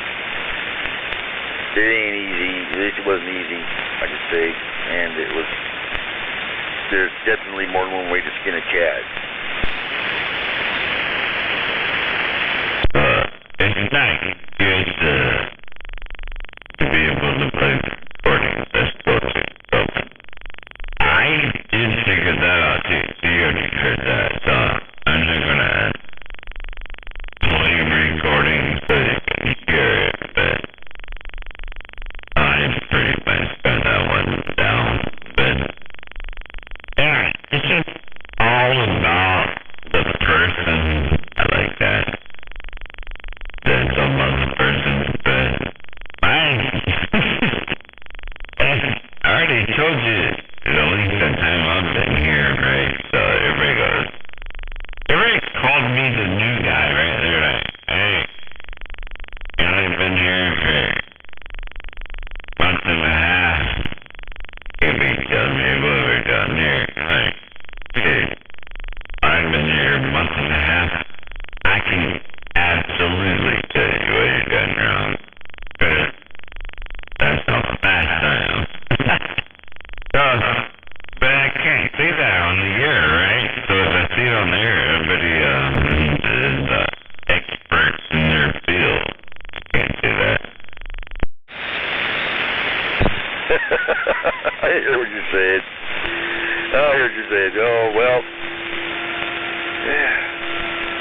Sometimes that's true.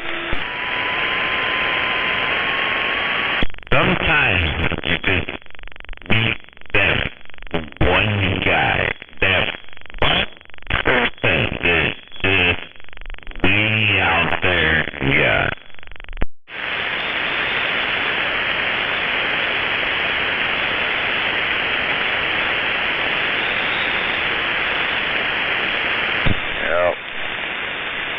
Remember the early days, around in there on the bowl and stuff, it was like, I had a lot of time available to driving a tow truck and I'd be on call like 24 hours a day, almost 7 days a week, damn near. But that allowed me to work the skip there oftentimes, more than not, or in between tows or whatever, or lockouts. And, of course, put me on a really weird sleep schedule, but I'm still here. I guess I survived it.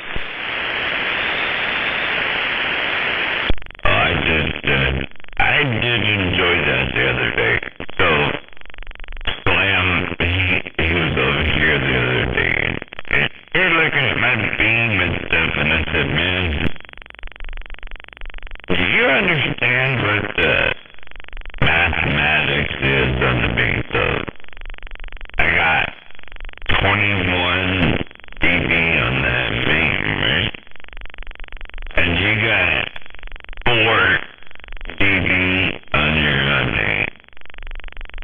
Every time you want to go up in this unit, you're going to need to go up 3 dB to go up in this unit, on the receiving side of that. And I was like, hey, you're going to do like 20 kW to beat my beam. I love that.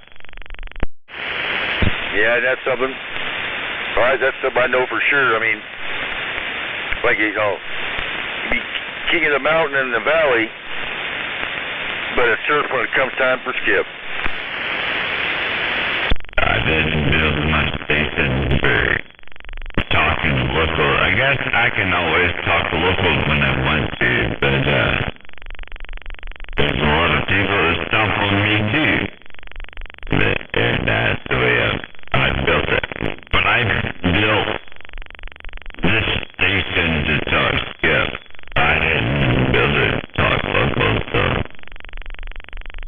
a lot of local people, they're going to step on me, man. It's all good, because I didn't build it that way, no way. Yeah, Lord.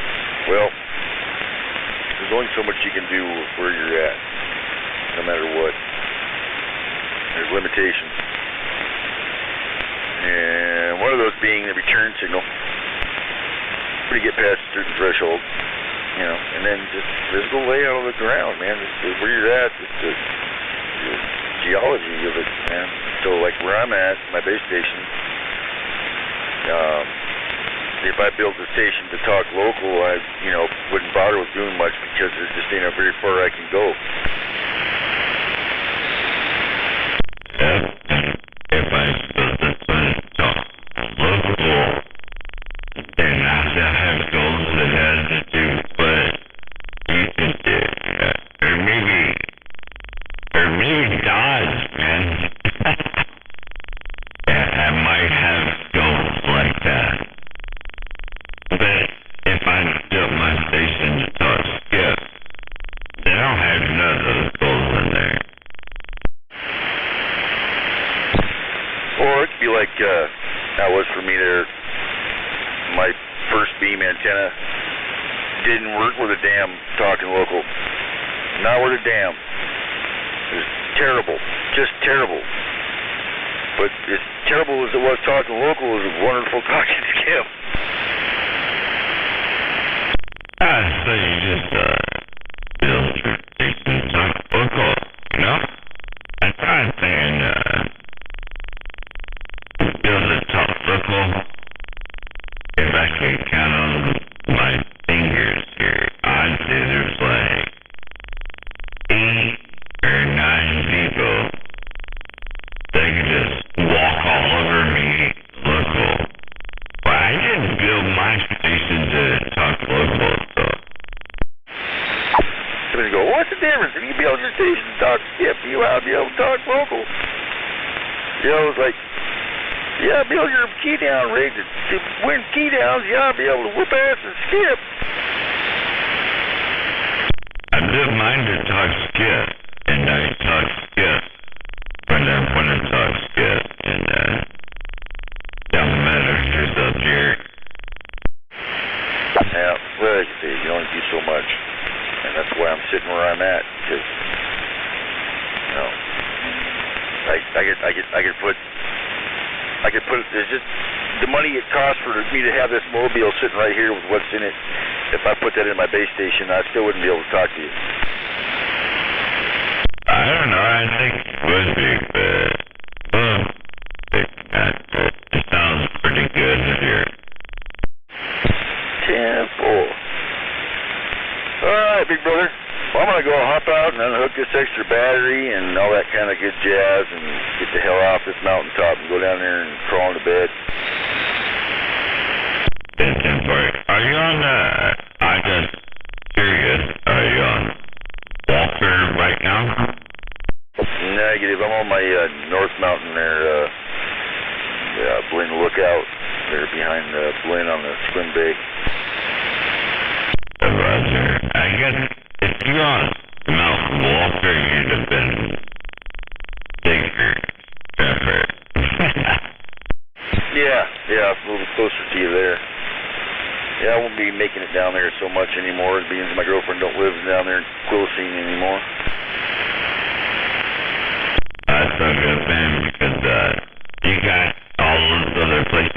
You gotta get down to Quilcene too, so you know what I mean. That place you go to. Yeah, I can see that mountaintop from where I'm sitting. You know, for me, down there just gives me a little bit more on the south end is all. No, I think it's perfect.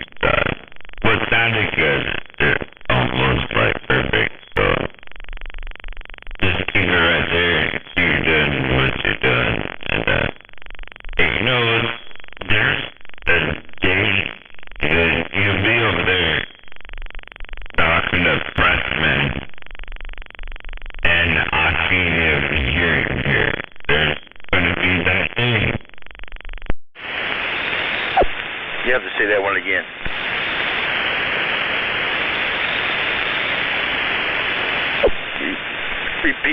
Please repeat that last one. I think you took me out. Nobody took you out. I just didn't hear you right. I think you heard me right because it was all about freshmen over there. You know, you can always hear that guy. Well, yeah, I'd hear him clear out to Lake Crescent. That's all good because I don't hear him very much, you know, sometimes, but it's a very cool day when I do hear it. Okay.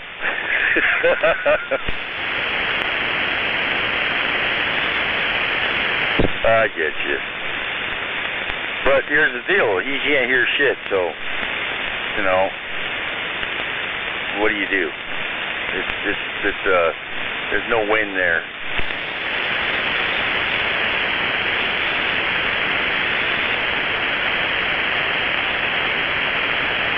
He's got the ability to get out, but you have a hard time getting it in. That sounds like that, man.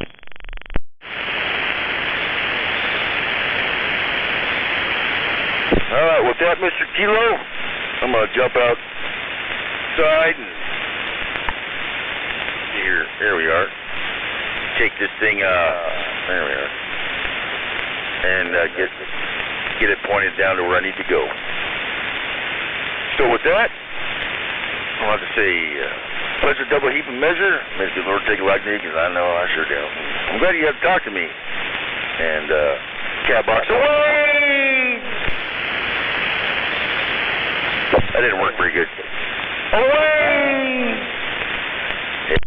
I just wanted to wait over there to that silver duck.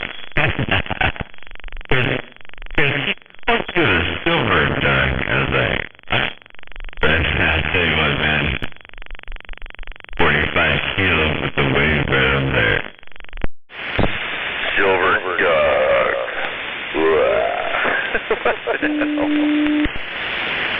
Hey, ain't that funny, man? You didn't say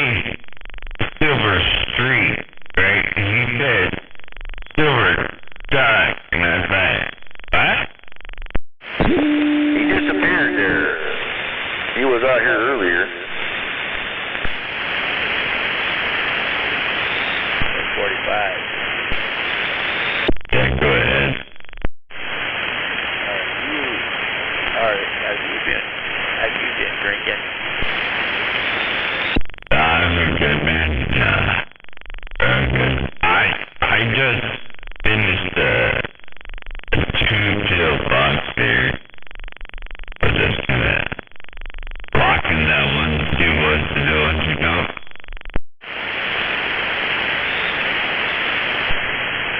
See, okay. I was just curious.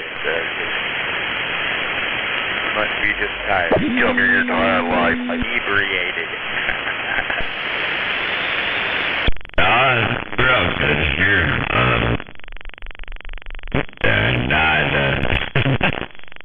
In your words, not inebriated, but what I was trying to do is, roll this box on here for a little bit, since I got an iron camera on it, so I wanted to see what it's doing. Everyone's not done, but seems to be performing pretty good, so right clear as well.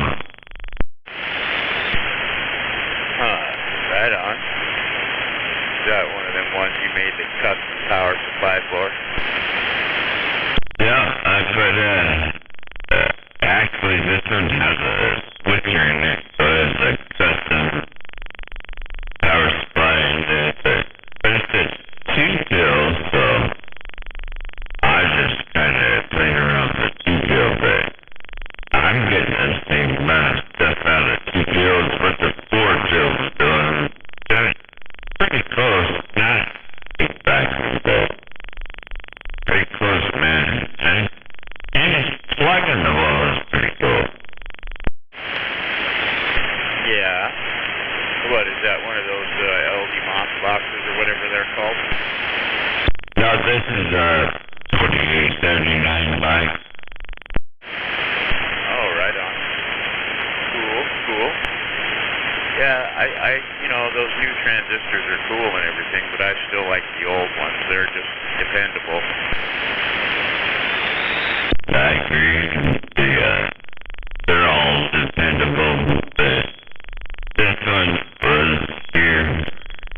It was here for a while, man, like over a year, so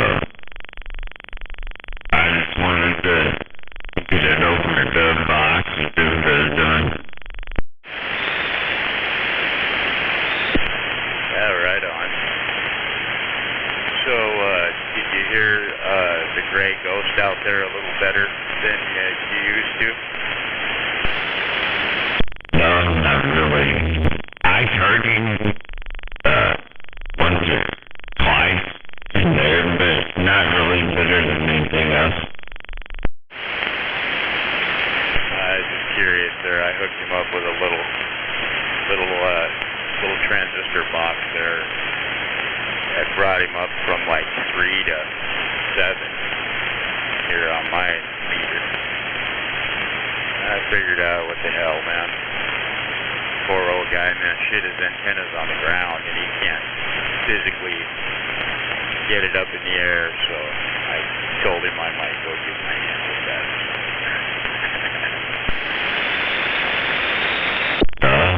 I gotta say, man, I felt sorry for people too, for a minute. Oh, yeah. He's a cool guy. Agitates a little bit, and that's all good. But, yeah, I was just curious if you noticed any difference there in the signal at all. Made a little difference down there, which is cool.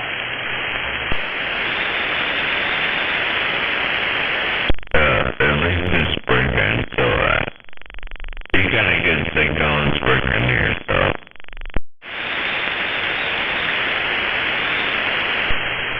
Right on. So, do you, have a good, Labor Day weekend?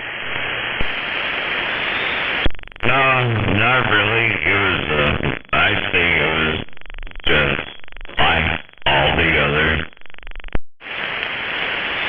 Yeah, I didn't really do anything spectacular.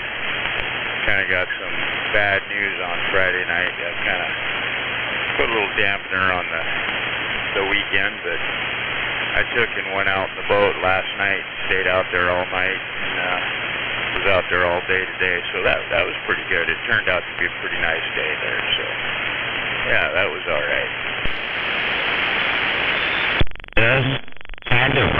talking about that. It turned out okay, but it started out, maybe a little bit shitty. I'll just call it that. But at the end of the day, it was pretty good. Yeah, I was happy. Like I say, it cleared up out there. Lake Washington got actually pretty nice out there. So, yeah, it worked out pretty good for me there. Anyway, well, I just wanted to wave out your way there. And I was going to tease you there if you were catching a buzz, because it kind of sounded like you were. You're good, man. And I'm waiting back to yourself, hello. But, yeah, I'm pretty sure he got the buzz. He's just celebrating now. Oh, Raja. Alright, man, 45, take care, bro. 151 down here in the valley of no transmitted, no received. Hey, 151. About that, man, you have to go particular. Alright, man, yeah, who's calling me out there? Hello, who just yelled at me? Ghost Station. Oh, hey, what's up, Ghost? Know what I can do when I can't do it. Yeah, boy. Yeah, I just got home here a little bit ago from the Lake Washington. Where are you? I heard that the ghost station called you. Yes, I was. I had my boat up there last night and all day today. And 151 321.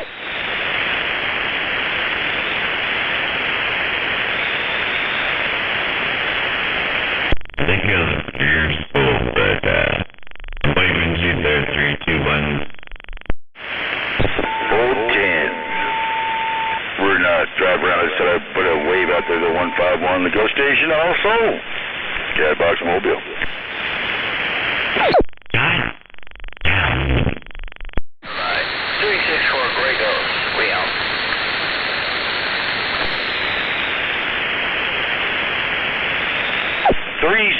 Grey Ghost. 321.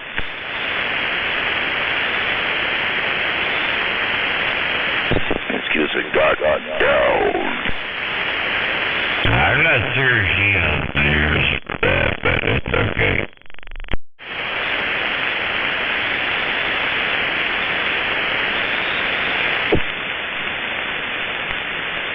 One, two, three. How about a Grey Ghost? Grey Ghost.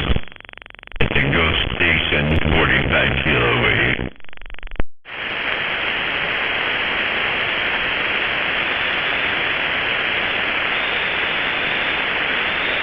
It's Grey Ghost, and he probably thinks this song is about him.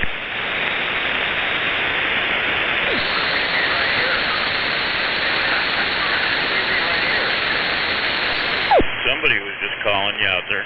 Alright, you're right there. You said, I'm right here right now. Grey Ghost, man. You're a mud duck. I just said, you're a mud duck, man. But I'm waving a hand with it because I heard you the first time, so I wanted to wave a hand back. Alright, 45, got a copy on you, brother, no doubt about it.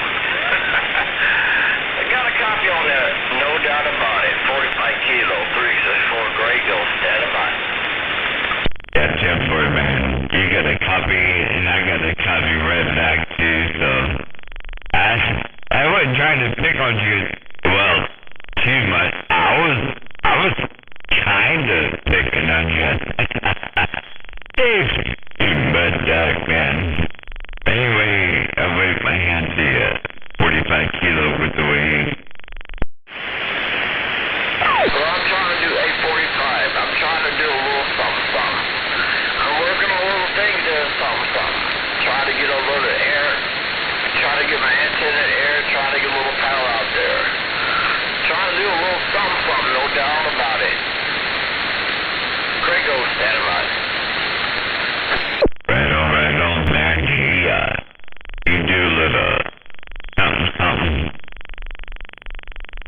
Gringos, you do the something, it might wind up to be something at the end of the particular man. Hey, Gringos, 45 kilos this side, bigger.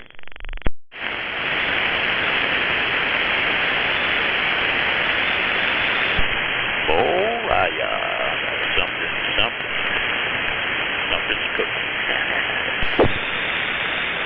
Just try to hit you with the high side one time before I get down off this mountain. 45 kilo cat box in this mobile. That's a cat box in this mobile. That's a cat box in this mobile. Bye. Ain't no saving your game, man. It's kind of good over here. Ain't no shame in your game. Cat box mobile. 45 kilo with the weed, bigger. Here you got the kitty roca. Ain't no shame in your game. 45 kilo, got down. Cat box. You got any kitty roca in that cat box? Kitty roca for sale. You need some kitty roca? Need some of that crunchy goodness? We got it in fun shapes now. We take them cookie cutters and make them into fun shapes for you and the kitties. And all the sand you can take. Now, I'll just ship it off to you. You know, there's a couple of guys out here, they like to use sand and they make it into glass and then they blow pipes out of it. I don't know what the deal is. Or maybe they make tubes. I don't know what they do with it, but they look like a tube made out of cat box sand, no doubt about it.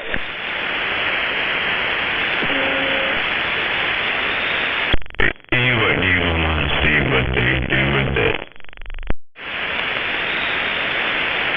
45. Yes, sir. Hey, 45, Grey Ghost waving. Hey, waving there, Grey Ghost. Everybody jumping up and down on top of us, brother. I'm a standby. We'll let it clear for a little bit. Every time you boing. You 364 Grey Ghost standing by. Oh yeah, man. It's all you when they're gonna be keyed up, man. I hear you just playing like he was over here as my neighbor. Man, when people key out there, I'm hearing them, but yeah, right now it sounds good. Well, didn't he just ask for people to key on? That's why I went boing. Down. 364 Grey Ghost with your 4 fingers and a thumb at 45 kilo. I'm standing by. Delta 508. I'm waving 10 fingers, 2 thumbs, and 4 backlashes. Bigger. I don't believe it. I don't think he's got that many fingers.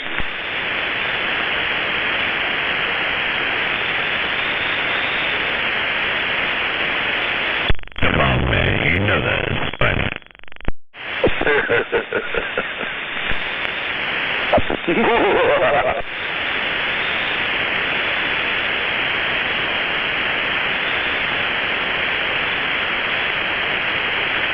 That's funnier than your mama jokes over on the beach.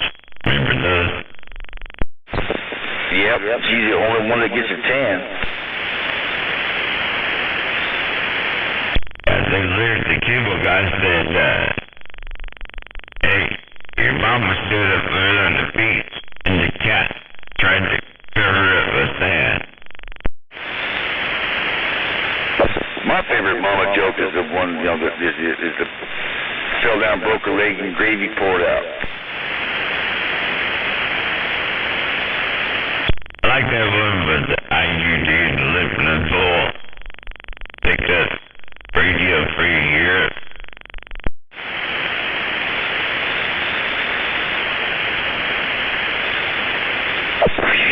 That would got my head.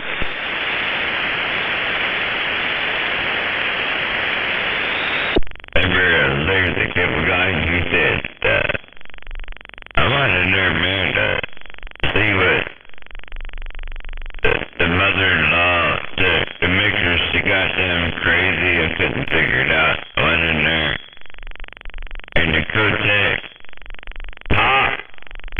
itself, landed in the toilet, went poof, and it blew up that big. I went, God damn, there it is right there. I know it's a problem right there. That's disgusting.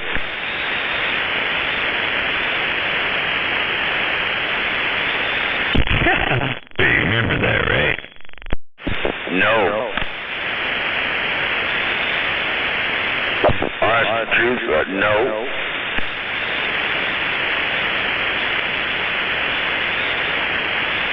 But if you want me, I'll back you up and say, yeah, man, yeah. And just kick me under the table. I'll straighten it out. He said, he found a code text in the bathroom. He soaked it in water. He said, God damn it, it's like a travel pillow. So you got an airplane, right? He said, a travel pillow. Then his in-law come over there, and she said, what the hell are you doing? He said, oh, shit, better get back here. That's terrible. It'd be a soggy pillow, wouldn't it, though?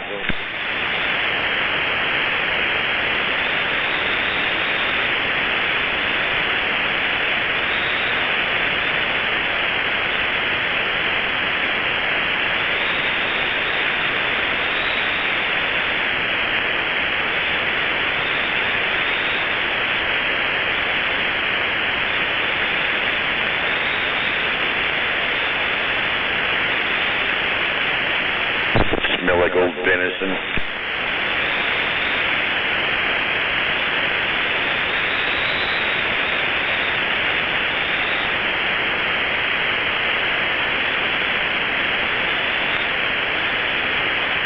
That's a lot.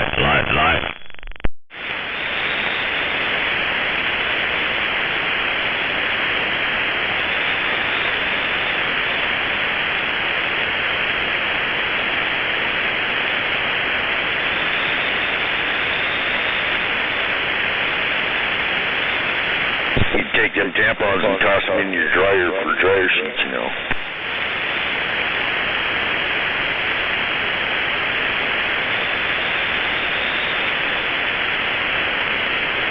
That's what they tell me. Speaking of Pressman earlier, Pressman said, or was it he said or somebody? Anyway, I'm not going to say it.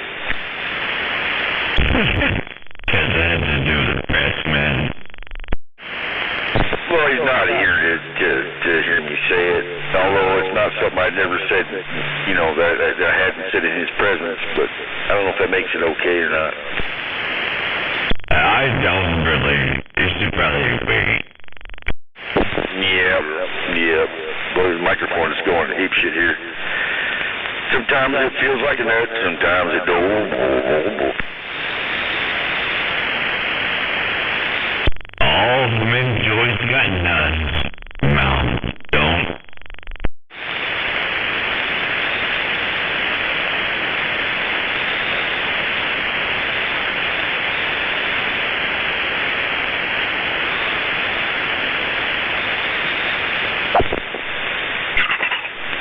I like that key down.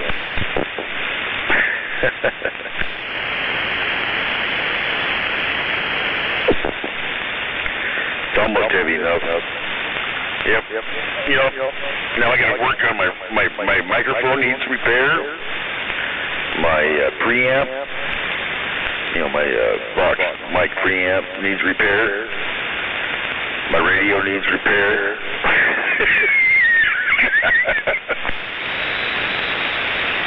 You're so good. You already got the antenna, the mic, the preamp. Yeah, what do you need? Jumpers?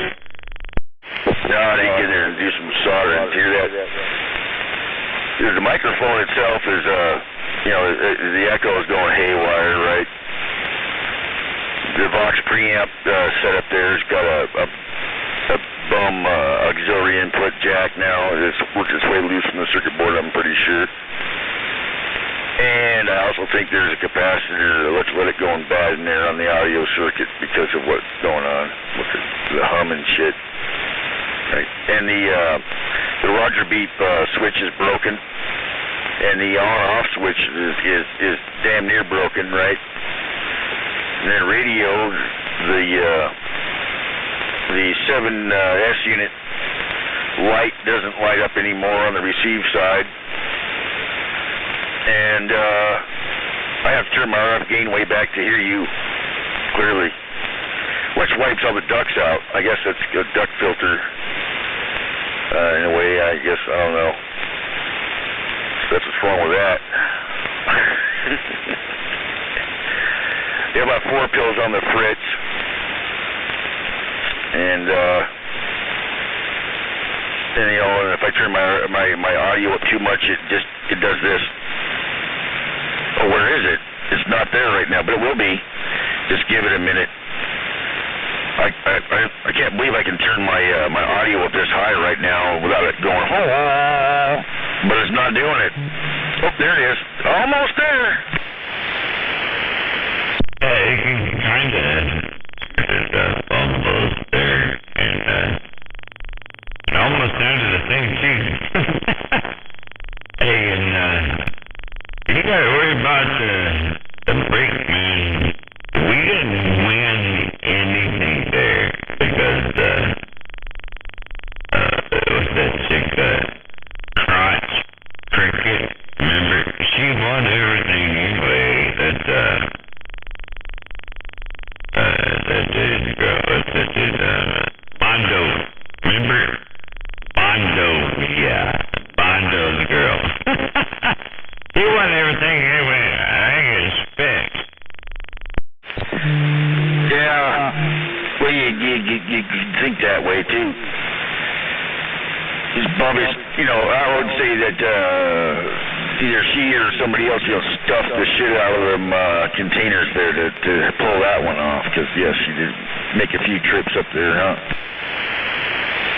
I don't know, because she might have spent like $200-300 on tickets too. Who knows? Well, that's what I'm saying. Stuffed it. I know I didn't spend shit, so my ticket doesn't matter because I didn't spend shit. But I heard people, and it wasn't her either, so just saying, I heard people that just said they spent like $250 on tickets. And then they didn't win shit. I was like, right, you spent what? I ain't going to the casino with you.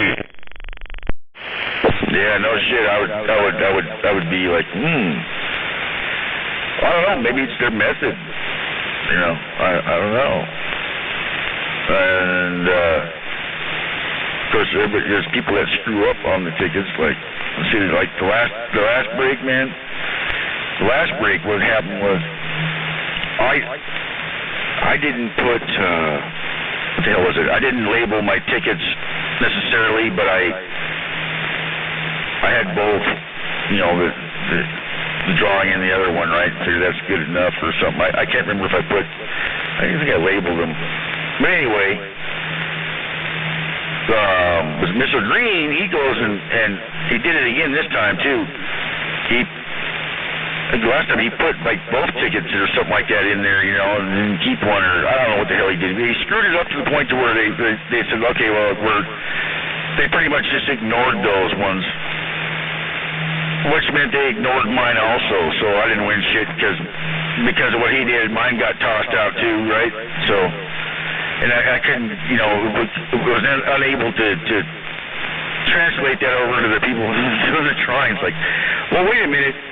I have my tickets in, but with mine up, but I have the, you know, the stub numbers, whereas he put in like both his tickets or something like that, thinking that's what he was supposed to do. He didn't look at the numbers, so he didn't have any idea. He just didn't pay attention, right?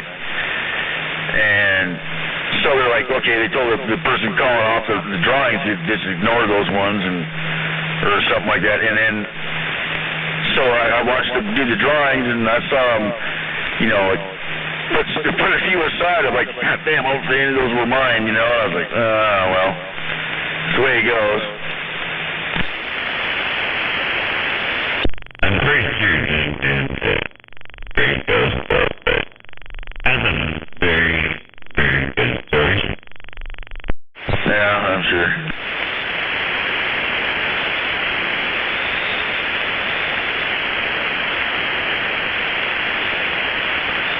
it wasn't a good story anyway. You didn't miss nothing.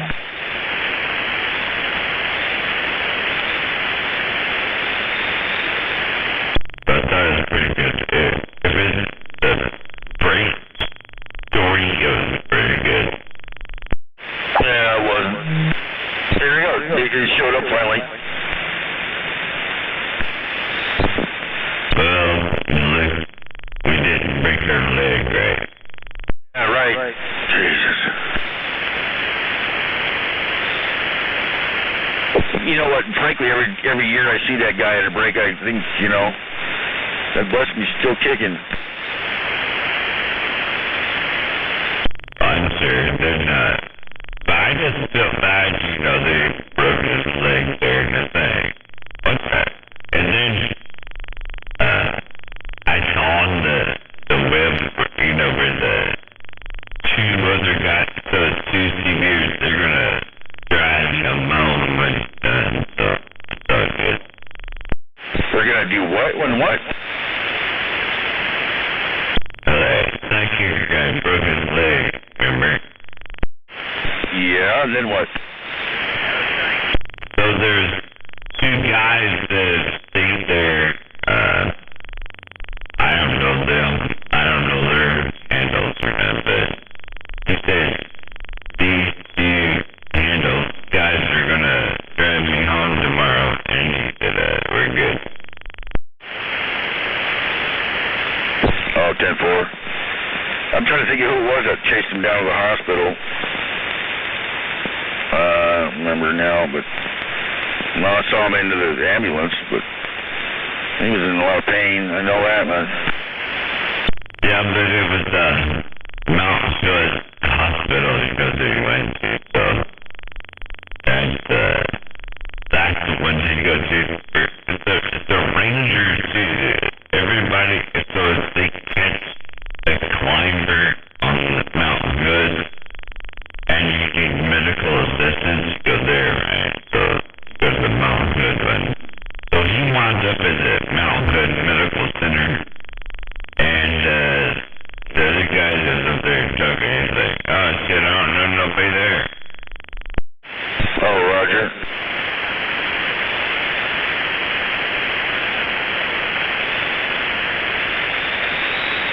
They're good though. I know people there.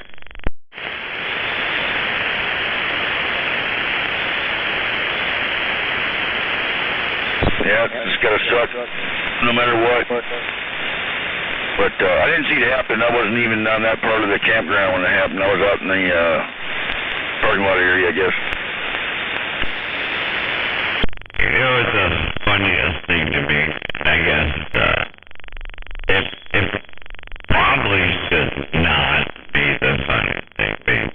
This is the funniest thing I got in the whole break. It's just funny to me. Because high rollers sit up there with his mobile. He got it all dialed in. Well, he did change the angle there just a bit when he found out where the buzzer was right. But for the most part, he didn't change it. And everybody comes in there and goes, oh shit, I'm going to be high roller right here, right now. This is where it goes down. Hey, you gotta laugh about that go. No, you're not. See, I'm not a big fan of how those are run. I mean, like, it would be nice if you could at least get to hear a recording of the shootouts or something like that in the end, so there's somebody calling it out as who won. I mean, that's all right, but I don't know. I missed the shootout because my partners were sleeping, but I wasn't gonna roust them. I know that. I understand that. It's just not going to happen as long as it's down there. Oh, 10-4, as you're saying, he's unbeatable. He's beatable, but there's only one other guy that's ever beat him, ever. And I'm going to say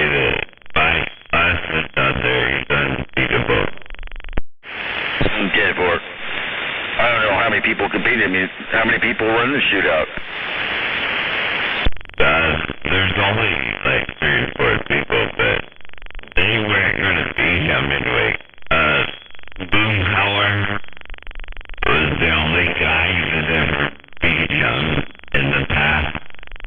So, and he's not going to come over and compete no more. Then it's pretty much a high roller because Boomhauer's not there no more. Okay.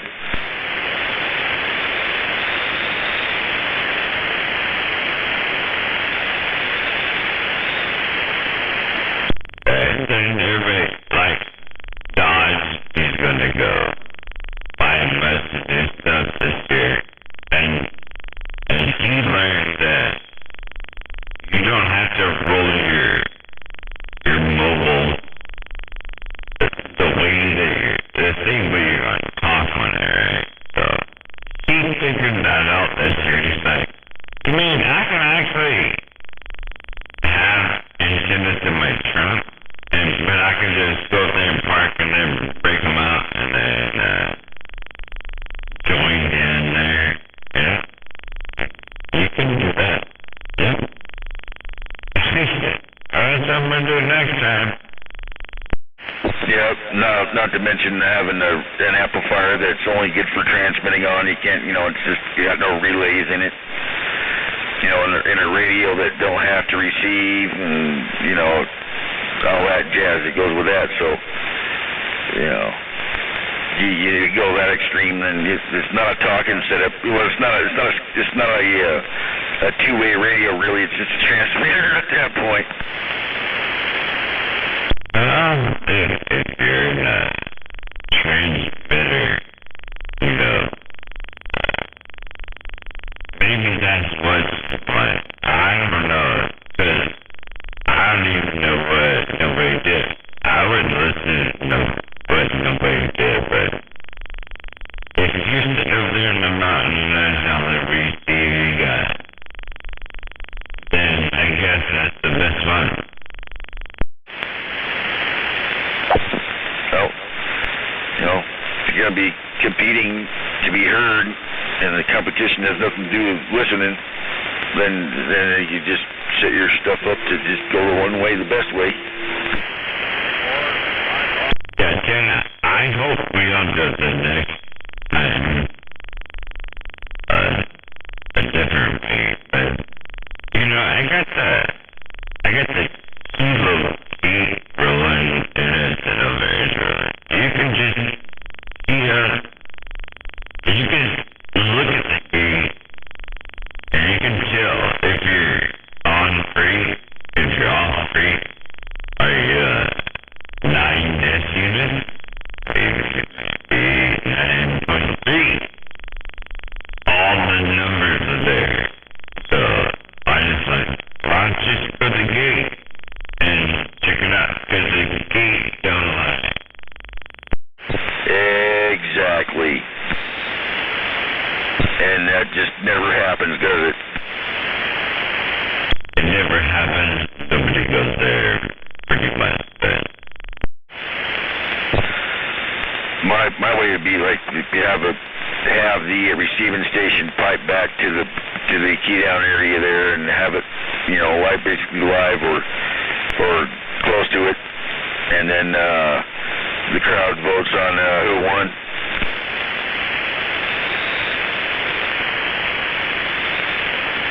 I've been thinking of there, so actually my hands like unit 1, man.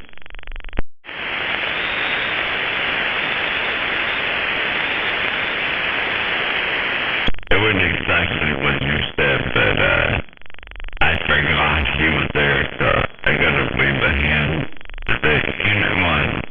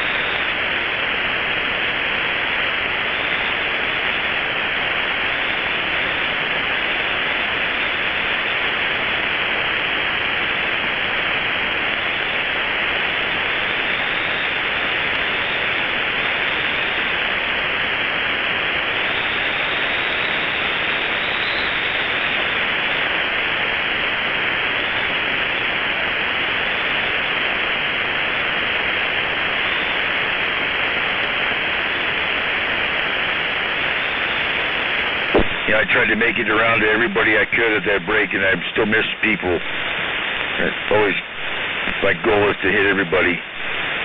I even hit one feller that I knew was surprised that I even said anything to him, and it really threw him for a loop, made him uncomfortable, and it was funny as hell.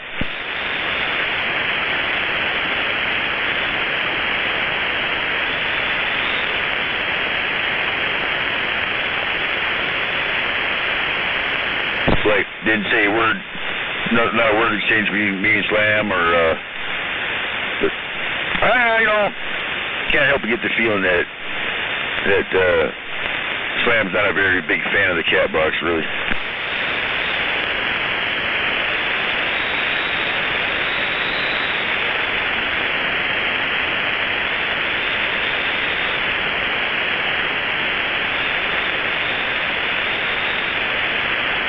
But I missed him and High Roller and, except for like at the very end, just a hello. And that's about it. Not much else. Yeah, there's a couple others. But, yeah, that's the way it goes.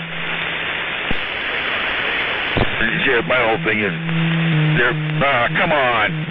Because then I didn't get enough time to properly talk to everybody, and that's what I would like to expand the break. It's one thing, is putting an eyeball handshake on, that's cool and all, quick pleasantries. But before you know it, it's all over. Everybody's peeling out of there.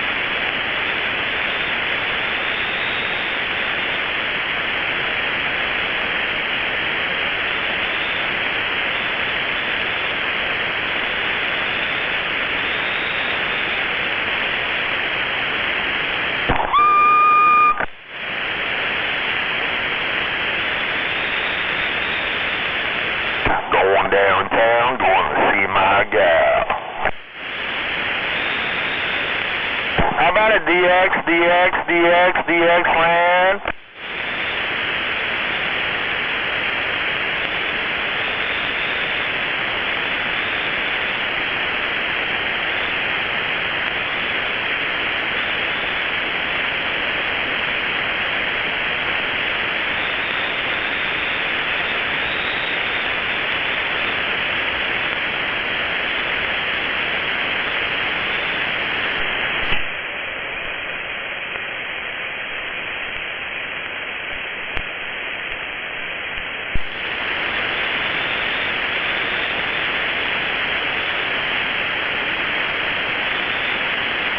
Kind of sound like DX rolling in.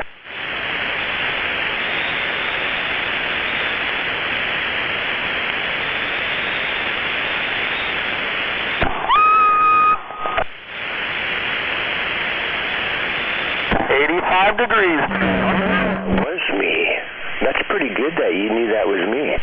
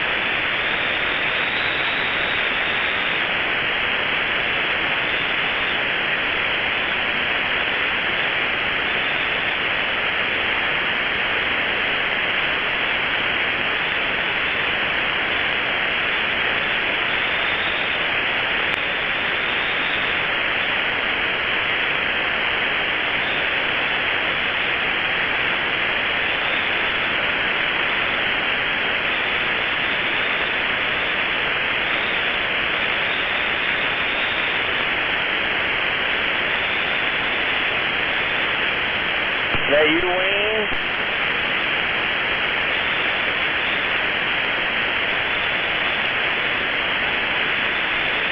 That you, Wayne?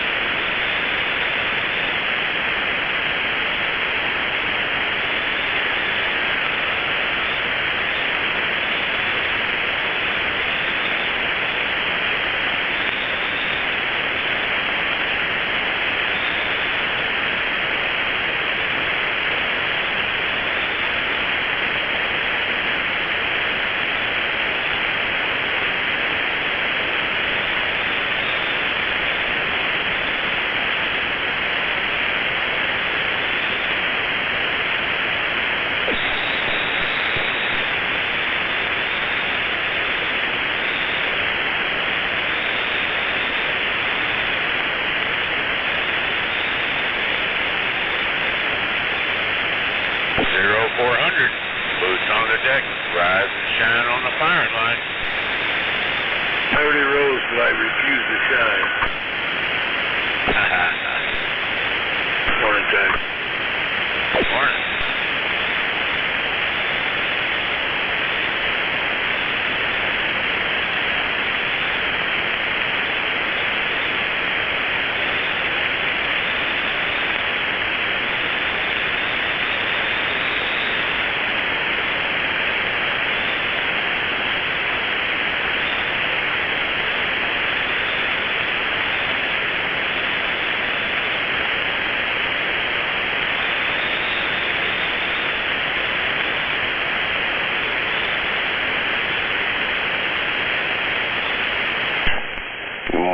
Gunner, Big Bird. I've been waiting since 2 o'clock, Gunner, for you to get to the firing line. I hope your ammunition's clean. The powder is dry.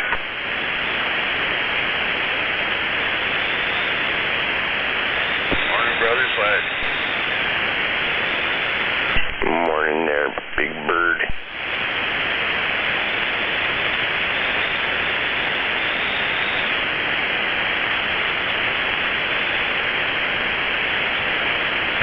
I've been up a little while. I had to wait for the coffee pot.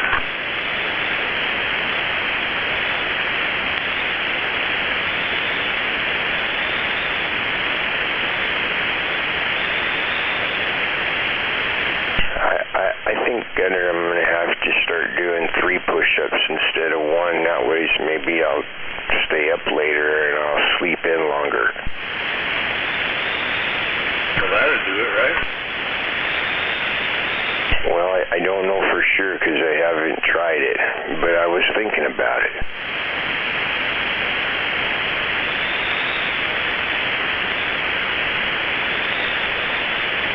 Gunner, when I drove down to Oregon on Sunday, I didn't get home and get to bed until 10 o'clock. And Gunner, I was still waking up at 4 o'clock in the morning. What the hell? I could go to bed at 2 and I'd wake up at 4.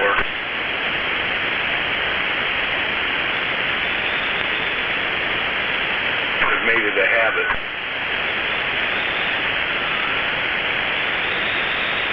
Yeah, I've always heard habits are hard to break. Some of them are really hard, I know.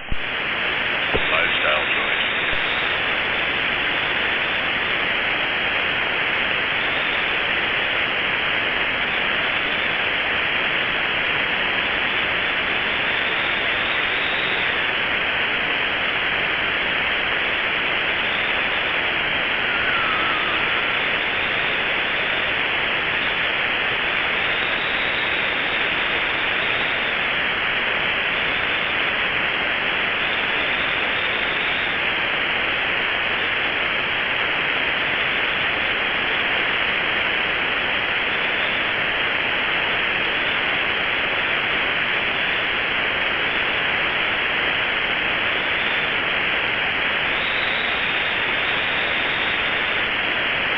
Hey, Gunner, do you know how come you don't have solar panels on the roof of your house using solar to power your house? Do you know why?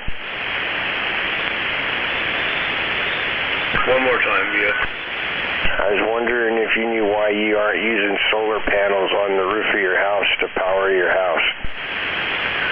That's $30,000. Give me a second, I fell out of my chair.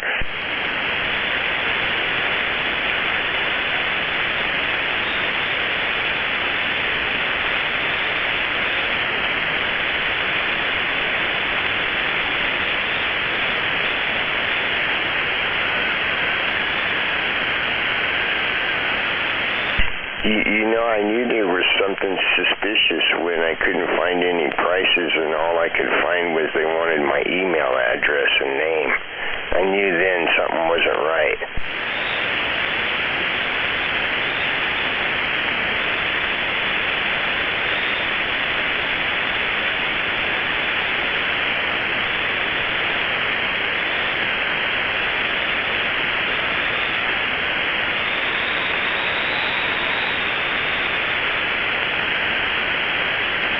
Well, they came out and did a survey of the place and blah, blah, blah, blah, blah.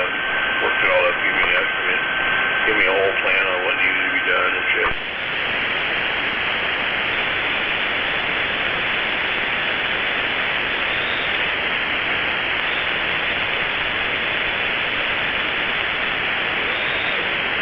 Well, I was just wondering, I'm being a little bit joking here, but I mean, I need actually that probably around the average would be about that price tag, 30 grand. But you know, you think about it, if it's 30 grand for that, man, if you had 10 grand, just think how many of them Chinese solar panels or Harbor Freight you could buy. And, you know, and then you just wire it up. Okay, maybe that probably wouldn't work, but damn.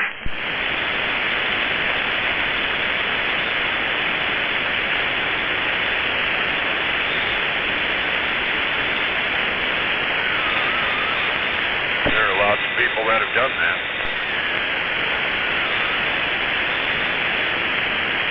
But I've never, do you know how on their webpage sometimes, I don't know, they have like pictures of what customers have done like with their workbenches and other tools. I haven't seen one with the solar panels yet, but maybe it's there. I haven't looked really. Oh, there's 100 of them on YouTube, man.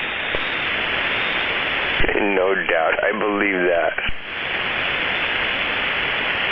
Harbor Freight solar panels, this is how I did it, blah, blah, blah. And there's video after video after video.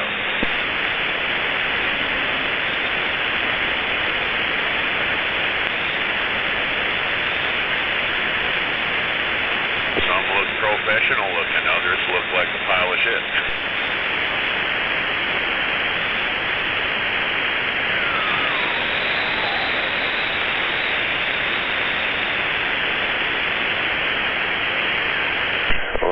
I guess I better concentrate on something more realistic, like my propane tanks are full and I should service my gas fireplace and make it look pretty again. That I can do. Solar panels I probably can't do.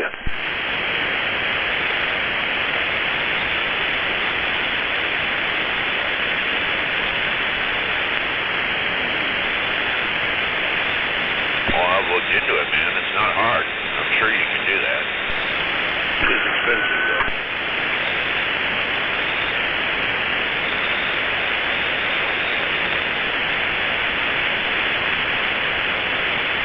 Well, Sky's got a working system, doesn't he? And he did it a bit at a time and got bigger and bigger and bigger as it went along.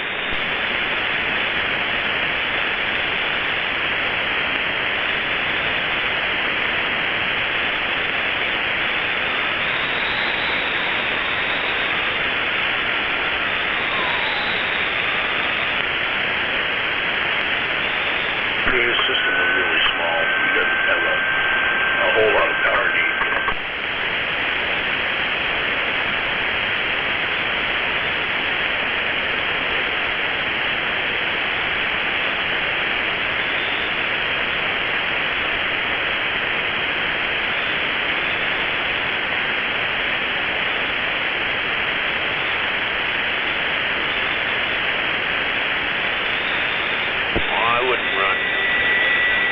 Personally, I wouldn't run my heating or anything like that off solar panels, or I'd also have a generator that I'd run for like a welders or anything that's really high juice.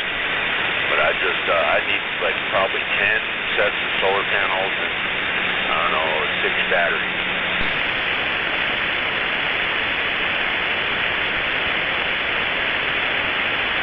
But if I was going off the grid, I wouldn't be using electric stove. I wouldn't be using electric dryer. I'd use a clothesline to dry clothes, and so on and so forth. If I was going off the grid.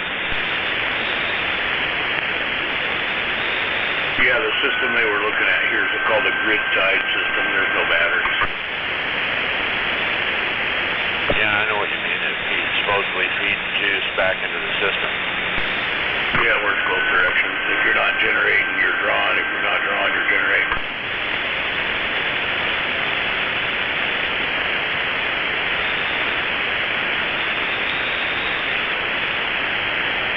Yeah, I'd want something standalone.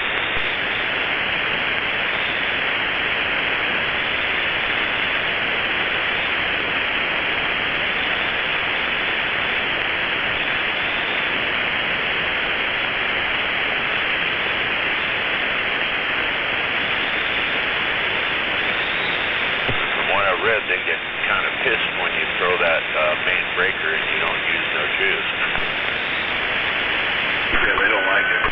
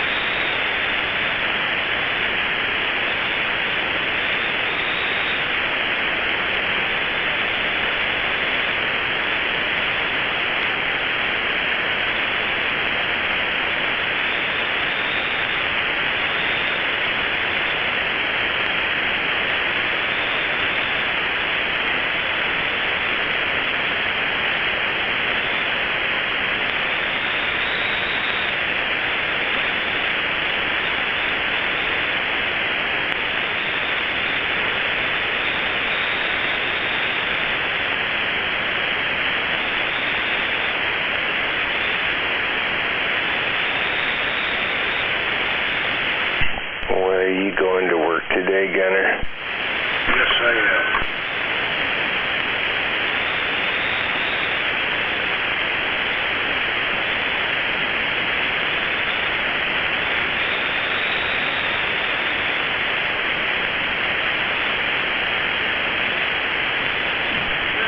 Well, then I guess you're not coming to my birthday party. Doggone it, Gunner. I wanted you to be the show of the party.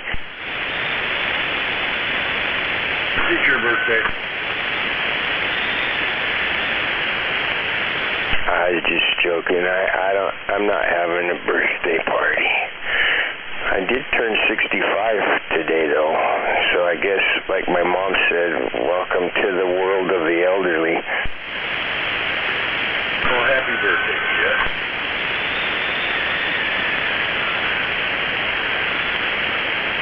Happy birthday, BS. My number 2 daughter's birthday is day after tomorrow.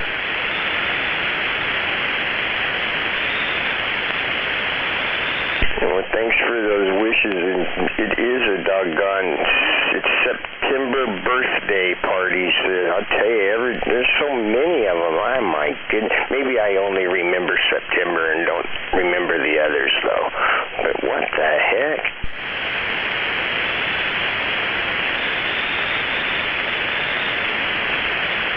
Well, my daughter and both of her daughters have a birthday this month.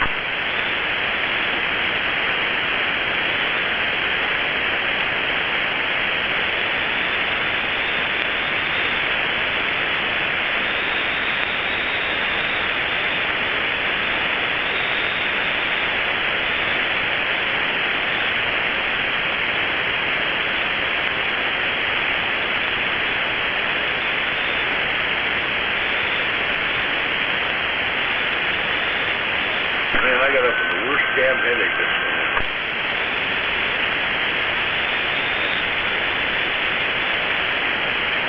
For me, it's my eyes watering and being itchy.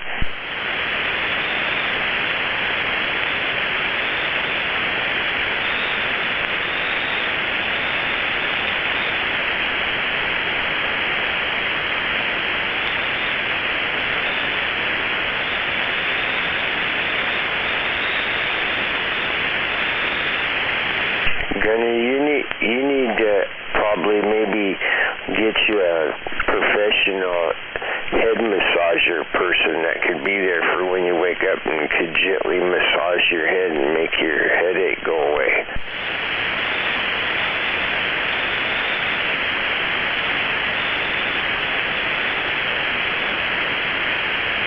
I don't know that that would help.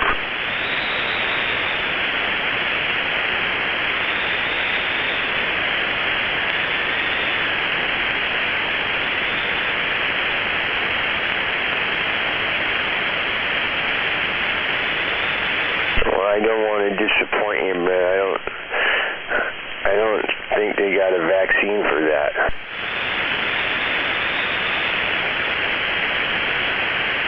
I've been fighting headaches my whole life.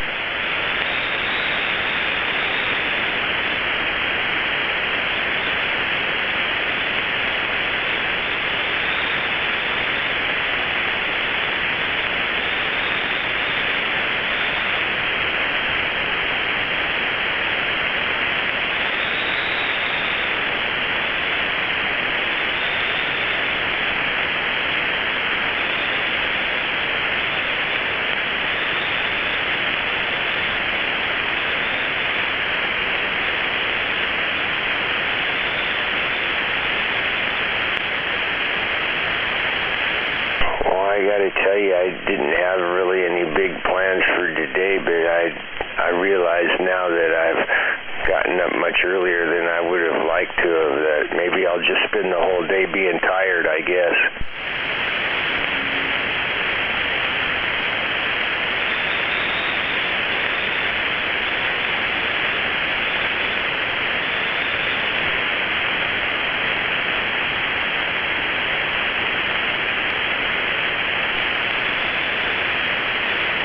But I promise, Gunner, in honor of you going to work today, I'm gonna go out in the garage and I'm gonna polish my Snap-on wrenches. Okay, maybe not, but I will go out and get one.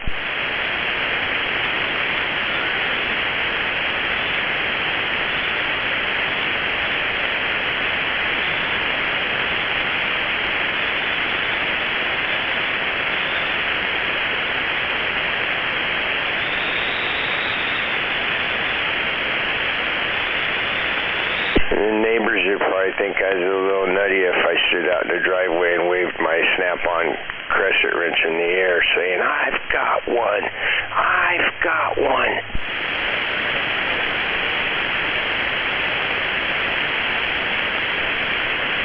Snap-on crescent wrench ain't cheap.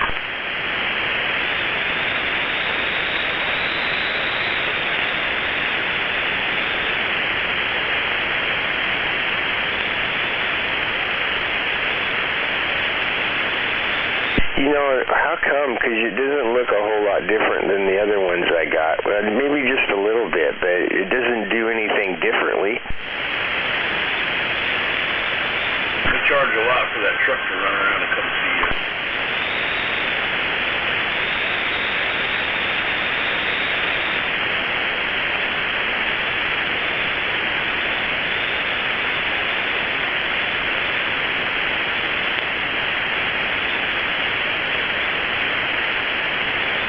I'm going to have to look online and see if they've got any YouTube video courses on how to organize your toolboxes. Gunner, you would be ashamed of me if you saw how unorganized they are.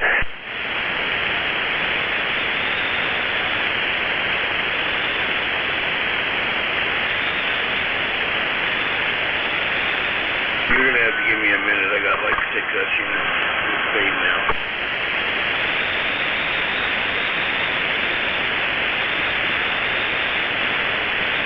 You know, I can't remember if you told me, but I've never been able to solve that problem of the little, you know, the little foam little mats you put in the drawer and then you put your little tools on them and you make them all nice and organized. You know, look at them. They're so neat. Everyone has their place.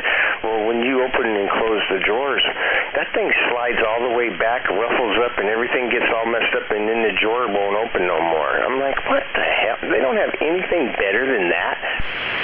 Yeah, they make one that's kind of a mesh-looking mat that doesn't slide around. They work real good. I use indoor-outdoor carpeting. Or boat carpet.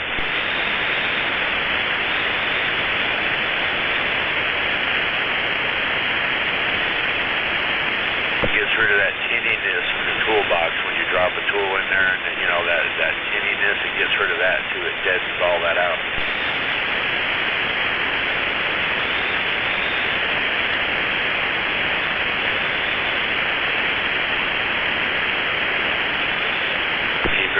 And I use shoe goo in the corners, and that keeps it from sliding.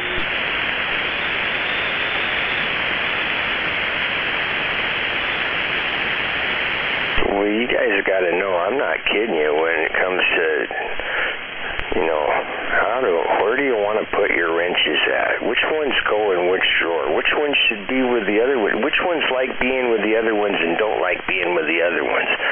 Now, I know it doesn't really work that way, but, man, I don't even know where to... It's like the drawers are just filled up with shit, you know? I mean, there's just... I don't even know... I don't even want to spend a whole day out there dealing with that. It's like, no, it's overwhelming. Well, one of my toolboxes has a full-length top drawer as admin. It's got admin shit in it and consumables and whatnot. The other one, the full-length top drawer, is all socket, metric on one side, standard on the other.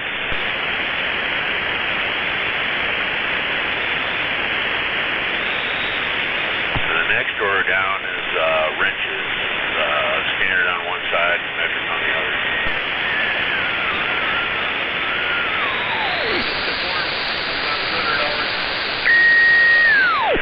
Toolbox number 2 is like one. The next drawer down from the top drawer is screwdrivers, and the next drawer is pliers and cutters and all that kind of crap.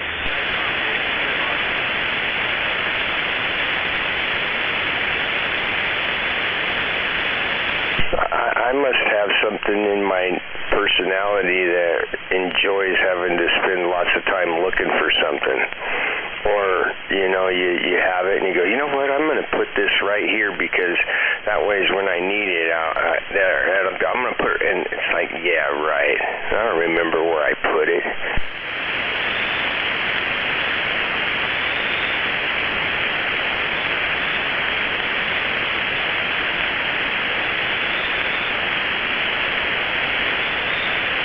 You know, and just like in my work trucks, in the garage, where's my razor knife at? What? Where did it go? You know, I'm like, come on, man. I mean, I got 3 of them, and right now when I need one, I can't find one. You got to be kidding me. Where's my Sharpie at? Third drawer down on the right-hand side. That's where the Sharpie's at.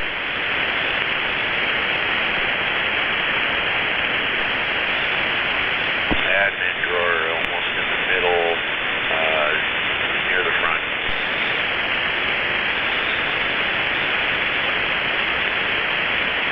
Yeah, I bought a box that's called the Wide Guy, and instead of having 3 banks of drawers like the big Snap-on, mine's only got 2. So all the drawers are wide on the one side, and my box is so easy to find shit in.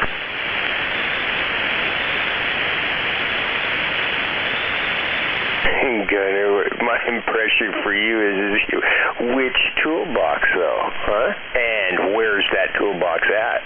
Because I'm thinking you like got them like all over the place. Depends what you're doing. Are we building or are we tearing down? Oh, I would have never thought. You mean, no way.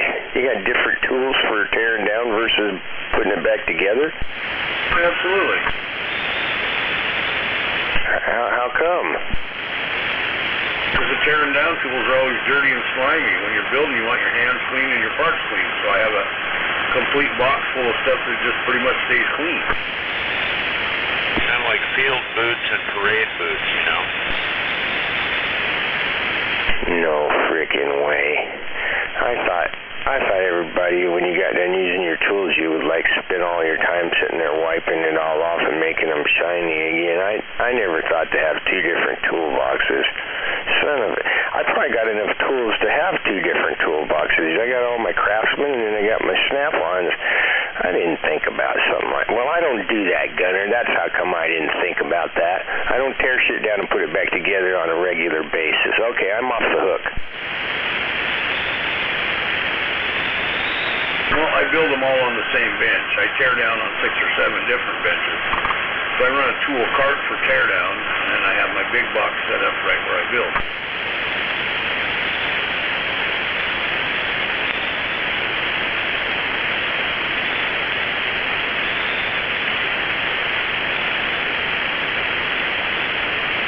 Well, do you keep any tools there at the house? Very little.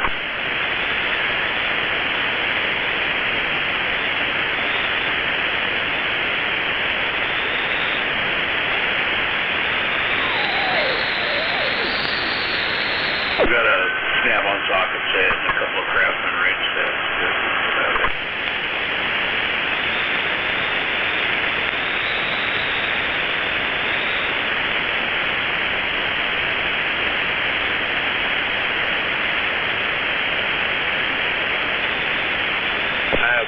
Snap-on 7000 series. You remember the original one with the big casted eagles on the ends?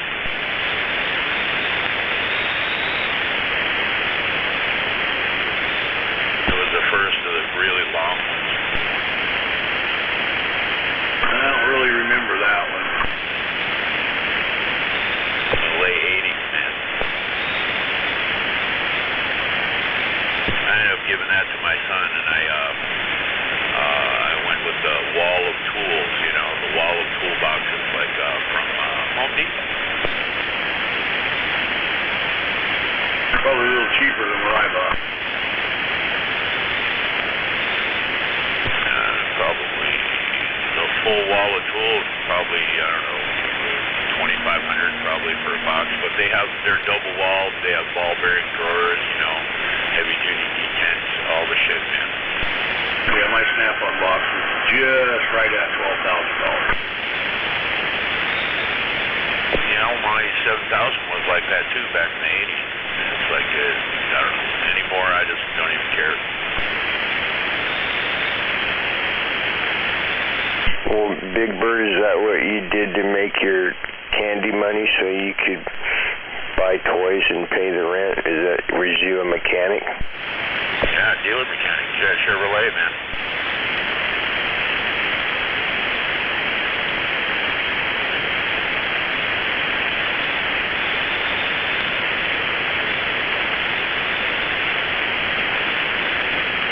Did I hear you say diesel mechanic?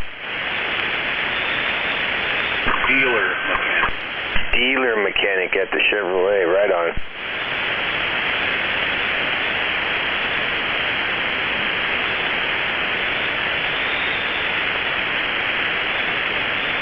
Well, I think, you guys, that kind of work is way too hard. Because, man, well, you know, it was kind of that way when I was younger, too. I liked piecework because I could work fast and make more money, but it sounds hard doing what you guys did, mechanicking. I don't know about that one.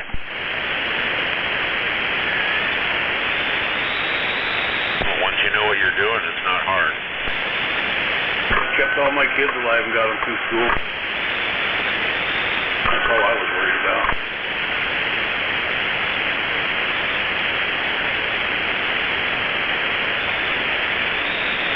Kept me in hot rod cars and muscle cars and motorcycles and all that shit. I was going to say, funded all my bad habits.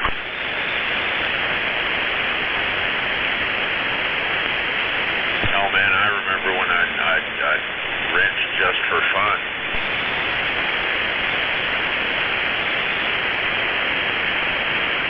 Yeah, I haven't enjoyed it in a long time.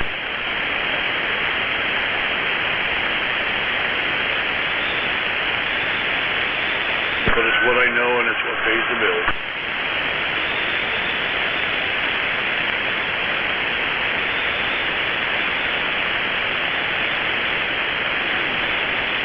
I think for me it's really hard to remember back far enough to say that, man, I really love this job. Oh, I like this. This is so much freaking fun. I mean, I can't believe they freaking pay me to do this. I mean, I don't know. Maybe when I first started at the gas company, I thought that way. I did show up for work one day when I wasn't supposed to be there. You know, the first 20 years I really enjoyed what I do. Not so much anymore.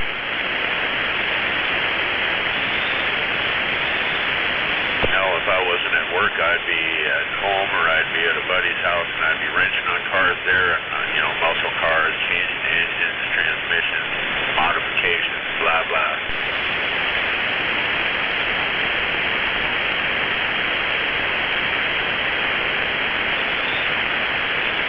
Eventually, I just ditched all that shit. Yeah, I need to. I don't do much of the after-hours shit unless I pick up a tranny to build on the side, you know.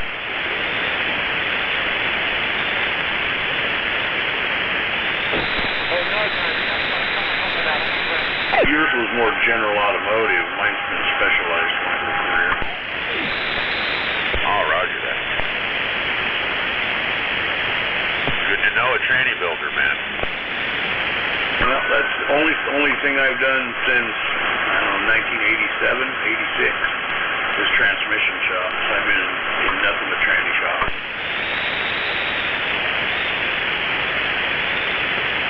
I did the wrecking yard thing for a while when I first got out of school, but as soon as I got a job in a transmission shop, I never looked back.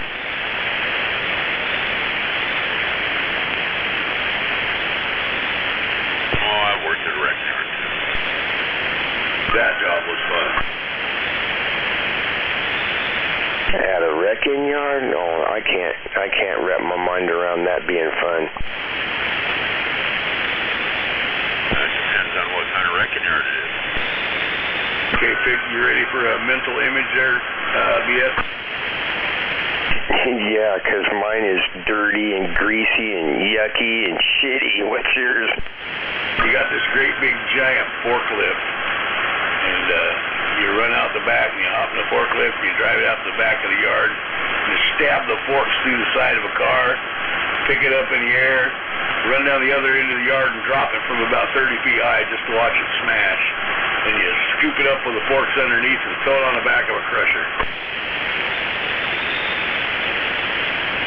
Well, now that sounds fun. I'll admit that. That's like when I worked in the glass factory. The fun there was taking a piece of glass and throwing it like a frisbee into the wall, and then it smashes and goes into the dumpster. That was fun.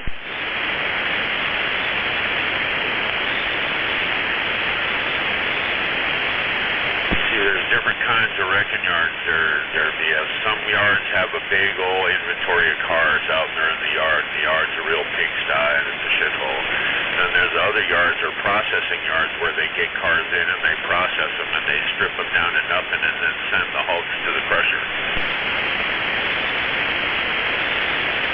The yard I was at, we owned 5 yards. 2 of them other people were running.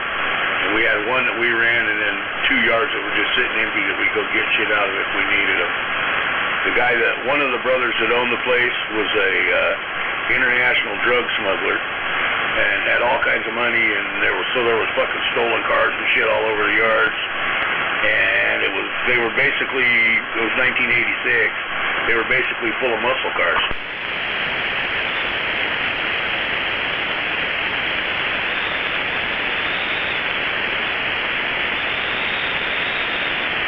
We had a whole row of Boat Tail Rivieras.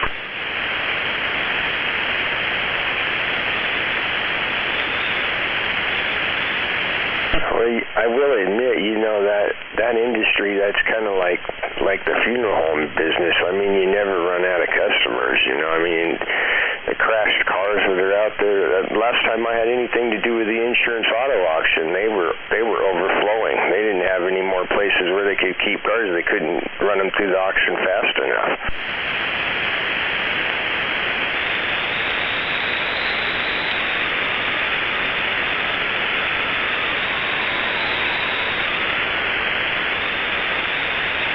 And I've come to realize, being associated a little bit with those insurance auto auctions, that is where you can find out the real, true value of any type of vehicle. Not when it's brand new, but when it's sitting in the wrecking yard.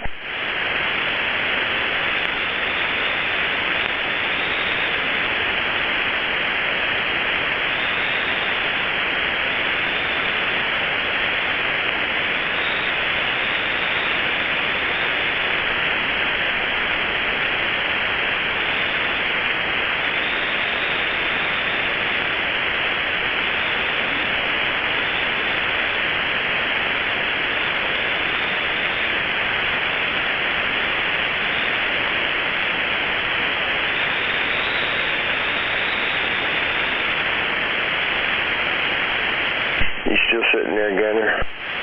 Yeah. Do you ever do trannies out of them Toyota Priuses, or are they completely something different? No, they're CVTs. We just buy them. They're cheap.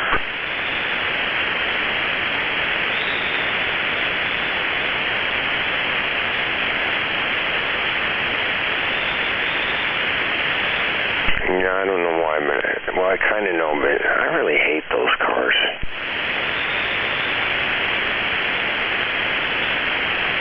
Yeah, everybody who doesn't drive one hates them.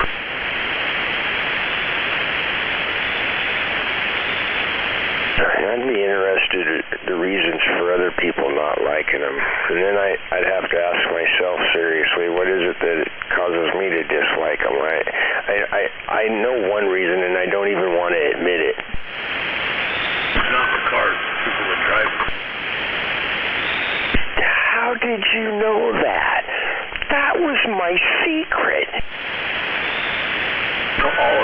pretty good idea, and they're not a bad car.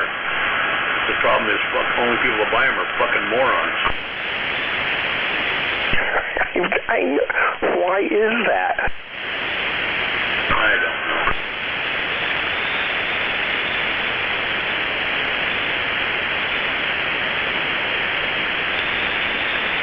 Why is it that they're all doing 51 miles an hour down the freeway? I don't know, but I do know this, that in the last couple of days for entertainment, I went back and was watching a few more of the crash videos from those dash cams, and I've come to realize that anything over 30 miles an hour, I don't think there's any cars out there on the road that can take being bumped, tapped, or hit that doesn't send them into a tizzy fit, spinning, flipping, rolling, doing all kinds of weird shit. I mean, there's, you know, I'm starting to believe that all the things I've seen on the TV movie screens is a bunch of bullshit, because it doesn't work that way on the dash cam videos. That's why I drive a truck.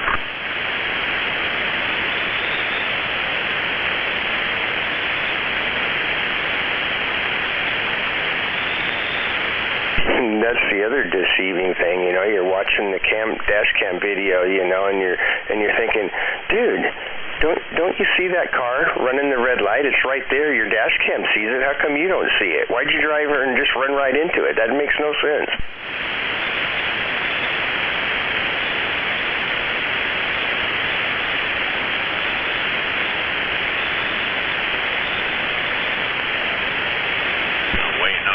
Coax, man, and it's been sitting in Seattle for 2 days now. Should have it today now. Man, I'll bet you were just chomping at the bit wanting to drive into Seattle and go get it yourself, weren't you? No. No.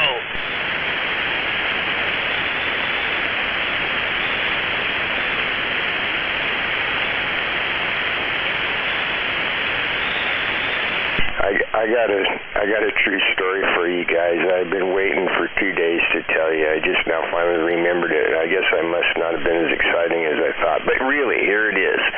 So my son-in-law's friend, he lives out in East County of Portland, where they kicked out all of the shithole people out there, you know, like stepping on a tube of toothpaste and it squirts out over on the other side of town, and then it all kind of...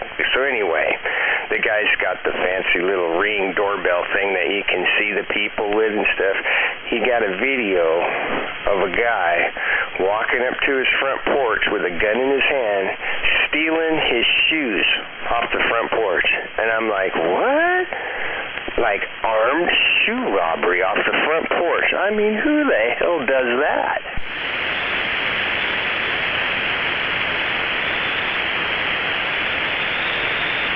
While you guys are thinking about that, I want you to know one of the first thoughts I had when he told me the story was you, Gunner, and all the other compadres over in Shelton. I thought, boy, that sure wouldn't work over there. That would be the wrong thing to do. They get you shot.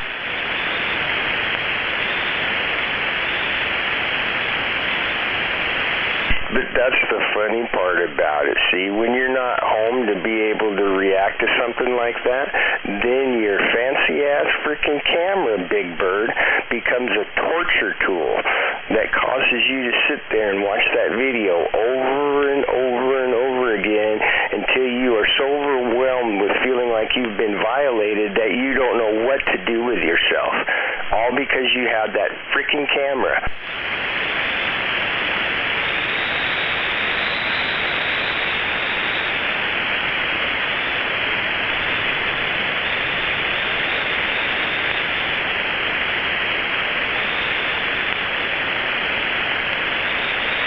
That's why I have a fence with a locked gate.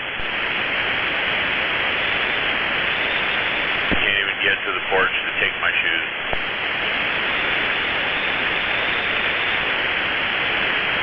Well, you know So in that situation, what might be funny is to take a pair of shoes you don't really want and then set them out on the other side of the gate, kind of like baiting them, you know. But you know, you're not going to have nobody go by where you're at and do that. You gotta be in certain special places for things like that.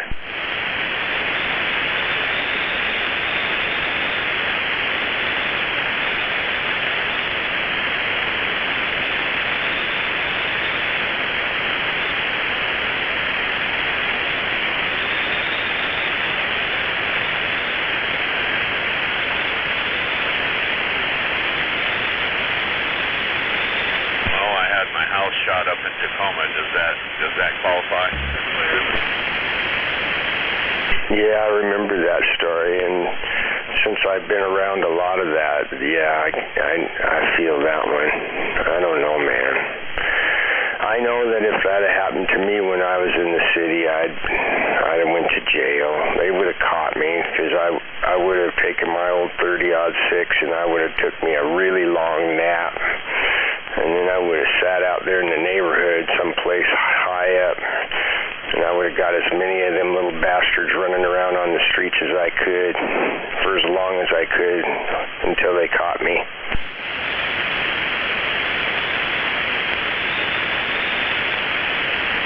Well, after that happened, the cops were crawling all over me, man, because they figured that was exactly what I was going to do, is go retaliate.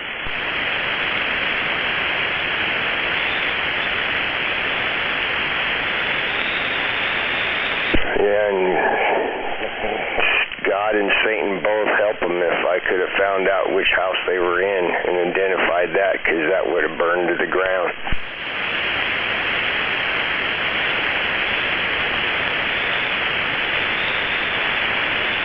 But, fortunately for my future, I never got involved in such a scenario.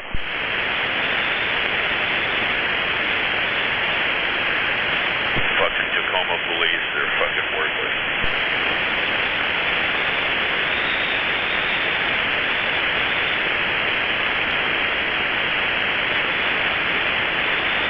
Well, I did read this morning where a whole bunch more of the Seattle police might be quitting because they don't want to be forced to have a vaccination.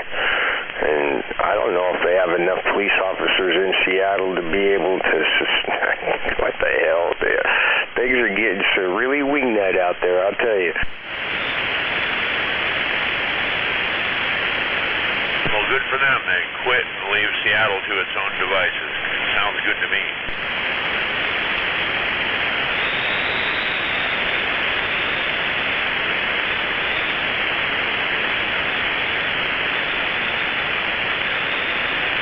I'm just glad that my little family and granddaughter got the heck out of the city of Portland, and they're far enough away and out where they are to where they're in a town where if something's going on, the police are there in seconds and they don't frickin' mess around. Portland's governed by the people, not the people as we would think people, but the lower people that are down lower, like way down there, lower down there, like look way down there, in the sewers. That's the people that are running Portland right now.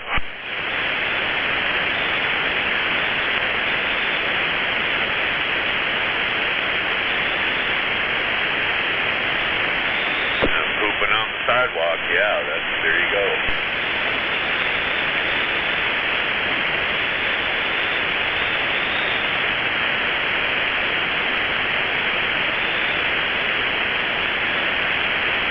Portland used to be a good town, man. It used to be a working man's town, you know. I'm shit. And sportsmen, it was like a sportsman's paradise down there. Yeah, once upon a time, Yeah, I agree with you guys on that. I got to experience some good times there, you know, and I watched it change some. I mean, it was kind of still wingnutty when I got there in 1985. Oh, wow. Generally, that's what I thought about it. I thought, man, this is just like one big town. It's like a neighborhood connected to a neighborhood to a neighborhood, and heck, you can drive from one side of town to the other, and this is pretty cool, man. They do cool things around here. I mean, you could go downtown and have a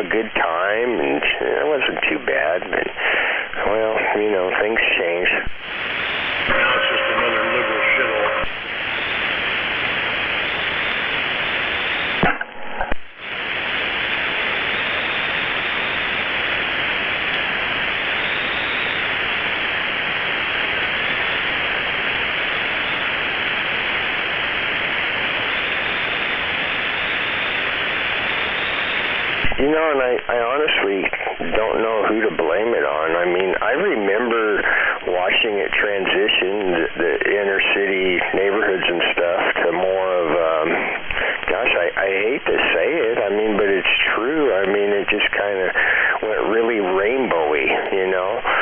Like, you know, we went only, you know, I hate picking on the doggone faggots, the poor homosexual freaking deviated, perverted mindset, but it's okay, you know, but I don't know. And then before them, though, it was the gangs, you know, they were doing their thing, but at least they stayed in one part of town. They didn't, like, spread out all over everywhere.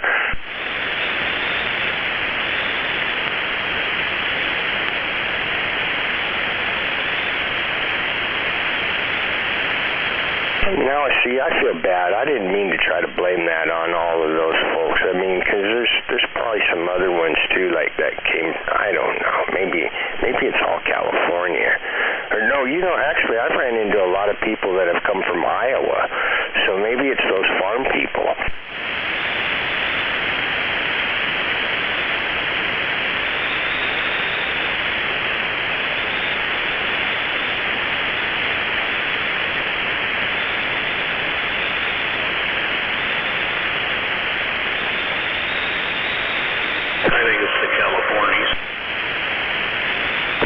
Gangs of Amish supremacists? Yeah, that's the one.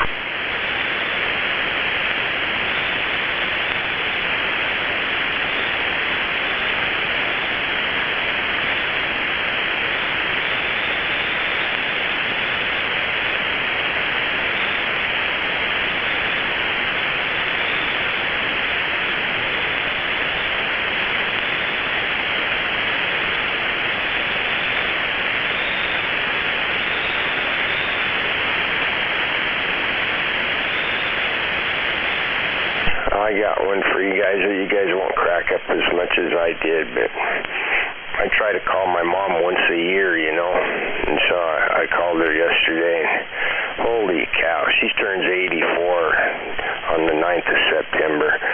After she got to going there, I said, man, Mom, you are tuned up. What the heck? Well, I watch Fox News all the time. I said, shit, I can tell you know every freaking news headline. I'm thinking, I couldn't believe it. She didn't sound 84 on the phone. I was impressed on this phone call. Your mom's birthday, same as my daughter's. Isn't that crazy? I'm telling you, man. I mean, we were all busy in the same month, weren't we?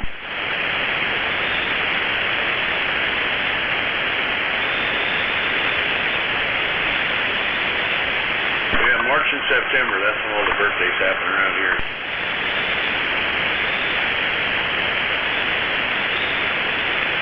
Damn, Gunner. We must have some same frequencies rolling there, because, I mean, that's my daughter's birthday is March 7th. Well, my dad's was the 29th, mine's the 30th, the boys' is the 23rd, big brother's is the 15th, oldest daughter's is the 10th. We tear March up pretty bad.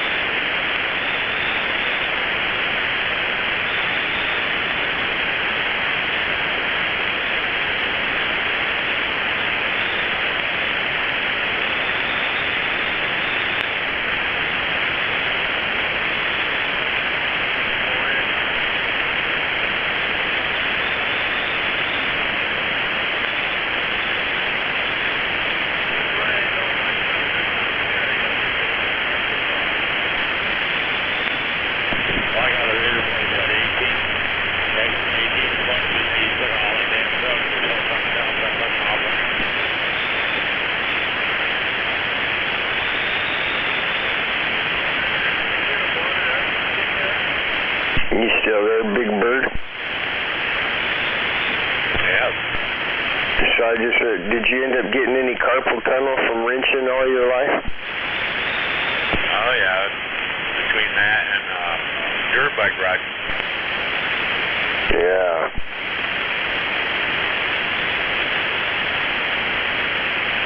My hands still cramp up for no reason. They try to shrivel up into little freaking claws, you know.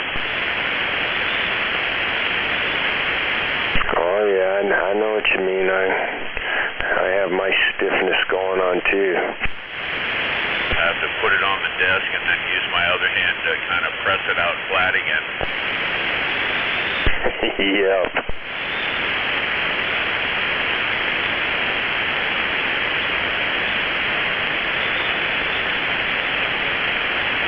I actually try to make sure I don't have my hands in any kind of rolled up fist position when I'm sleeping too. If I can, I try to keep them out flat because of that.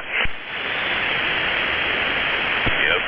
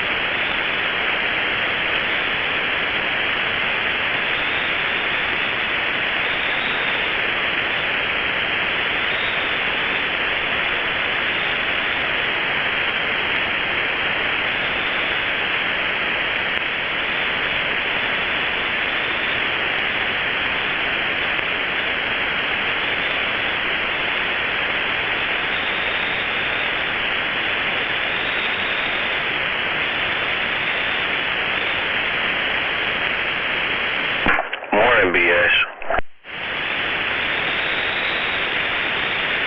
Morning, Red. I was just putting down my microphone and taking off my headphones. I was done. It doesn't seem like a work day, but I guess it is for you too, huh? Yeah. I had a 4-day weekend.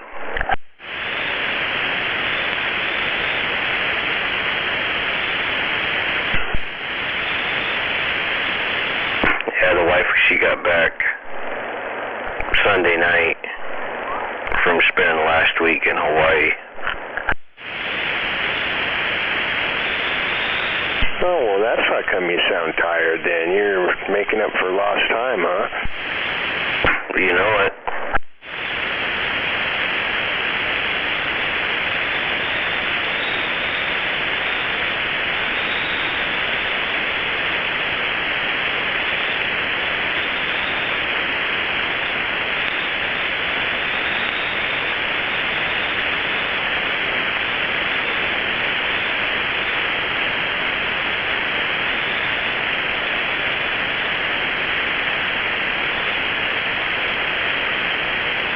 You know, I still remember feeling that way. Gosh, those are fond memories. Every time.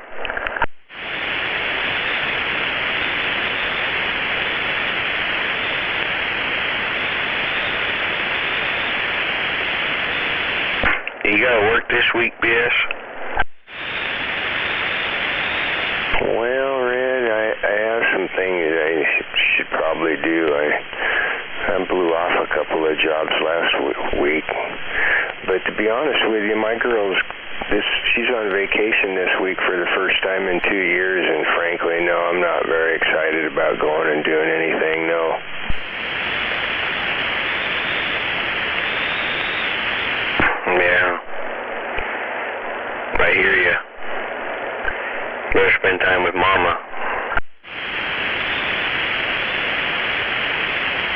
Yeah, we'll see. I don't hold my breath on that either. But actually my excitement for this week is I'm excited for her son because he'll probably hear something back whether or not he's got the job for sure. And then the minute he gets that word, man, he's ready to pack his bags and catch a plane for New York and move back there and start living, I guess. Perfect. Yeah. you know what I'm thinking. Yeah, perfect. Grow the fuck up, get the fuck out, start your own life.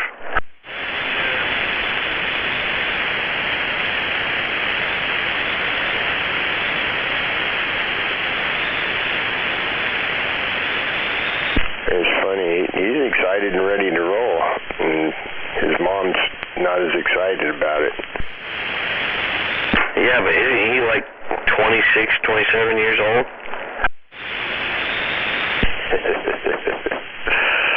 It's funny, Red. He might be older than you. I don't know, he's 34. Get the fuck out.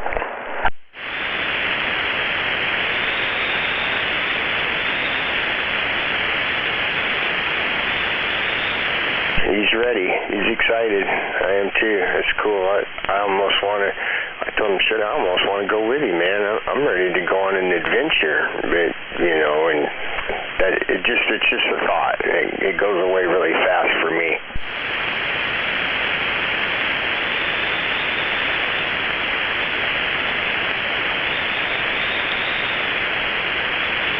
For me, I've discovered just going out in the backyard and walking around can be an adventure. Are you starting to get short timers? I don't know. You walk in the backyard and you forget what you have back there, and it's like, oh, look at that. This is cool.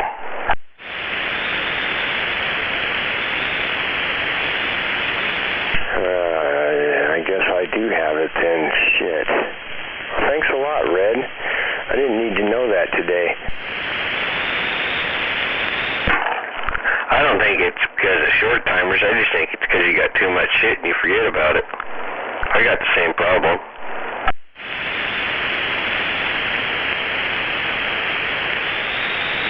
But mine's more of when I'm out there mowing the lawn and all of a sudden something catches my eye and I get off of it and it's like, son of a bitch, I've been looking for those channel locks for 3 years and that's where the kid left them. And you just mowed them? Didn't mow them over. Didn't suck them up, but yeah, that's where the kid left them. I found them.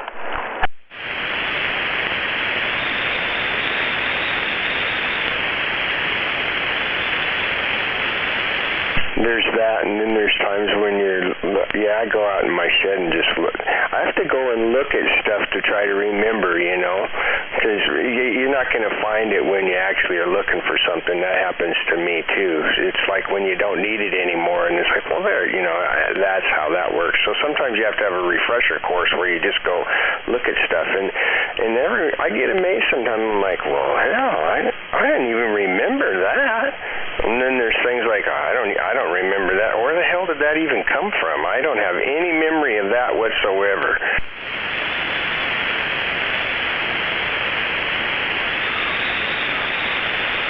Now, I wish I had that problem.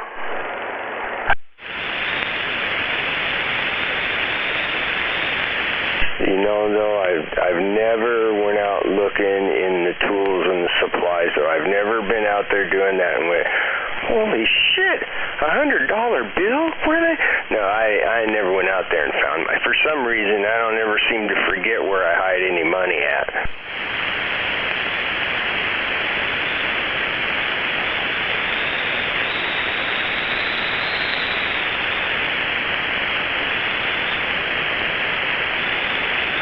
See, that's why Gunner's not saying anything, because he's trying to remember where he's hid everything.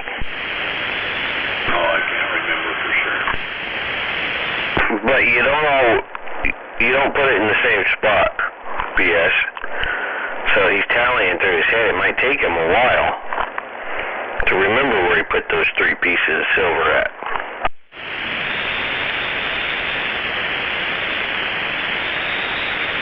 Well, you see, we were talking about toolboxes earlier because I was telling those guys that I just can't wrap my mind around how you can be so organized with all this stuff. So we kind of went on a little thing about that and finding stuff also, you know. But it's an ongoing battle for some of us.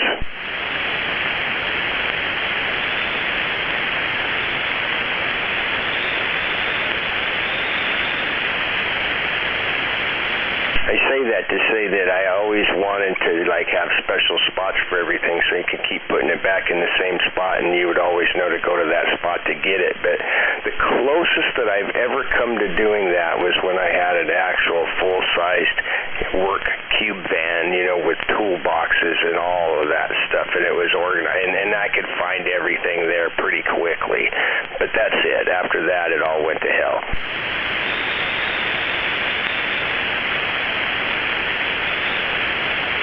Yep.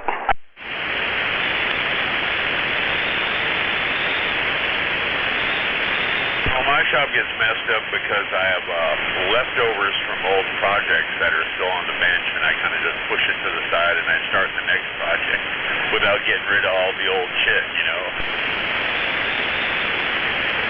That's my own fault, you know. That's nobody's fault but my own.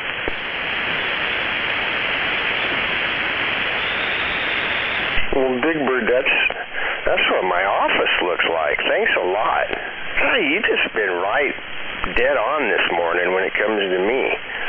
Like, you know, like this little workbench that's in here with all my solder and stuff on it, and that freaking amplifier sitting there, and all these radios over here on the shelf with wires hanging off of them. I don't need this shit in here. I don't need it in here. And I'm going to get rid of it out of here, too.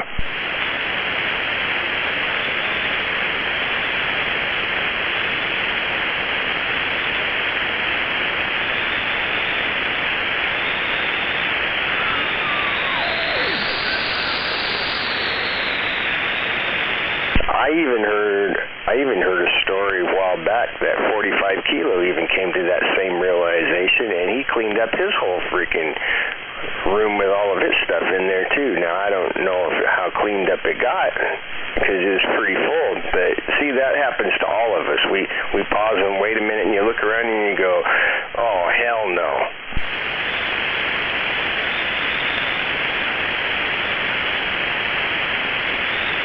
Yeah, my room's a disaster. It's got a trail through it.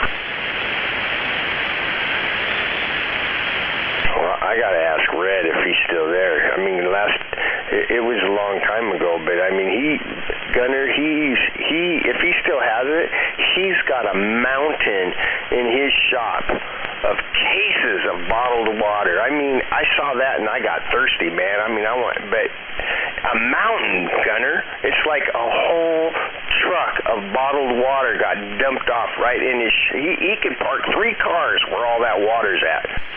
Yeah, I see it. P.S. I'm adding 2 more pallets to that. No way. Yeah, this week there's 2 more pallets getting dropped off. Well, Red, aren't you on a well? You're on well water, aren't you? Uh-huh.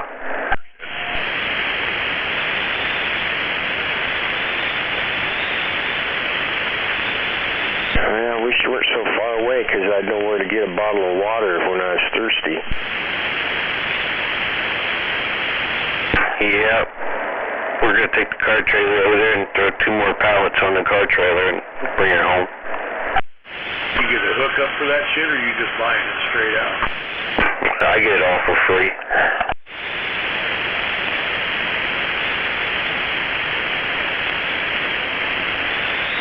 I'd have a stockpile too if I wasn't paying for it. Right?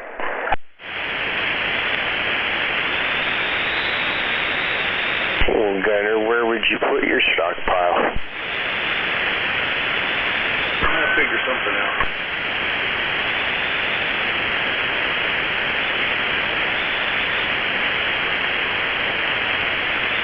Because as it stands now, I've only got about a week's worth of water stored.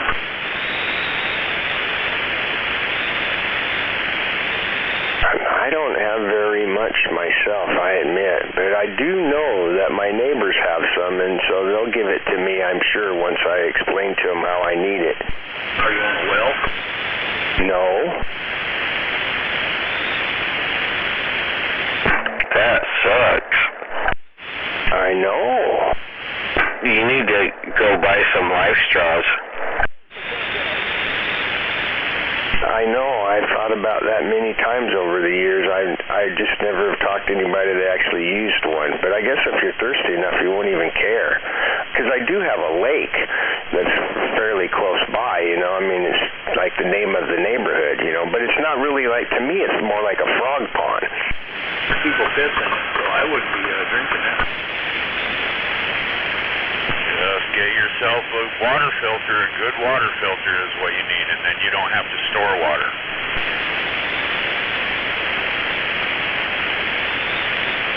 Well, see, that's the thing. I know my neighbors have water heaters in their houses, so that's like 50 gallons a pop. I don't have a water heater because mine's a tankless, but I did have one, but then it started to leak, so I threw it away. But I know the old lady across the street's got one because I can see it in the garage, so there's 50 gallons right off the bat. And then after that, you're drinking toilet water? No, and then I go to the other neighbor's house.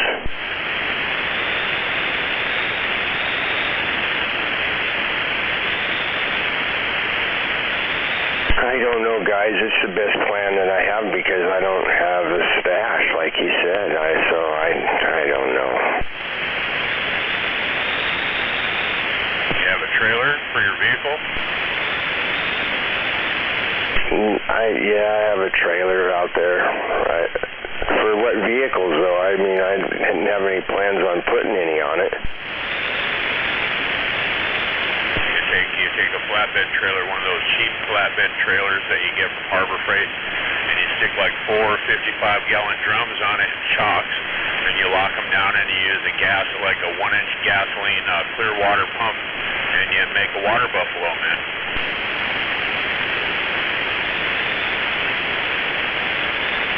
Yeah, I don't have the barrels, but I would have the other stuff to do that. Just not the creativity to think about it like you just did.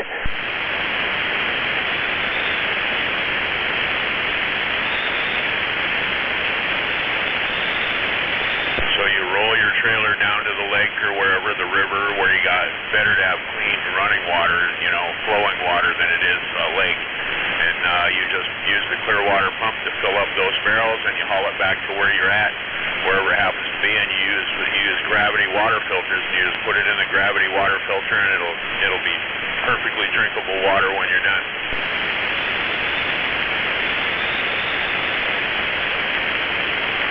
I like your idea, but you know, one thing that popped into my mind was you were assuming that, I mean, I don't know if I'd want to waste, if I had any diesel or gasoline, I mean, that's pretty rare, you know, and you'd be using it all up to do that.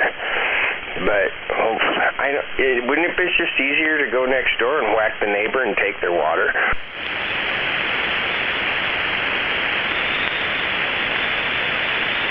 Might get whacked yourself. Well, maybe, but then I won't need any water. But, you know, being the little devious Marine that I am, I mean, there's just a part of me that wants to try that. But then there's this other part that says love, peace, and chicken grease, and I should go next door and give them my water. Because, you know, that's what you do. You help other people. You give them what they need. I can't see you whacking that 80-year-old gal and taking her water, that'd be it.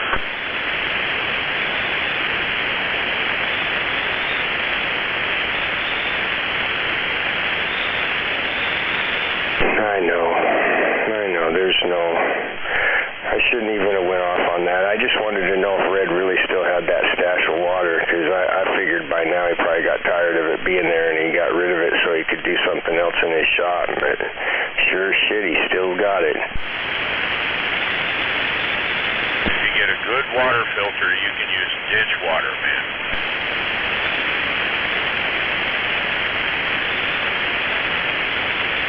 Well, I don't know what filter that'd be. There's a plethora of those out there. I remember when I was plumbing my friend Dr. Dan's house to be able to catch all the rainwater off the roof and go into the 6,000-gallon tanks that we put in this shed.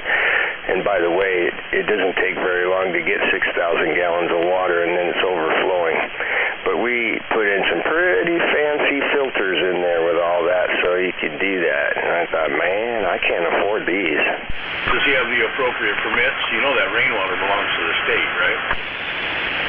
Yeah, but you know that we're in the mindset of FU, right? Hey, BS. No, we use ProPure water filters, gravity filters. They cost about $250 for the whole filter. The container doesn't cost shit. The stainless steel containers, the filters themselves, the cartridges that cost $1. Yeah, I've heard of that ProPure before, for sure. And go ahead, Red. So, this is what you do. In your instance, you're on city water. You know where your water tower is for your water pressure for your city, right? No, because I'm not in the city. I'm on well water. Oh, you're on the well in the community? Yeah, I'm on, well, not just it's not a community well, it's multiple wells because it's an actual water company that serves much more larger area than just my little area here. Right, but so they have a water tower, basically, to hold their water to create a large amount of water pressure, right? I honestly don't know, Red. I've never noticed a water tower over here anywhere. Oh, well, look at Google Earth and see if you can find it. And then what you do is you follow your water mains down and shut everybody off except to the way that it's going to your neighborhood.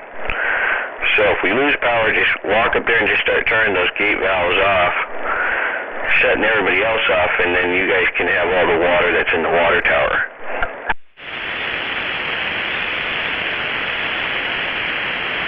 Yeah, that's a lot of work. I don't think there's no towers. I think they're using pumps and doing. I don't know. I hadn't paid attention to that. Boy, this has gone way deeper than I thought. Making sure guys got some water. See, I even went out and bought a mechanical pump for my well. Well, I think that's a good idea, you know. I don't think they want you to have well water, though. That's what I've always heard. They don't want you to be self-efficient, or sufficient, I should say, sufficient.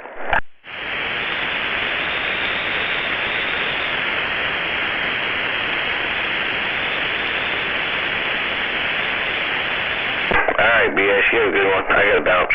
Later.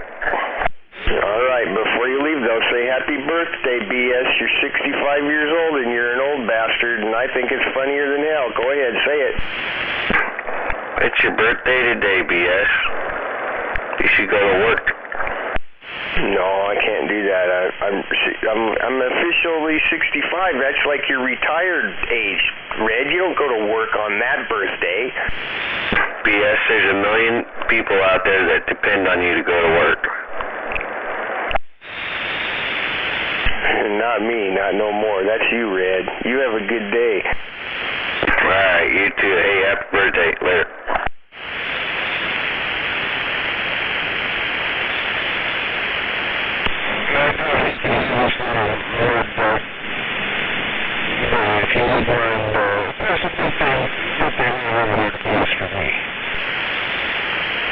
Did you leave too, Gunner?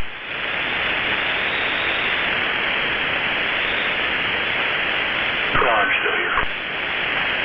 Gunner, I need a tune-up from you. I need to know, because right now I got you sitting at 59, and I don't think you're that old. I need to know how old you are so I can keep track of you. 58, you were close.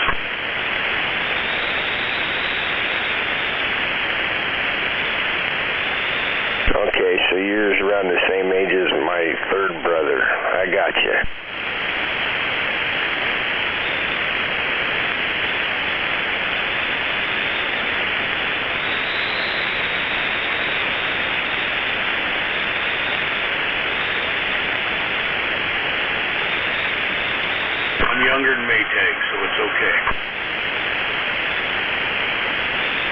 No shit, really? You're younger than Maytag?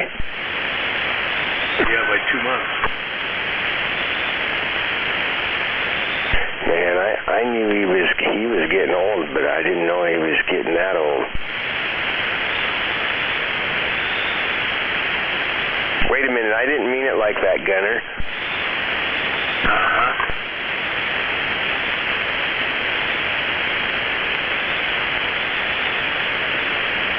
I gotta go fill my coffee.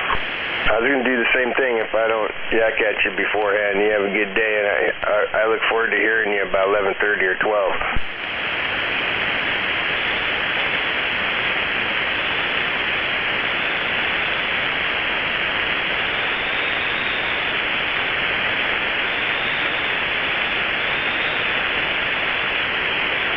I heard Rigid in there. Good morning, Rigid.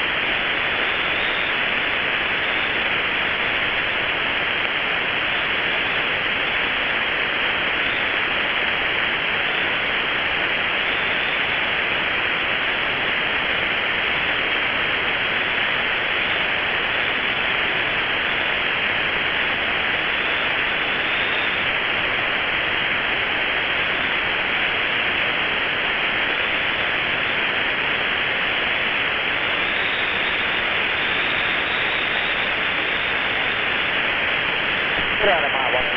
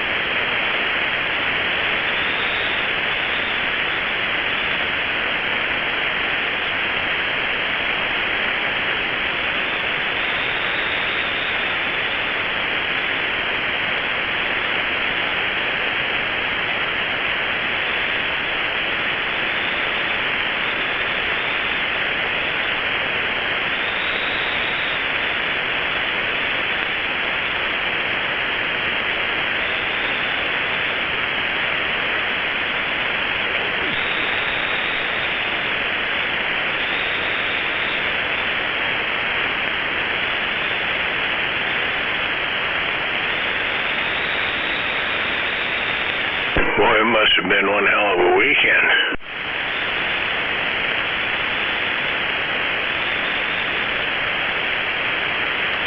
No, I didn't take to the party. Is that what it is?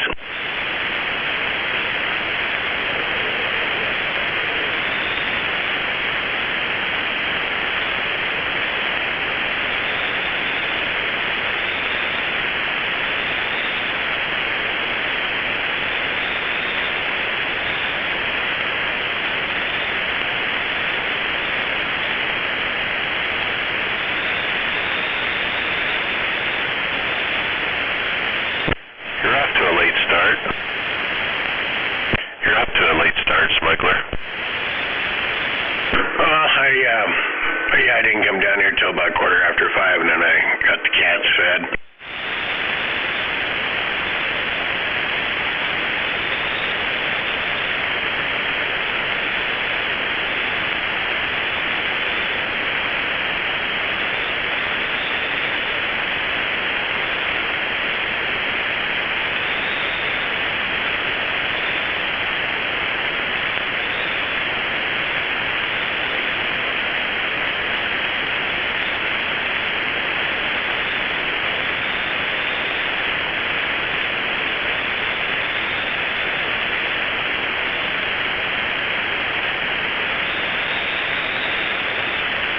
Yeah, I just got my first cup of coffee also.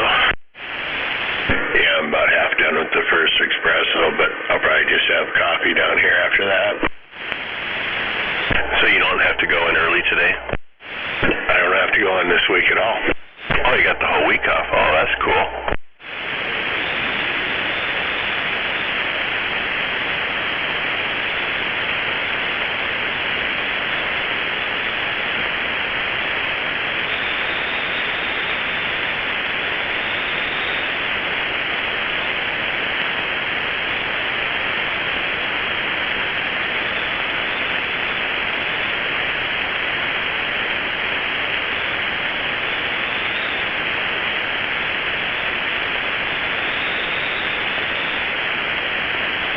Morning time. Smuggler, you out there? Morning, Ron. Hey, morning, G.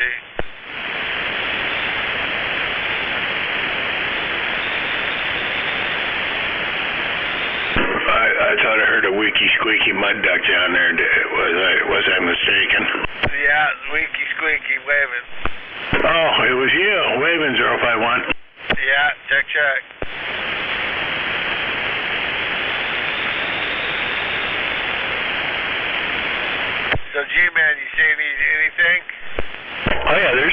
there's a lot of activity up there this year. It's probably going to be good. Right on.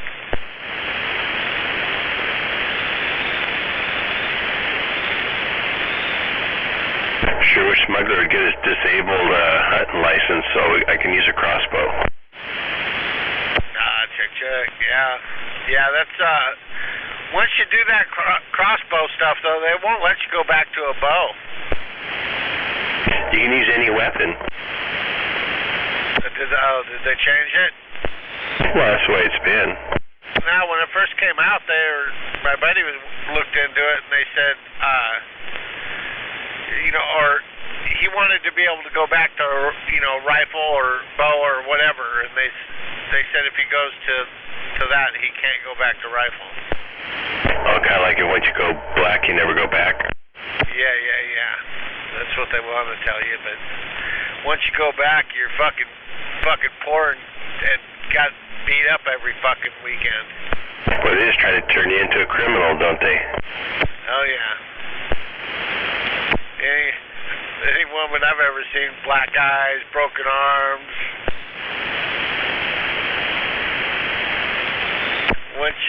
When you're a woman, once you go back, I guess you just get beat. Yeah. I think they say beat like a slave. Or sweating like something like that.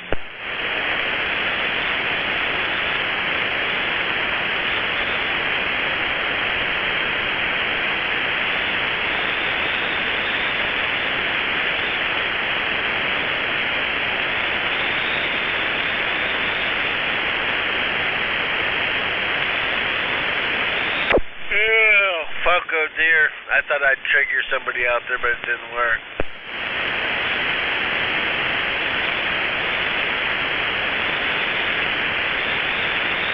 Yeah, well, I couldn't believe they're still in velvet up there. Yeah, you see anything good? Big ones? No, I just seen a couple forked horns, but yeah, I thought, they usually get out of velvet up there back in May, it seems like.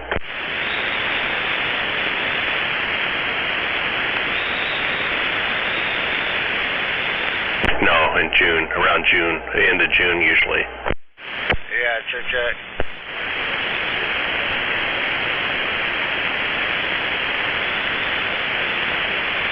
See any bucks?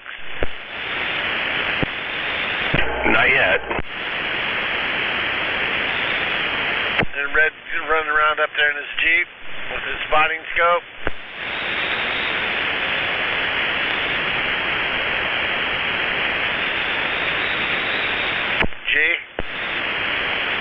Squirrel. Yeah, what? He said is Red running around up there in his Jeep with his spotting scope? No, he's been up there in his bike the other day. Check. Eating bugs, huh?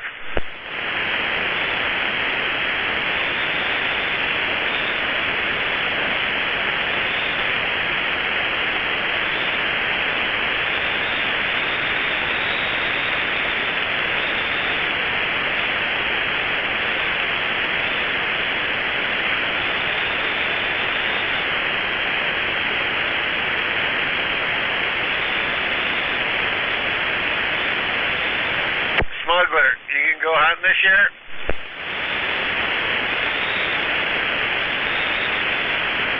Am I going hunting? Smuggler. Oh, I don't know. I was trying to get him to get his handicap hunt permit.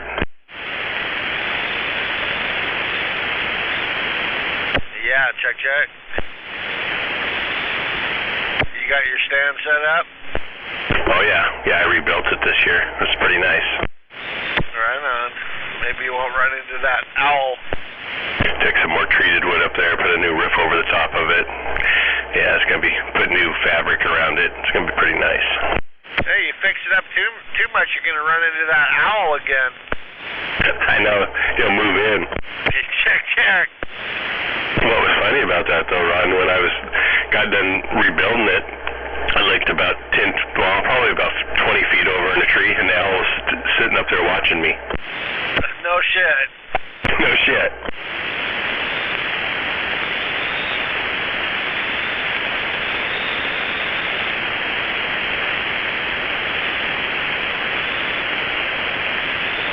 I could get my disabled hunting license, and then I could have Ron push me around in a wheelchair through the woods. Right, yeah. You guys can split the meat. There, you know, you just let me know. You guys can split the meat, right, Ron? Hell yeah. Shoot. Now, if you need an extra tag, you let me know. We can go down to the store and go buy one. You take it up there and tag it. Okay. You know, smuggler, you can, if you get that handicap thing, you can just shoot right out the window of the vehicle. I know, you can road hunt. Fuck, you can road hunt anyways. Does Fish have a disabled hunting license? Sometimes I wonder. I was just wondering, because he road hunts all the time, don't he? Uh-huh. Except for he forgets to roll the windows down and it's all fogged up inside.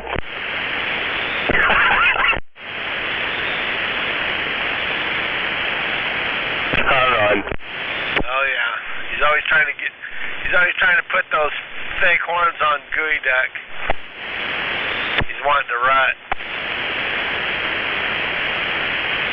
Try to get Gooey Duck to fuck him.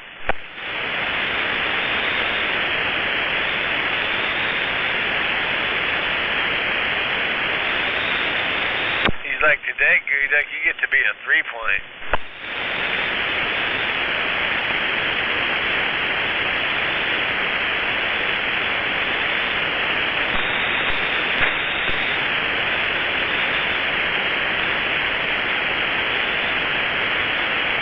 Yeah, it seems like he's backed off the hunting thing. He's backed off of everything.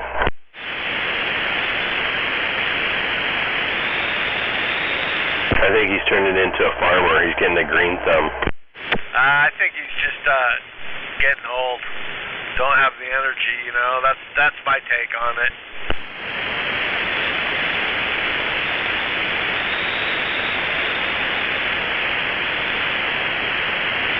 Hey, Smuggler, do you watch any of that video?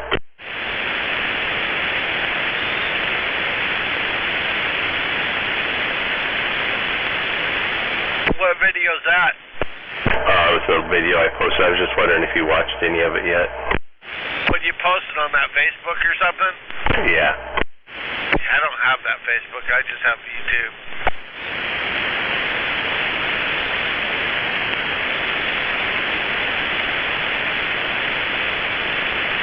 I don't like that Zuckerberg. I don't like him spying on everybody.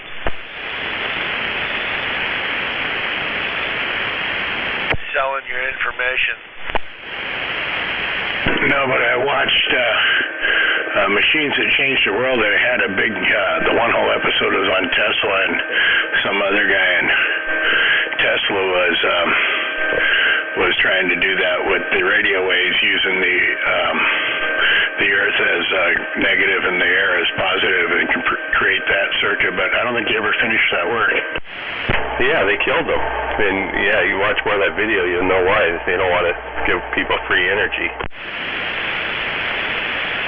Yeah, but that's all old stuff there. I remember Dad had books on that shit back when I was in high school. I remember talking to Mr. Barber about that, and he said he never heard of anything like that, but maybe he didn't study Tesla. Well, that's because when he went to his school, and it was all propaganda to teach him.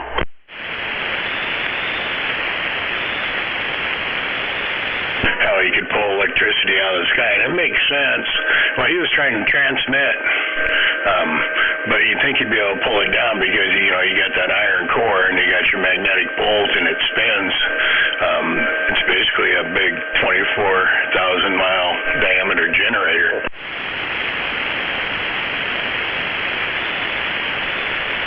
I'm surprised I thought you were gonna get right on that video and start watching it and see how good it was. No, I haven't yet. It has episodes so you can stop, you know.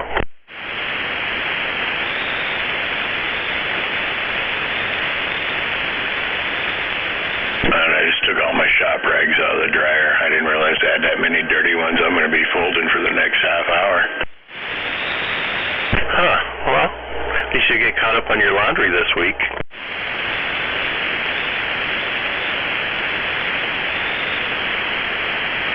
Yeah, all these terry cloth towels, they're so cheap, I should just throw them away when they get dirty instead of washing them, but I just can't bring myself to wasting that much. I've probably got 60 of them here that I just washed. Well, when you get ready to throw them away, just throw them in a bag and I'll use them for rags.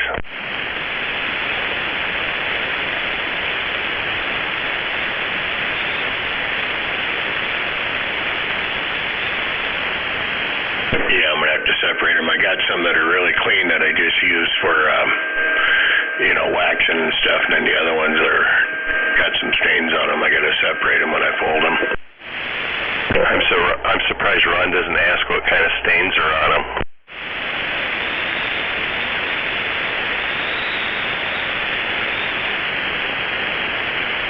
If he wants, he can come over and get a couple of them and put them next to his sock he uses.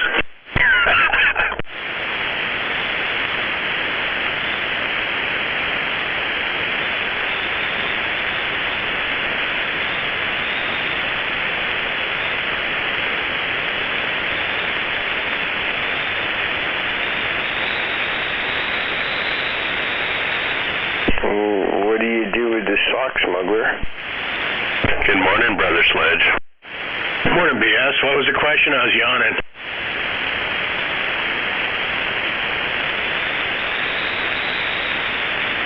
BS, what was the question? I was yawning. I yawned kind of loud, like that, so I didn't hear you. Good morning, guys. I got to put my headphones in the radio. I've been listening to you on the computer on Kilo stuff.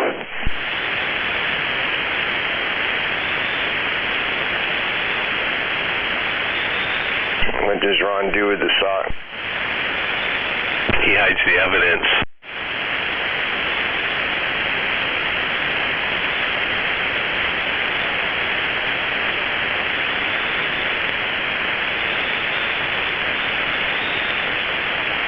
And now I can hear you guys in real time on the radio, but I can't hear Ron if he says anything. He doesn't normally really say anything. He talks a lot, but nothing's, he doesn't really say anything. Well, at least he hasn't changed over the last couple of years. He's still the same as he was 5 years ago then, huh? Uh-huh.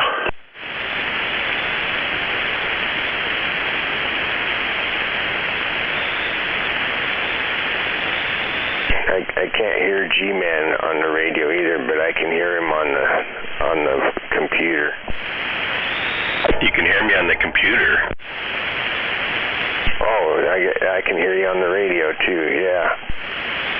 Well, I got static almost taking you out this morning, but I got you in there. Well, I'm like Ron, I don't have anything to say either. Smuggler, he's like popping clear up into the red this morning. I don't know what he's doing over there.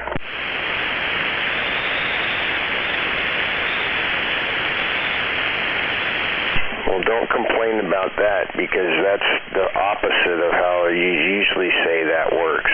In fact, I'm like shocked that you would say that today. Something's changed in the atmosphere. Well, yeah, I know that.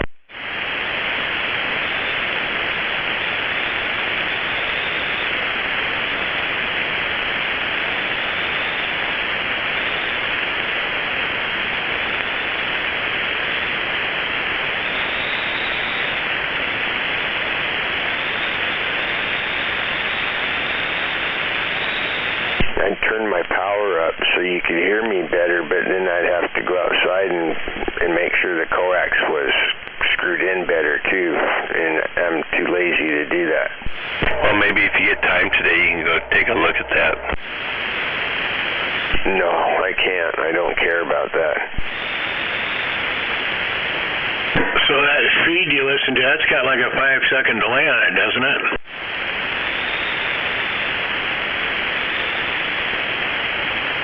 Well, you're up to about 10 seconds now before he answers. We'll find out. No, I didn't know who Smuggler was talking to. What did you say? That 45, I don't have the feed, you know, that 45 got on the radio. I don't do that shit because radio's radio and computer's computer. But that's got like a 5-second delay, doesn't it? Yeah.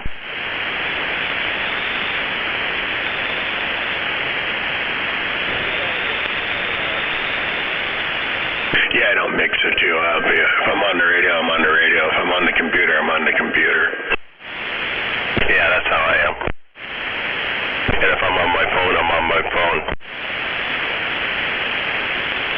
Geez, you guys act like somebody fucking cares.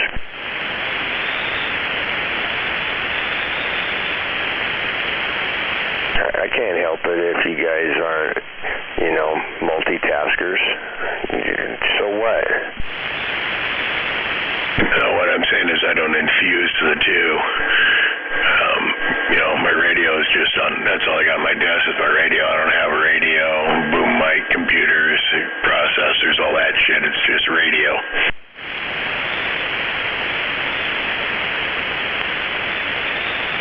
Yeah, they're trying to ruin the hobby, aren't they, Smuggler? Yeah, it's getting too high-tech for us normal people that don't understand, you know, well, all I know is you push the button, it goes on, and you push the button, and it goes off. Hey, did he just say that BS that you weren't normal? I'm with you there, Smuggler. Yeah, I don't know. It went right past me because, you know, it's okay. Wax on, wax off. Did you say whack on, whack off, Ron? Yeah. At least that's what Fish says. He says he likes to enjoy that waxes it on his lips.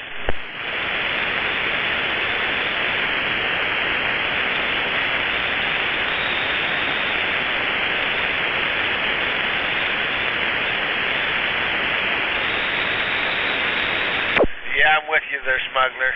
Push the button.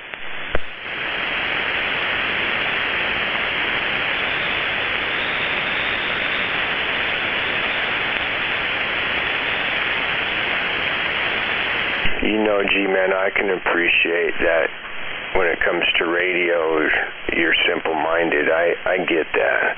Because I don't see anything, you know, that's interesting to me about, you know, building a treehouse.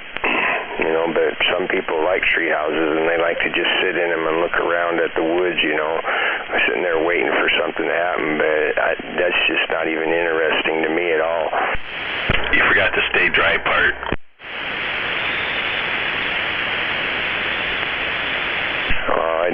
I suppose so. See, I wouldn't even have considered that being an issue. I know, because you won't get away from your games on the computer. I never get wet on there. I can run really fast. I do die when I fall off cliffs and stuff. But when I try to go across the water, instead of getting wet, I get knocked out because it's too deep, and I have to do it over again. And then I just get tired of doing that and quit. Well, if you aren't getting wet, it sounds to me like you're playing the wrong game. And gee, if you had 45 kilos speed, you could listen to the radio while you're sitting up in your tree stand. Okay, flash your light. I'm not that hooked. I can't hear you at all. Just say anything. Okay, so I'm talking. You see, Smuggler's not that simple when it comes to the radio, because he would know that when you're out in the woods and you've gone to all that trouble to build yourself a homeless camp in a tree, that you wouldn't want to sit there and listen to the radio. You want to listen to the air and the birds, you know, and the little cracks of twigs and stuff. Yeah, come on, Smuggler. Yeah, listen to the wind, Hoss. Okay. Yeah, I got you now. What the hell did you do? Well, on his talk back, I thought, well, I just don't turn it off. Turn that off. I don't even take my phone in the woods with me.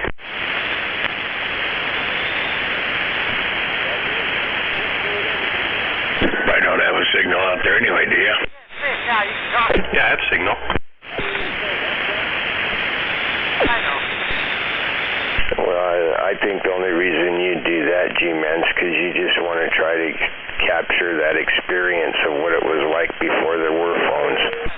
No, it's because they like spying. I don't want them to know where my spot's at. It's starting to get a little bit stiff. Of course, that's right. I didn't even think of that. Turn the talk back, but don't talk back when I'm talking. Yeah, it's kind of weird.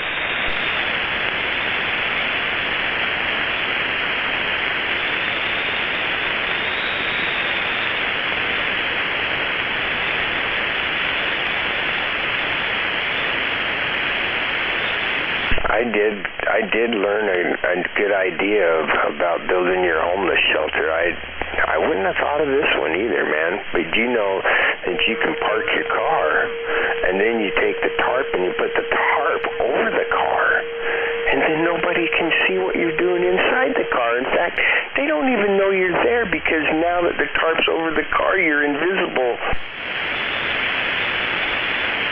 Well, I was just thinking when you were talking that story, I'd definitely get the brown and green, you know, the tarp that's brown on one side and green on the other versus the blue one. The green one will blend in better when you're out in the sticks. Absolutely. Because if you used the blue one, people driving by would point and go, "Oh, hey, look at that homeless fucker over there." Yeah, blue's definitely the wrong color when it comes to tarps. I used the camouflage ones. Saturday, I had a couple of great moves. Then I went over to...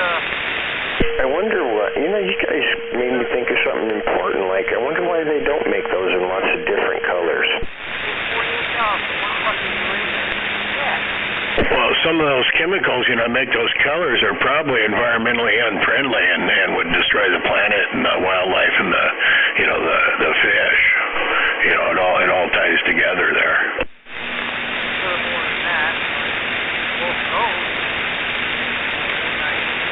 Well, seriously, in Pierce County, where does all of the plastic that I throw in the recycle that's not supposed to go in there, where does that go? Well, Mr. Ed hauls it up the garbage mountain.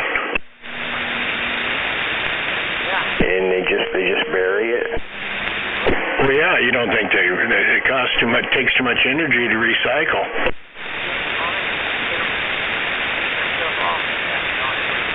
Well, the hell you say? I mean, couldn't you could use that for fuel to burn, and then when it's burning, you could be heating water that creates steam, and then that would power the generator to give us some electricity. I mean, come on, man, that's a good idea.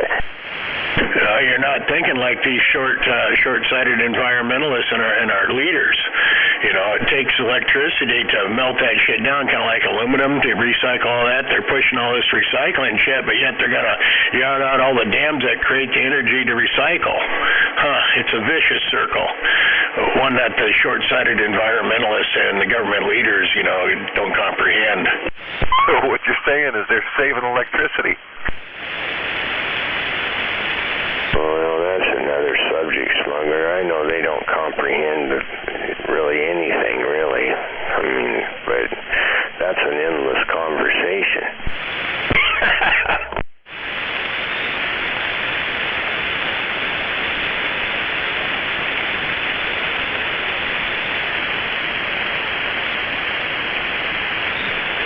Yeah, now it's coming out. There's not a shortage of beds in the ICU. There's a shortage of nurses in the ICU because, you know, they're having to quit and they're firing them and stuff.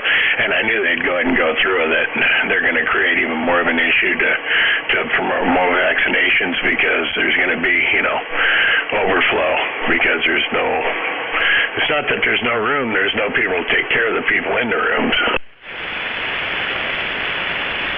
Now, wait a minute. Where did you get that information, okay? Because I have the same information, but I got mine from a doctor that actually works at the hospital, you know, and I'm at his house where he can talk freely, you know, and share information with me. But how do you know that? just like everybody else. I read it on the internet. Oh, hell. I thought you had a more credible source than that. No, I read on the internet, and I pick and choose. If it doesn't make sense, I tend to ignore it. But if it does make sense, I pay attention to it before they pull it off the internet, through censorship. Well, I have a daughter I get my information from, and you know who it is, BS, and she works at Francisca.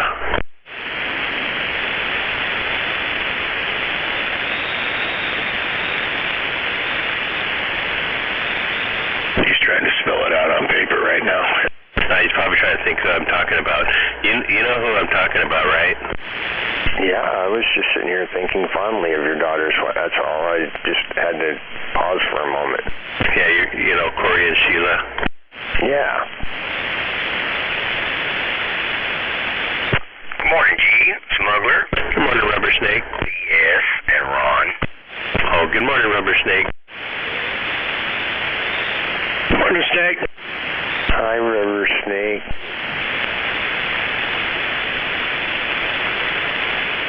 Yeah, I'm going to throw a wave around the band as well as I get this old mud duck dump truck rolling. Good morning, Animal. You're sitting in your truck, huh? Yeah, I'm about to pull the old dump truck out of the yard here. Where's the yard at? 360th and Military, and then kind of Westville, Auburn, Federal Way. Oh, wow. Okay. Well, good morning to you. You're doing good. Yeah, I can hear you over here, too. That's pretty impressive. Good morning, Animal. I hear you, too. Don't burn the tires off when you pull out of the yard. The boss could get mad. Oh, she hates it when we stir up dust. We go out of here nice and slow.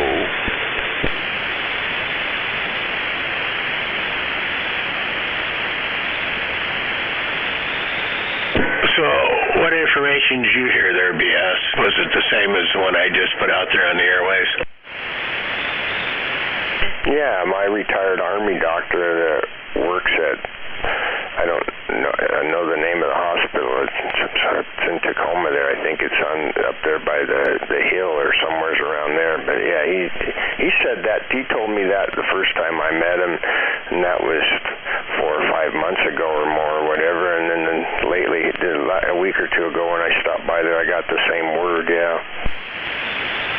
Yeah, it's just another government-created problem. They're really good about causing problems. I mean, look how bad they bumbled Afghanistan. There's a good example. Now they want to take care of our health care, too. I'm just kind of scared.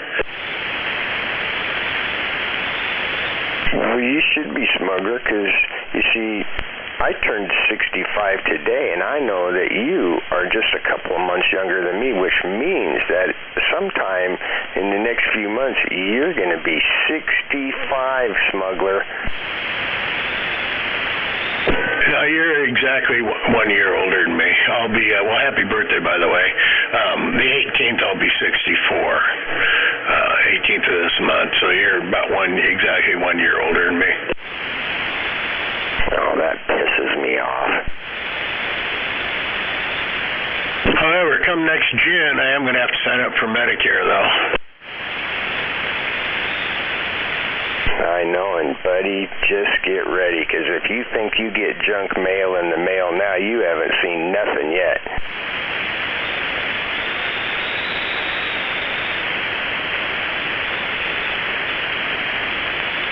You're going to get so many contacts about Medicare, you're not going to know. You're like, oh, I don't know what to do. I don't know what to do. Which one do I pick? You probably already have it planned out, but I just threw all that shit in the garbage. I didn't even really look at it. Yeah, I just save it till October, till the burn ban goes off, and I can use it to start my brush fires, you know what I mean? To burn all the fallen limbs and shit. I do, but I don't find that as much fun and exhilarating as it is to take a cardboard box, and you stuff it full of all of that other stuff, and then you go out there early in the morning, like right now when you're not supposed to burn, and I take my chain link fence and pull it back off the burn fire pit, and I put that in there, and I light it, and then I cover it up with a chain link fence, and I sit there and watch it burn real slow, barely any flames at all, and the smoke comes out, and I feel like I'm just cheating the system, and I just sit there with a big old smile on my face. I usually get about 100 pounds of cardboard from all my mud boxes, put it in a big old pile, and light it on fire and take the leaf blower to it. Have you started any fires doing that? I think there was a double in there. Have you started fires doing that? You know, other fires? I just like to see how far those big old chunks float up in the air before they quit glowing.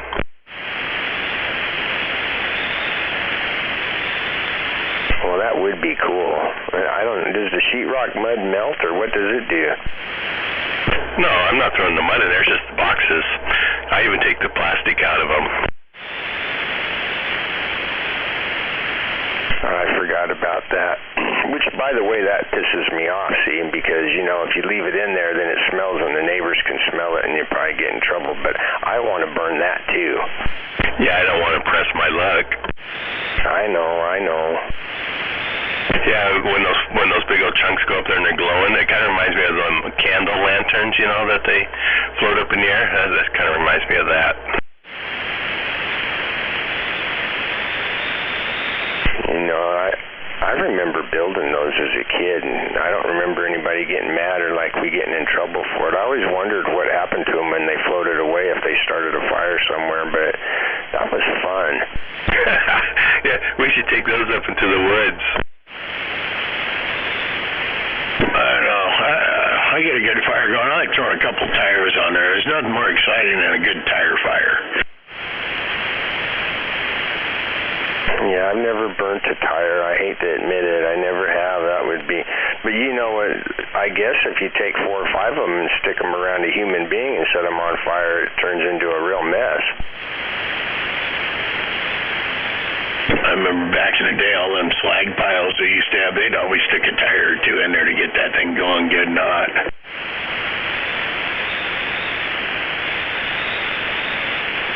Things sure have changed, haven't they? Now you got to get a permit just to have a barbecue. Now they just cover it with a piece of black plastic and light the plastic on fire. No, they can't even do slash burns anymore. It's all going to be done with a stump grinder. You know, they're just trying to keep the cost of lumber down because, you know, all them gasoline engines that they're burning to chew up the stumps probably put out more pollution than the smoke itself that's actually natural. But, you know, who's to say? You know what, G-Man? What? Can you imagine the conversations we could sit and be a part of or listen to if we could get Rigid and Smuggler together at the same time?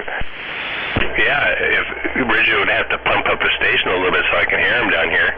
I mean, I guess they could wait until I got up to the cabin.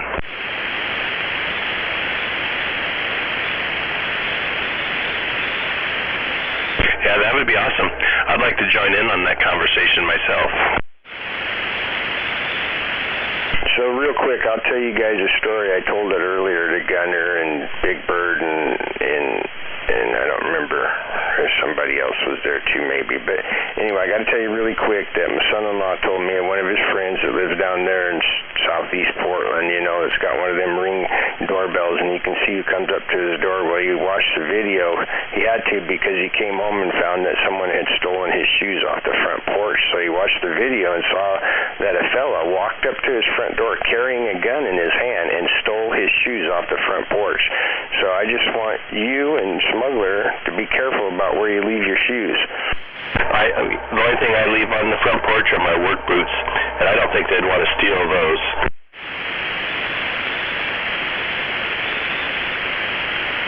You never know nowadays. They might have to work. What kind of shoes? Were they expensive shoes? Well, that's what I asked Smuggler, and I didn't understand the answer. You know, I don't know that much about shoes to know. I can't even figure out which pair of shoes that I would see that as I was driving down the road in your neighborhood, and I looked over and went, oh, you know, and jumped out of my car, grabbed my gun, and run up there and steal your shoes. I mean, what kind of shoes are those? And how would he even know if they fit? I don't see. We got questions, don't we? Yeah. I'm just wondering why a guy thinks he'd need a gun to do that, unless he planned on, somebody coming out and confronting him, and then he'd go inside and clean the house out, too. Well, see, now you just answered your own question, but I was going to answer that for you because I knew the answer to that one.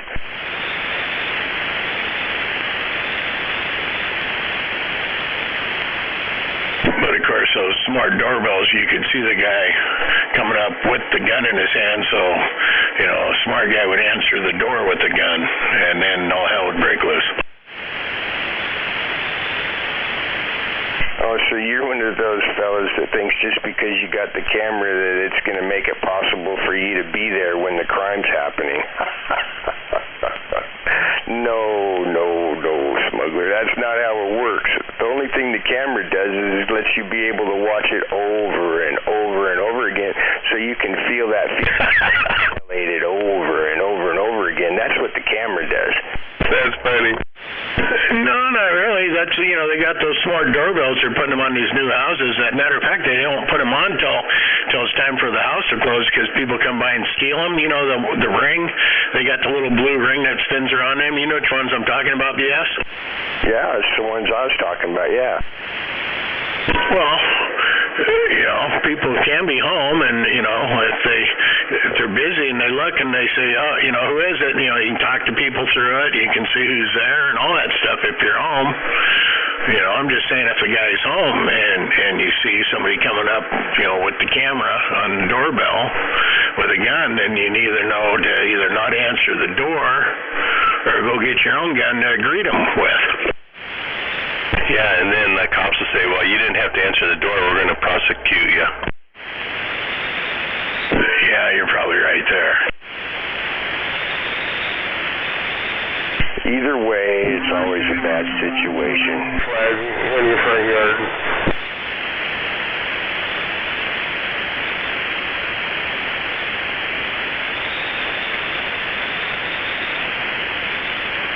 It's funny, and the phone calls start. I mean, I sent out emails, I sent out text message, all the tapers, all the hangers, and they're still calling me this morning. Oh, yeah, you told me you're on vacation? Yeah. Of course, Fernando's one of the first ones, and then Andy calls. He can't find his keys. Our PVA guy, he can't find his keys this morning. He must have had one hell of a drunk this weekend. It sounds like it's going to be a good week. Either that or he's drunk and somebody hit his keys so he wouldn't drive because he's already had a DUI. Do you answer him? Yeah, I told him I was on vacation. Call Nathan. You should have told him to run out to your house in McKenna and grab your keys. Not supposed to answer the telephone. What the fuck, dude? Don't you know that? I texted him and told him to call Nathan. Call Donald.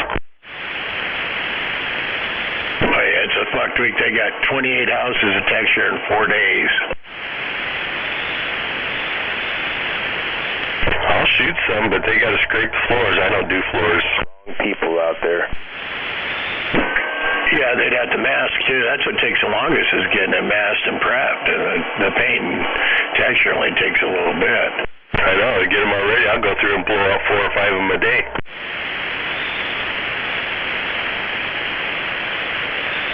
I'll go get Brother Sledge. He can pull my hose. Don't freaking joke around like that, G-Man. I would do that too, and I would be happy. Why are you gonna tease me like that? Can you imagine how much fun we would have, BS? We would have a good time working together. For sure.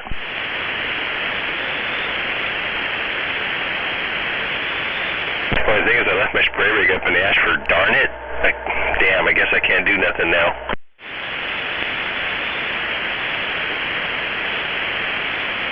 I wish I had one of them spray rigs. I'd hook it up to my truck. I'd just drive around with it looking like I was going somewhere. Never really going anywhere, but I'd sure look like I was. Yeah.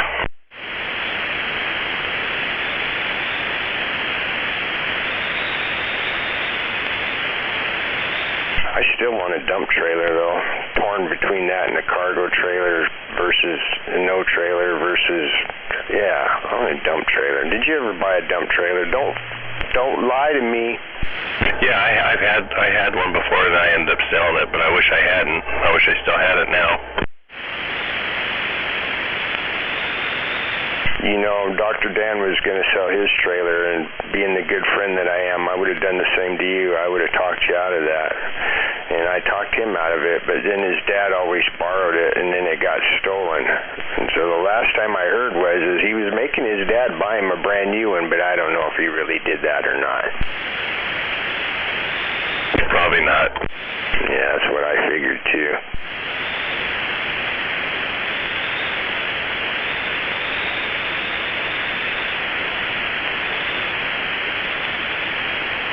I didn't tell you this, but Dr. Dan and his brother, which I guess they talk a little more now, they get along with each other now that they got rid of the witch, and she can't put curses on them no more, but they bought 700 acres, G-Man, over there. I might have told you that already, but I don't know if I told you that he bought some horses too, because he's thinking he won't be able to drive his vehicles, and he wants to be able to go to 7-Eleven.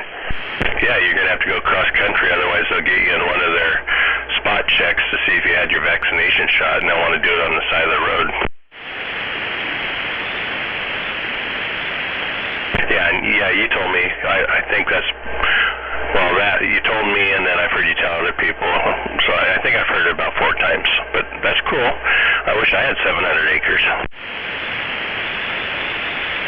I like how you made the point as you were saying that I'm an old bastard and repeating stories over and over again. I appreciate that, you bitch. Well, I was just reminding you. Yeah, you told me, and probably about, I don't know, 3 weeks ago maybe. Maybe longer, I don't know, time flies. But I told you about the horses too, because I thought that part was new. No, you didn't tell me about the horses. Good. I didn't want it to be the exact same story. Well, what about the horses? No, nothing, Rubber Snake. He got some horses. I don't know anything about them. Hey, gee, who's got 700 acres? G-Man. One of Brother Sledge's doctor friends. Right now. When he gets back from hunting, I'll ask him about that Rubber Snake, because What did he say? He got caught having sex with a horse? But I'm going to assume that he bought them kind of horses that when you get on them, they go real slow, and if you turn them around and point them back towards the barn, they go real fast. You might not know about them kind of horses, but that's how most of them are. I'm Mr. Reyes. Okay. Yeah, you take them out for a couple miles or so, and then they get hungry, and they think they're going to get fed when they get back.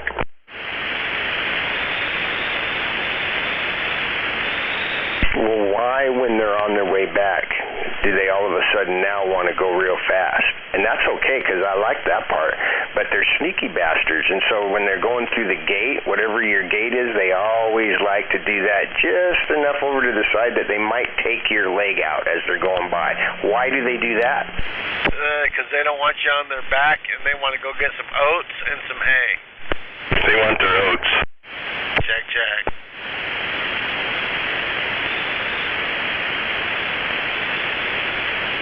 Hey, Rubber Snake. Yes? I want to hear a Rubber Snake story. I've talked way too much, and I'm repeating myself over and over again, and you ain't said shit. I ain't got nothing to say. Just listening and learning how to build fires and shit and watch shit float up in the sky. I think you do a little more listening than you do learning over there, Rubber Snake. About half of it are kind of dumb, but yeah. I'm doing my job real good, ain't I? Hey, G-Man? Yeah? Before you ever met Rubber Snake in person, I'm just assuming you have, but I don't know. What color of hair did you think he had? What did he look like in your mind? I don't know. White? No way. probably before that he was blonde. Yeah, the first time I met you, G, I had blonde hair. Oh, okay. Yeah, you got old, didn't you? I got old quick. This last couple years is taking it. I know, you went through a lot. You have, buddy. I guess he's going to take off Friday, too. Well, I didn't picture you as a blonde. I pictured you with brown hair with purple streaks. Who? Me or Rubber Snake? Rubber Snake? Yeah, that's a good one. Yeah, I've never been close to blonde at all. I mean, brown. Morning, Snake. Hey, Dino. Hey, BS, when I was little, my hair was so blonde, the mailman called me Cotton Top. Now he calls you Q-Tip, right? Then I remember you grew up in the South, so they probably wouldn't. Morning, G. Morning, Dynamite. Yeah, now he calls me Q-Tip. Right, Q-Tip. He grew up.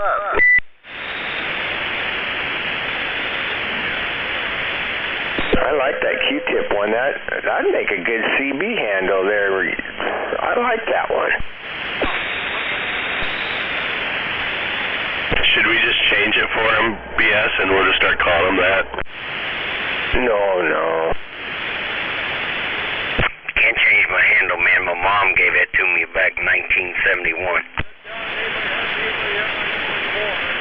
Wow. Well, what was her reason for coming up with that handle? I have no idea. I finally talked my dad in to let me have a CB in the house.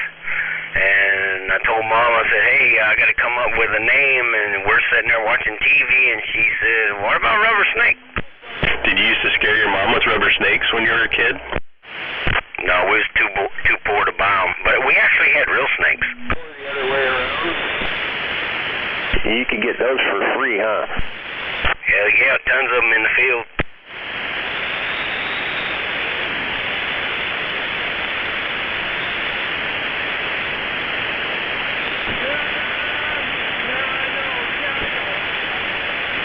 You know, that's one of the fun things about meeting all the different people from different places in the military. I don't remember the guy, and I don't remember where he's from, but I had some guy teach me down there in North Carolina about catching rattlesnakes, and you can skin them and stretch their skin out on a board, and I can't remember what we sprinkled on them to make it, you know, get rubbery or whatever, but there was something. But I wouldn't have known that had I not ran into a fellow that knew how to do that. Probably just borax or something like that.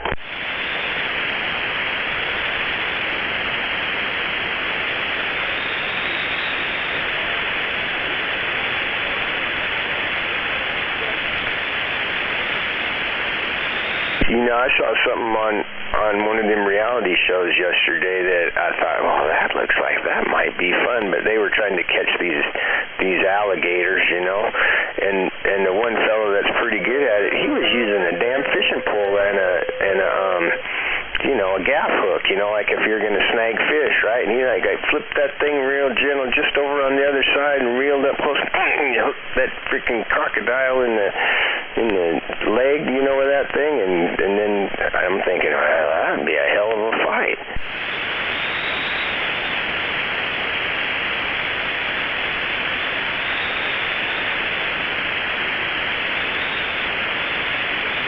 What makes me kind of irritated is when I had my one chance of being able to do that back in the 70s, I didn't think about using a fishing pole and trying to snag one. Rubber snake, you know, you didn't have no crocodiles there in Kentucky, did you? No, we just had snakes, squirrels, coons.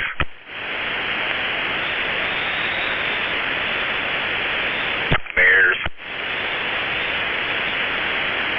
But you talking about snakes? We never use sticks to pick up snakes, man. We just go over and pick them up. Well, what kind of poisonous snakes do you got in Kentucky? Or do you? Well, they got water moccasins, and now they got rattlesnakes up there. Copperhead. Cottonmouth. Those snakes are all in Kentucky there, Gunner? Yeah, we didn't mess with those copperheads. Morning, BS. Morning, Dino.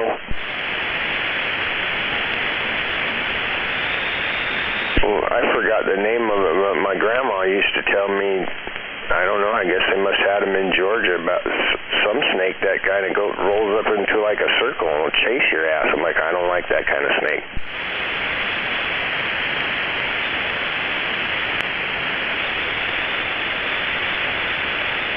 Water moccasin.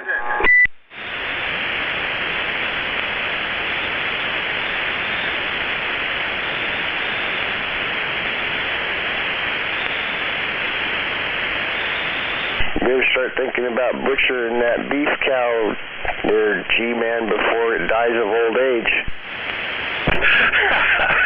I know. I was just talking about it yesterday. We got to line it up with the butcher, and then once I know he has some openings, then I'll call the slaughter guy over.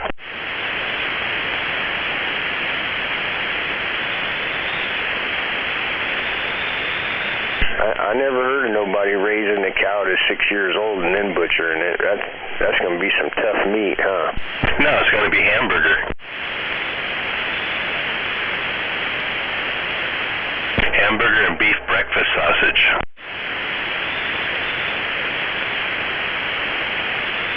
There's a lot of hamburger. Oh yeah, you should see how big he is.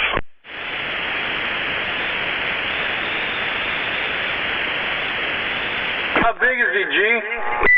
Oh, probably 2,000 pounds or more. Holy shit, a macaroni. He was on a diet. It was a seafood diet. Yeah, you tell me about it. I couldn't even imagine how much a pound he's worth. Yeah.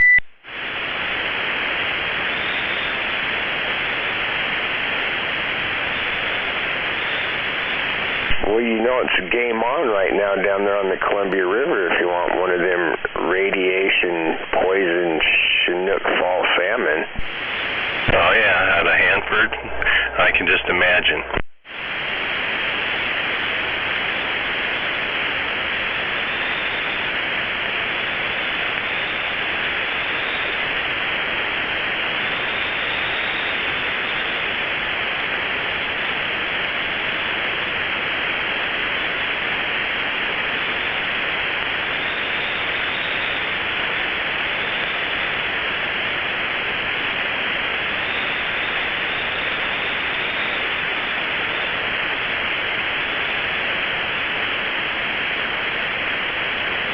Are you on vacation this week too, G-Man?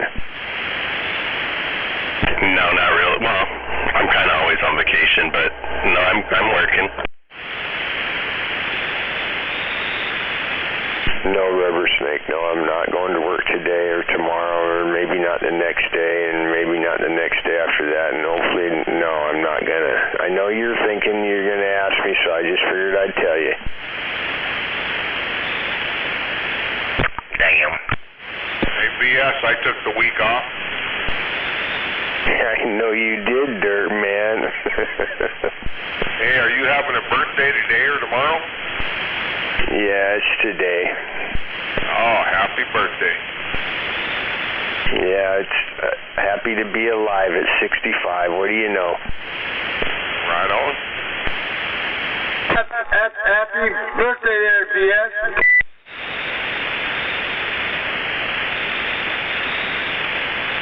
You know, I really would like to have some Hawaiian hula dancers or maybe some Indian belly dancers or something. That'd be kind of fun, wouldn't it? You need to talk to 522 about the hula girls. Maybe he could set you up. Or at least you could have a Hawaiian pizza. You see, Dirt Man, you know how to improvise. That's more realistic, and I could probably do that. Yeah, there's a better chance of that happening, right? Yeah.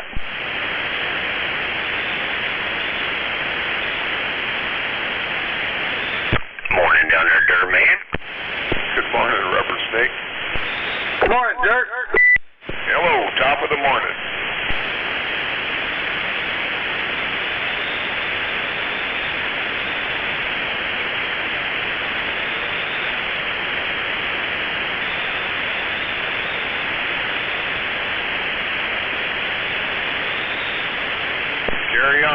didn't mean to kill the channel. You didn't kill it. I've just been here since 2 o'clock. I'm starting to get tired. Hey, Maytag showed up here yesterday with another new rig. Now, what's he got now? Some work van. Full size, you know, Chevy. Is he going to build a conversion van so he can... Nah, he wouldn't do that, would he? Well, this one he can pick up, I told him he could, you know, pick up the gal hitchhikers and throw them in the back because it's all caged in.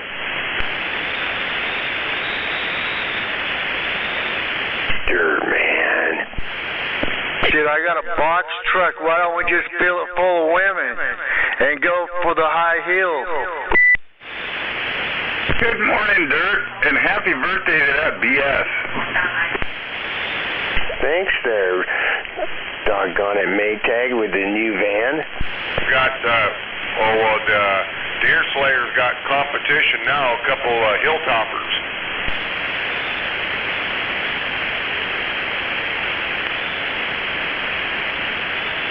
I figured Deer Slayer's going to try to get it off me.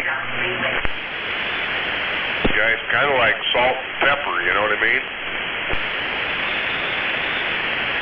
Is that why you got it, Maytag? Because you knew you could sell it quick? Well, I could sell it quick if I wanted to. What'd you get, Maytag? The old Chevy Express 1500.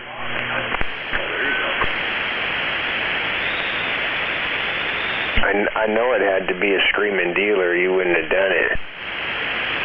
The hardest part is taking the letters off those things. Holy crap. Bring it over here, dude. I got one of them nice Wagner, brand new Wagner sprayers.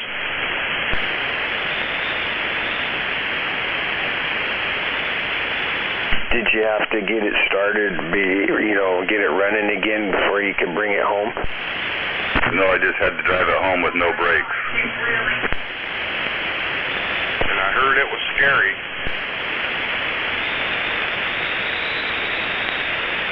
You just have to take your time, Maytag, and think about stopping way ahead of time.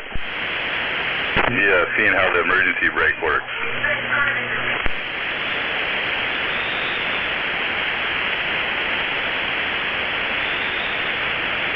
Yeah, but I'm pretty sure he came by here just, made it look like he was showing us the van, but he wanted some of the tomatoes over here.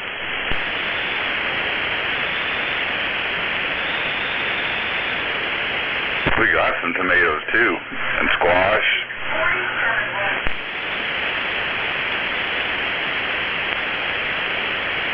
Went over to Costco yesterday, they were closed. Thanks, Dirt Man. Oh, Costco was closed? Yeah. Holiday. Well, they said that ad was good through the 6th, man. I'd be calling them up today, say, hell, you were standing at the door. We went over to your, where you called for the box springs and picked up one. Home.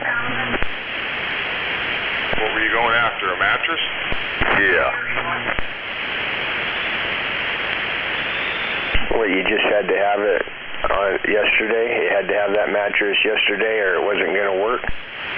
Well, it's supposed to be the last day of the sale, BS, but they were closed, so that was a scam.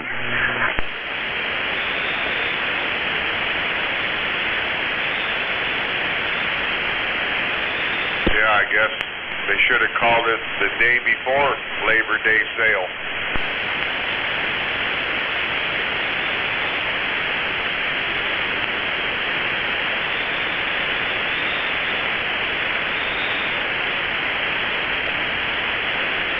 Yeah, you can go there today and pay like 120 or 150 more for it,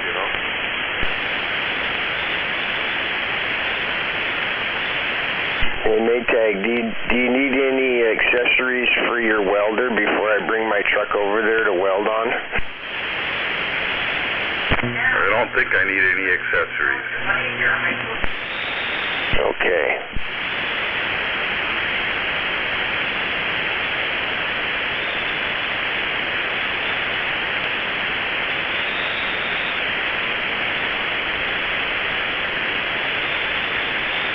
I'm gonna slide out of here. I don't know if I'll be back the rest of this morning, but people are awake in the house and I'm hungry and stuff, so have a good day, Maytag. Have a good day, Dirtman. Have a good day, everybody else. You know, you do whatever it is you're gonna do and you know, and have fun with a smile on your face and whatever else, right? That's the most uplifting speech I can come up with. I know it was terrible, but I'll talk to you later.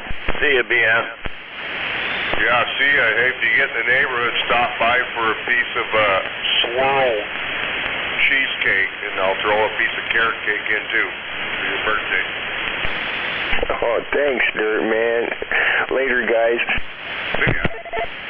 Later there, BS, and happy birthday. Mom brought one of them great big cheesecakes over here yesterday with the swirled strawberry on top. Man, that's good.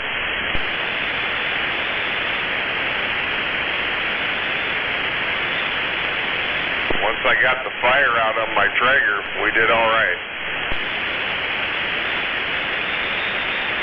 That's right, Maytag pulled up just in time to see that happening.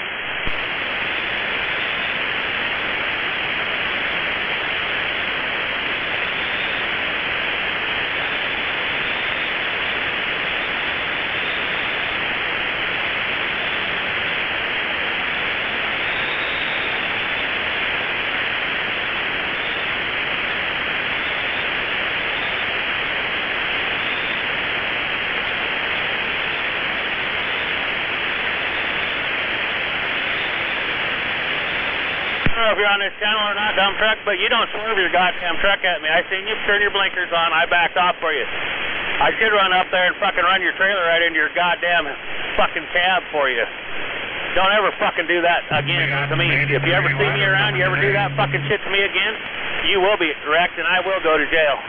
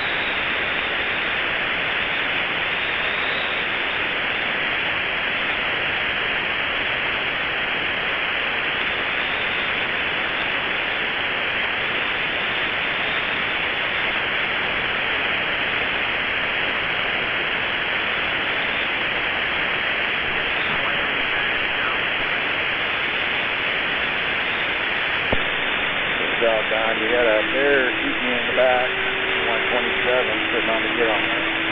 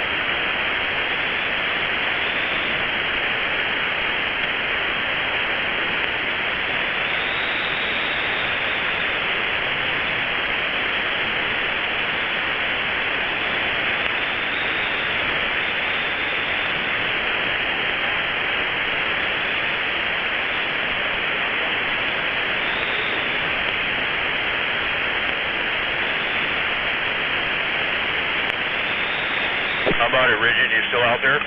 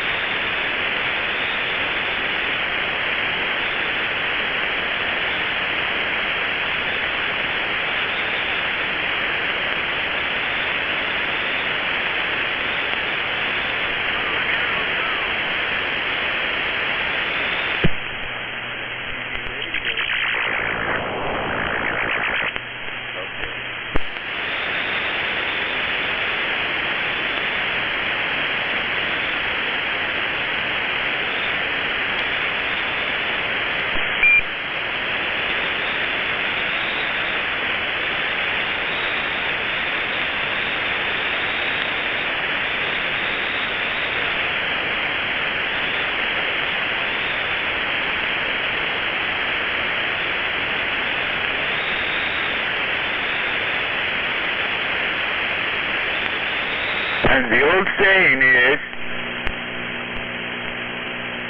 you should have gone before we left the house. We're not pulling over now.